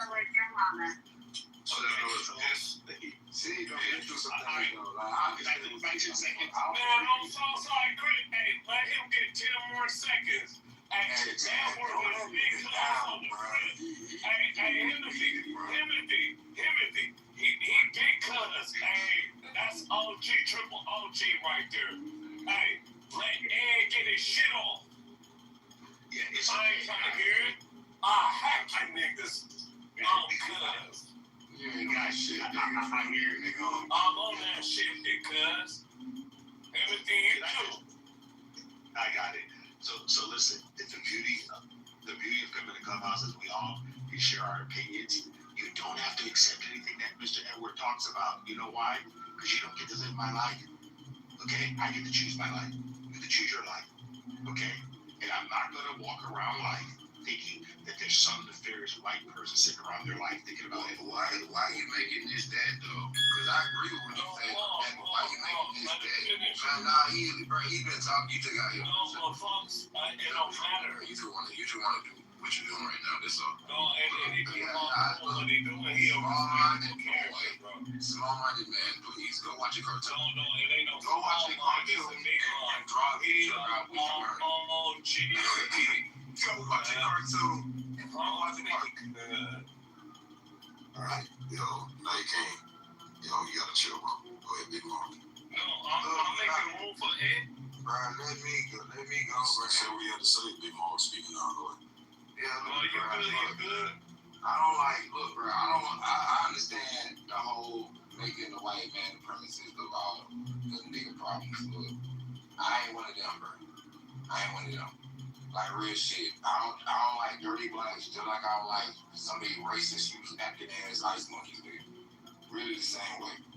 So, it ain't just about talking blaming a white man for shit, man. They got me more than most of these white men, like, respectfully. They kind of dumb to me, to be honest with you. So when it comes to this incident, bro, it's really a shame when I hear like niggas trying to make every excuse that it couldn't be what it is, man. And then based on the premise of what you just talked about, of blaming things on white man, that's when I hear shit like that, I just it's not no sin to call out. So when they do this weirdo go out to the woods and the ice monkey spirit, it's okay to call it out what it is. These same ice monkeys were shot and killed my brother in Christ, bro, while he was defending their ice monkey honor, nigga. You feel me, bro? Like these people ain't perfect, bro. Like real shit, they're not perfect, bro. They're just as nigger as anything else I've ever seen on this fucking planet. Alright, now I wanna say this. Like not all situations are racial. But when they are, that's what it is, bro. It doesn't mean that the white man is stopping my life, nigga, or everything that has to do with a white person is racial. I don't believe that. I have seen how they deal with each other. Nigga, if you seen how they deal with each other, nigga, you would be confused too. You wouldn't even know what racism is for a little bit because they don't trust each other. I ain't seen this shit. I ain't seen white people slap each other and smile at each other's face to make a deal. Hey, go off, bro. That's that terrorism shit. But look, I've seen white people go and make deals with each other, shake hands, after the leave and go find a nigga to make it another deal because the points were just better. Stingy ass niggas. Let me tell you, when they messing with your people, bro, nigga caping for them and shit, that ain't the time, bro. I get it, bro. They're good white people. Yes, they are. Yeah, but and they're still treated poorly by dirty ass whites like who just murdered that nigga, and all these racist ass fucking whites who can't control themselves, nigga. Like straight up. So look, man, fuck them niggas. Them niggas is dirty. They murderers. Straight up, nigga. I mean, can I get it? And I'ma land with this. All you black conservatives, man. I don't disagree with y'all. I agree with y'all on a lot of shit. But one thing I see, y'all have no spine at all. Boy, y'all are some bitches, bro. So these white people play with y'all like juggle ball. All right, y'all can go. Alright, folks, this is how I defeat that. For one, people don't understand that Abraham Lincoln gave the Freedmen Bank after he freed the slaves. Fucking reparations and shit like that. And promise of like 40 acres in a mule he already got. They got killed after it. But at the same time, we forgot that shit through the dissolution and the Jim Crow laws. This is how we this is the things that threw us off because we forgot the trajectory of history. Wake it up, Kendo. I'm gonna tell you the real history, you little fuck niggas. Yeah, you better leave. That nigga better leave. He better leave. Because the real trajectory is actually in what they took from us when we actually created shit through ingenuity, through the not only Hopkins, all of these wait, sick. You my nigga. I'm gonna wrap it up. I got gin and juice. No, it ain't no gin and juice. And I'm not a gin. I got gin and juice. Hold on, folks. Don't. Sick. Come on, bro. Sick, bro. First of all, First you was crippin', now you a folks. Which one you is, man? Fuck. Yeah.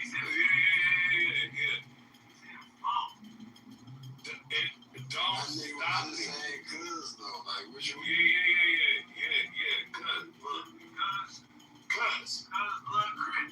Cuz blood, folks, whatever you niggas is, it's respected at any company. You're not Kimbo. I'm just me up, bro. Go ahead, Mr. Edward. Wait.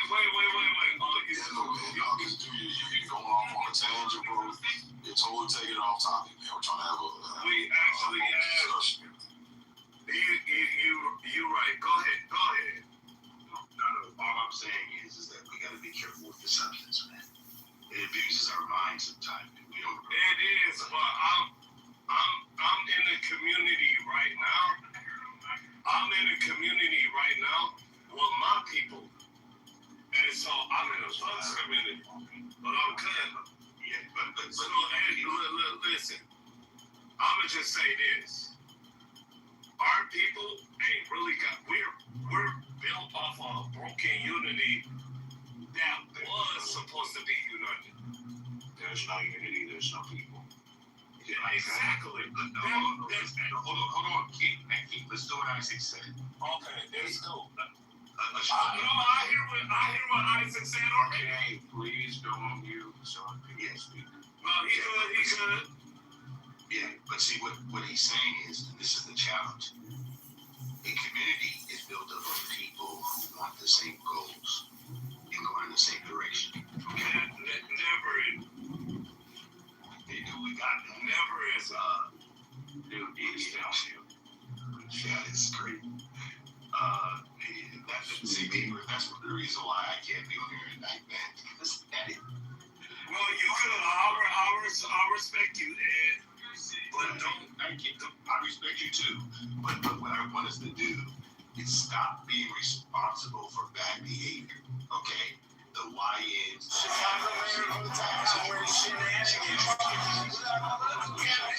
It's just too much. No, they're just hungry and thirsty, Mr. Edward. You gotta remember. They're just hungry and dehydrated. You just need to feed them, give them some Gatorade and help them clean her out. Give them some Subway to keep her. No, go ahead, Mr. Edward. Mr. Edward's go. No.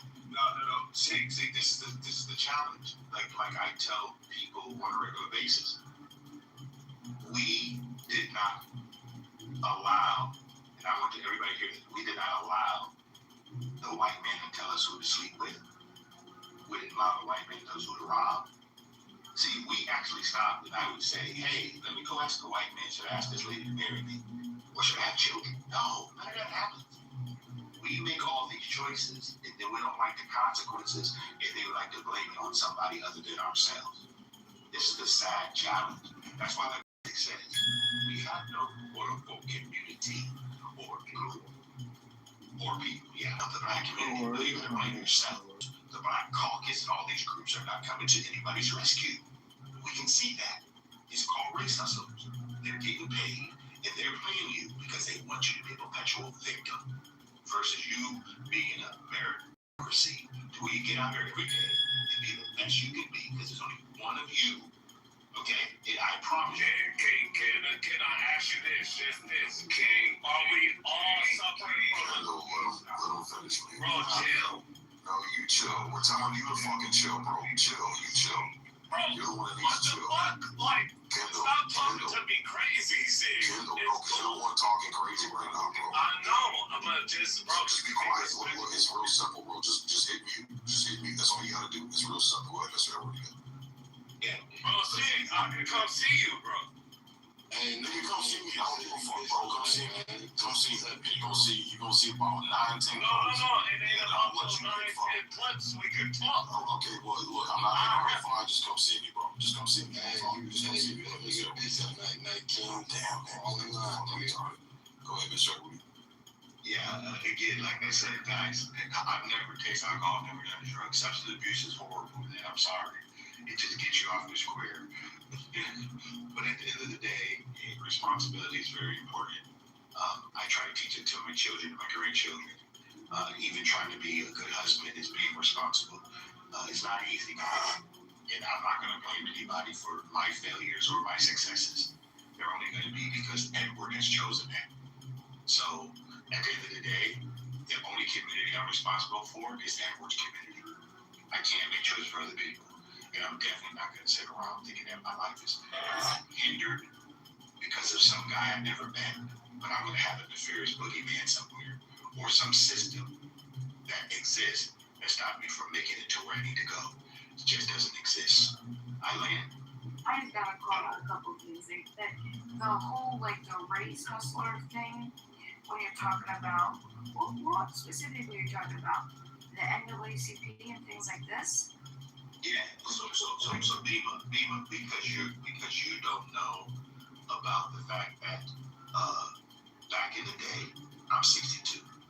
There's been what we call black leaders who shake down companies, who got millions of dollars. Now we have attorneys going out there shaking down families in law firms. These are called race hustlers because you know what they're doing? They're not putting the responsibility on the bad behavior of the individual. They just happen to be black. Do you think that is like how you're speaking right now? Because it sounds like you're speaking like in universal terms. I am speaking in universal terms. Yeah, I don't think because it's not. I know. That's not what I've seen. That's not the truth, Mr. Edward. That's a position, it's a perspective, but that's not what's happening. If you keep a look. If you go into my bio, please go into my bio, link in my bio. Go under organizations for reparations. Okay. Now these are different organizations that do different things. No reason we're talking about getting people added faith-based stuff, leaders in community, getting people food, getting activists, civil rights lawyers. Yeah, that's not the conversation he's having. Yeah, you're all in left field. We was always talking about. You said you're off. Yeah, and this is the challenge that we have because the narrative is really sad. You know, like these people just don't know where we get this information from. It's just crazy. Are you talking about the sovereign citizen movement? Yes, the sovereign citizen movement. You know what that means? Yeah, I do. I do. And there's legal. It's all law and contract law. It's very interesting. But I don't think that it's. And it's not. I mean, you could laugh or not. As an example. I'm not gonna lie. It's an example, Bima, because Bima, we got to just Bima. I just want you to hear me. We gotta get people to be responsible. But they're not statist bootlicking states. No, they understand that that the government doesn't own them. That this institution of bullshit that you want to lift the boot of. Okay, people that want to step outside that and say, look, I don't want yet. I'll land on this in 30 seconds. My racist fears. I don't want to. Pick up a rifle and shed some blood for it, people. Pick up a rifle and shed some blood for it. You'll never do it. You'll just sit on your stoop and bitch and moan and whine about shit that you'll never fight for. You'll never get up and pick up a gun and fight for people. Well, first of all, I think you don't know me. That's the first thing.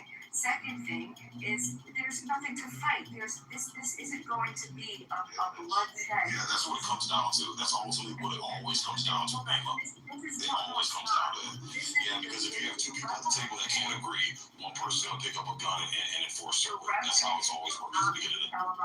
The revolution will not be televised. This is at this point this is a civilized. We are civilized now. So what we're doing is we're going to silently and we're going to peacefully build the competing institutions and show you statist bootlickers that the way that you're doing shit is insane, that it's tyrannical, it's wrong, it's anti-freedom, it's anti-liberty, it's anti-free market, it's anti-capitalism, it's anti-choice, and we're not going to shoot for it.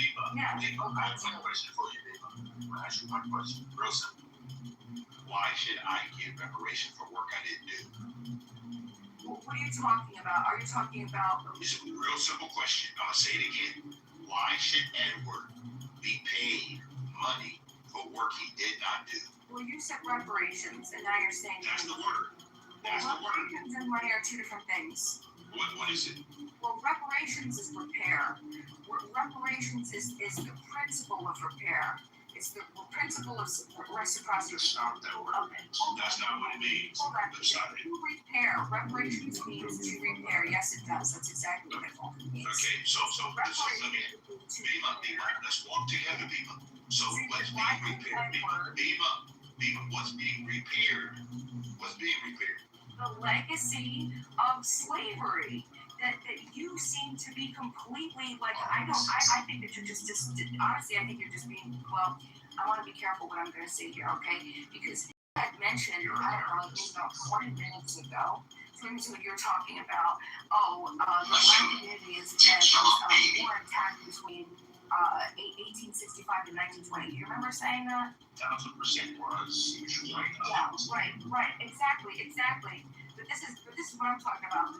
So the structural racism that happened before then. We're talking the legacy. When was the segregated to when was the Jim Crow? Hold on. When was Jim Crow? When was all of the acts that were put into place in the 40s? Okay, this is way after the 20s. So why do you think that we're all fucked up now? Because of feminism.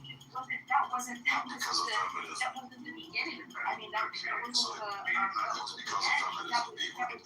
because if you look at the timeline, you want to talk about a timeline up until white women like you convinced black women that they needed to follow the same suit as you. That's when you started seeing all the stats go to shit. Abortions, the nuclear family, out-of-wedlock birth rates. Is that what you're talking about? This is what I'm talking about, though. Like, I can tell right now, you have no fucking clue what you're talking about. Because when I drive hold on, lady. Again, you come to Detroit and just drive through old Detroit. Again, do you talk about blacks weren't part of the middle class earlier? That's bullshit. Do you understand? If you go to Detroit, they have the old neighborhoods where the black auto workers live right with the Polish, live right with the fucking whites. You can go on YouTube right now. You can see videos from I said that they were left out of Detroit. They were not left out. You can drive through Detroit right now and see the old historic neighborhoods back during the big three, the automotive days when the blacks migrated up from the south. They were included. Beautiful homes that black people own because they work at the automotive factories anyway. Right. We're talking about. You need to get out more and travel. Legislation.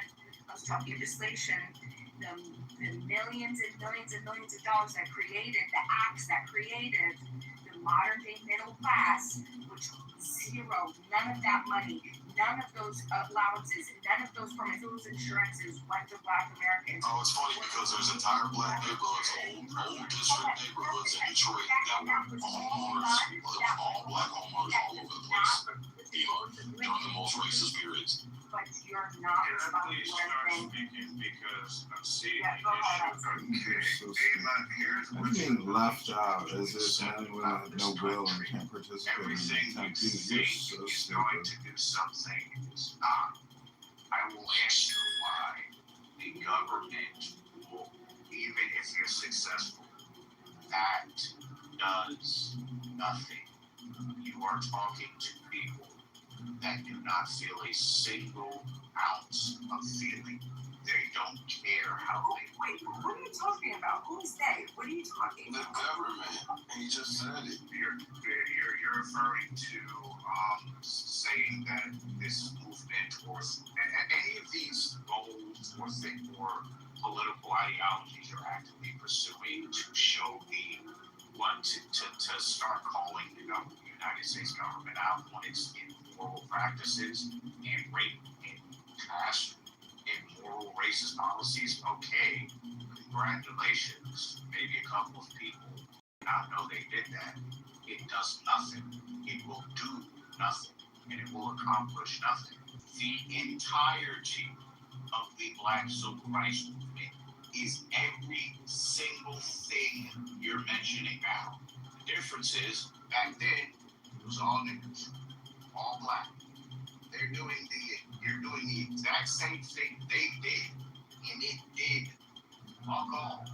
The only reason black people have rights now is because the government started to decide racism is becoming too expensive, and there are other political reasons as to why that happened.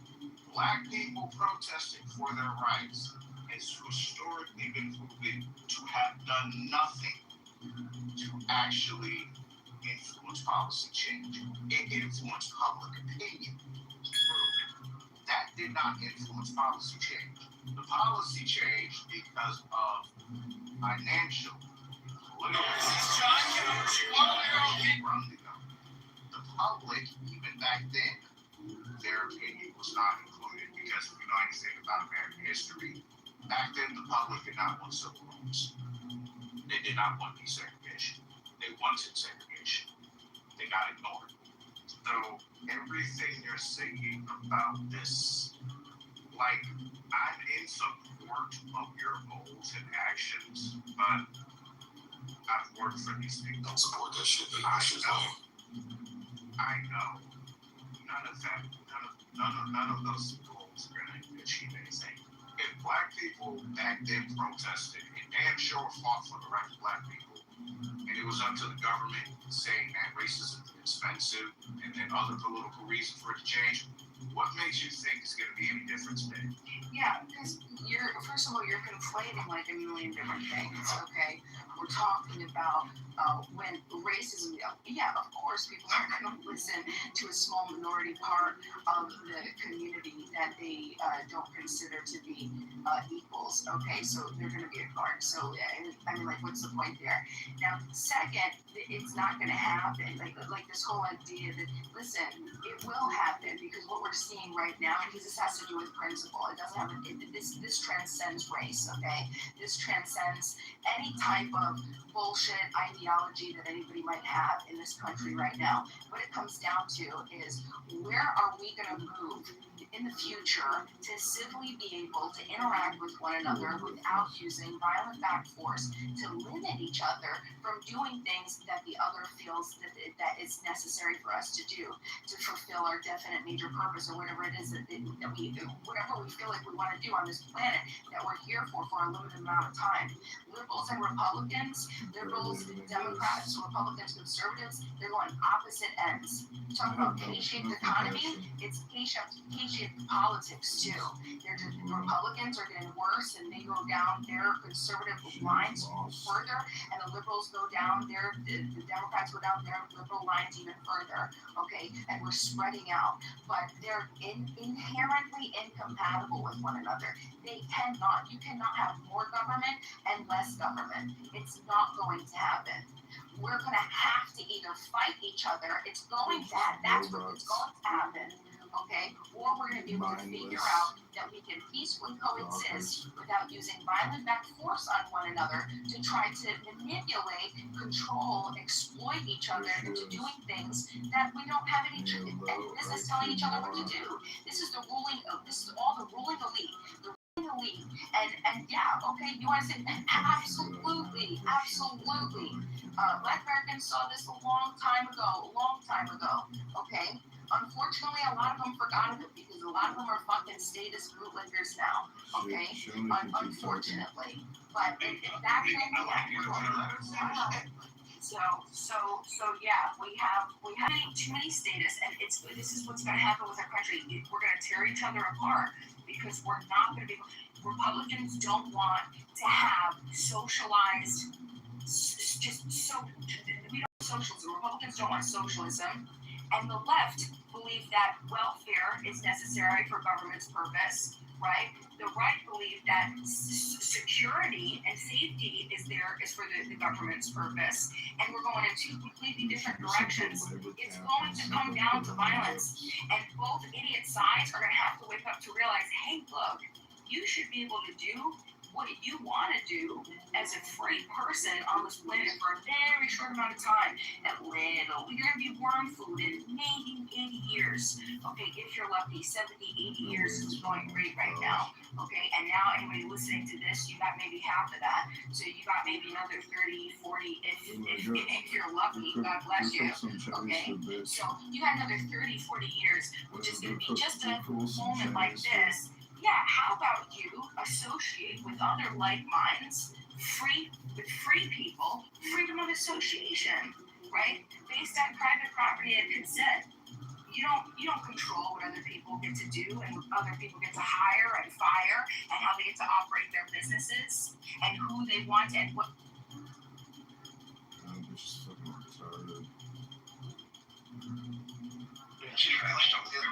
Rent-free. I'm saying even if that is the case, apparently I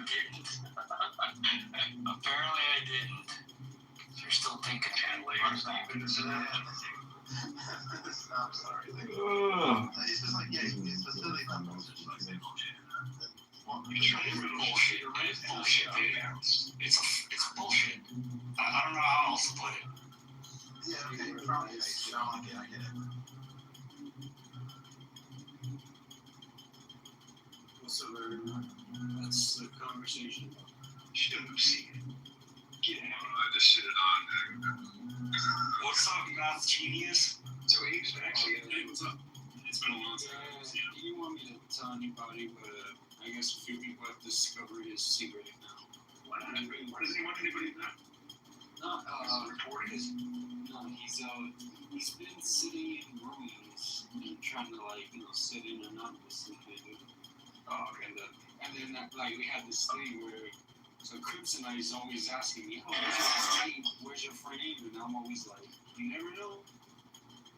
Or you know, he could be right now. And a lot of the rooms where I told him that he was in the audience, but nobody knew who was what account he was.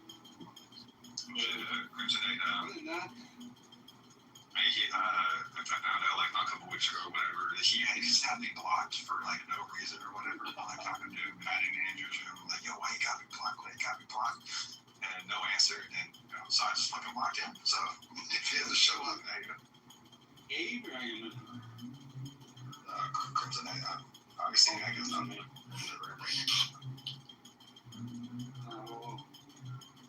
So we had a decent discussion. Me, Ali, with Kryptonite a little bit, and then Agamemnon. But Agamemnon was trying to do like the theodicies for the problem of evil, and freedom. It has the consequence that you can allow that a lot like would necessitate God permit evil to happen. It's like kind of comes with a package of free will. That might be like in a greater sense, like a better universe than a universe where we can't.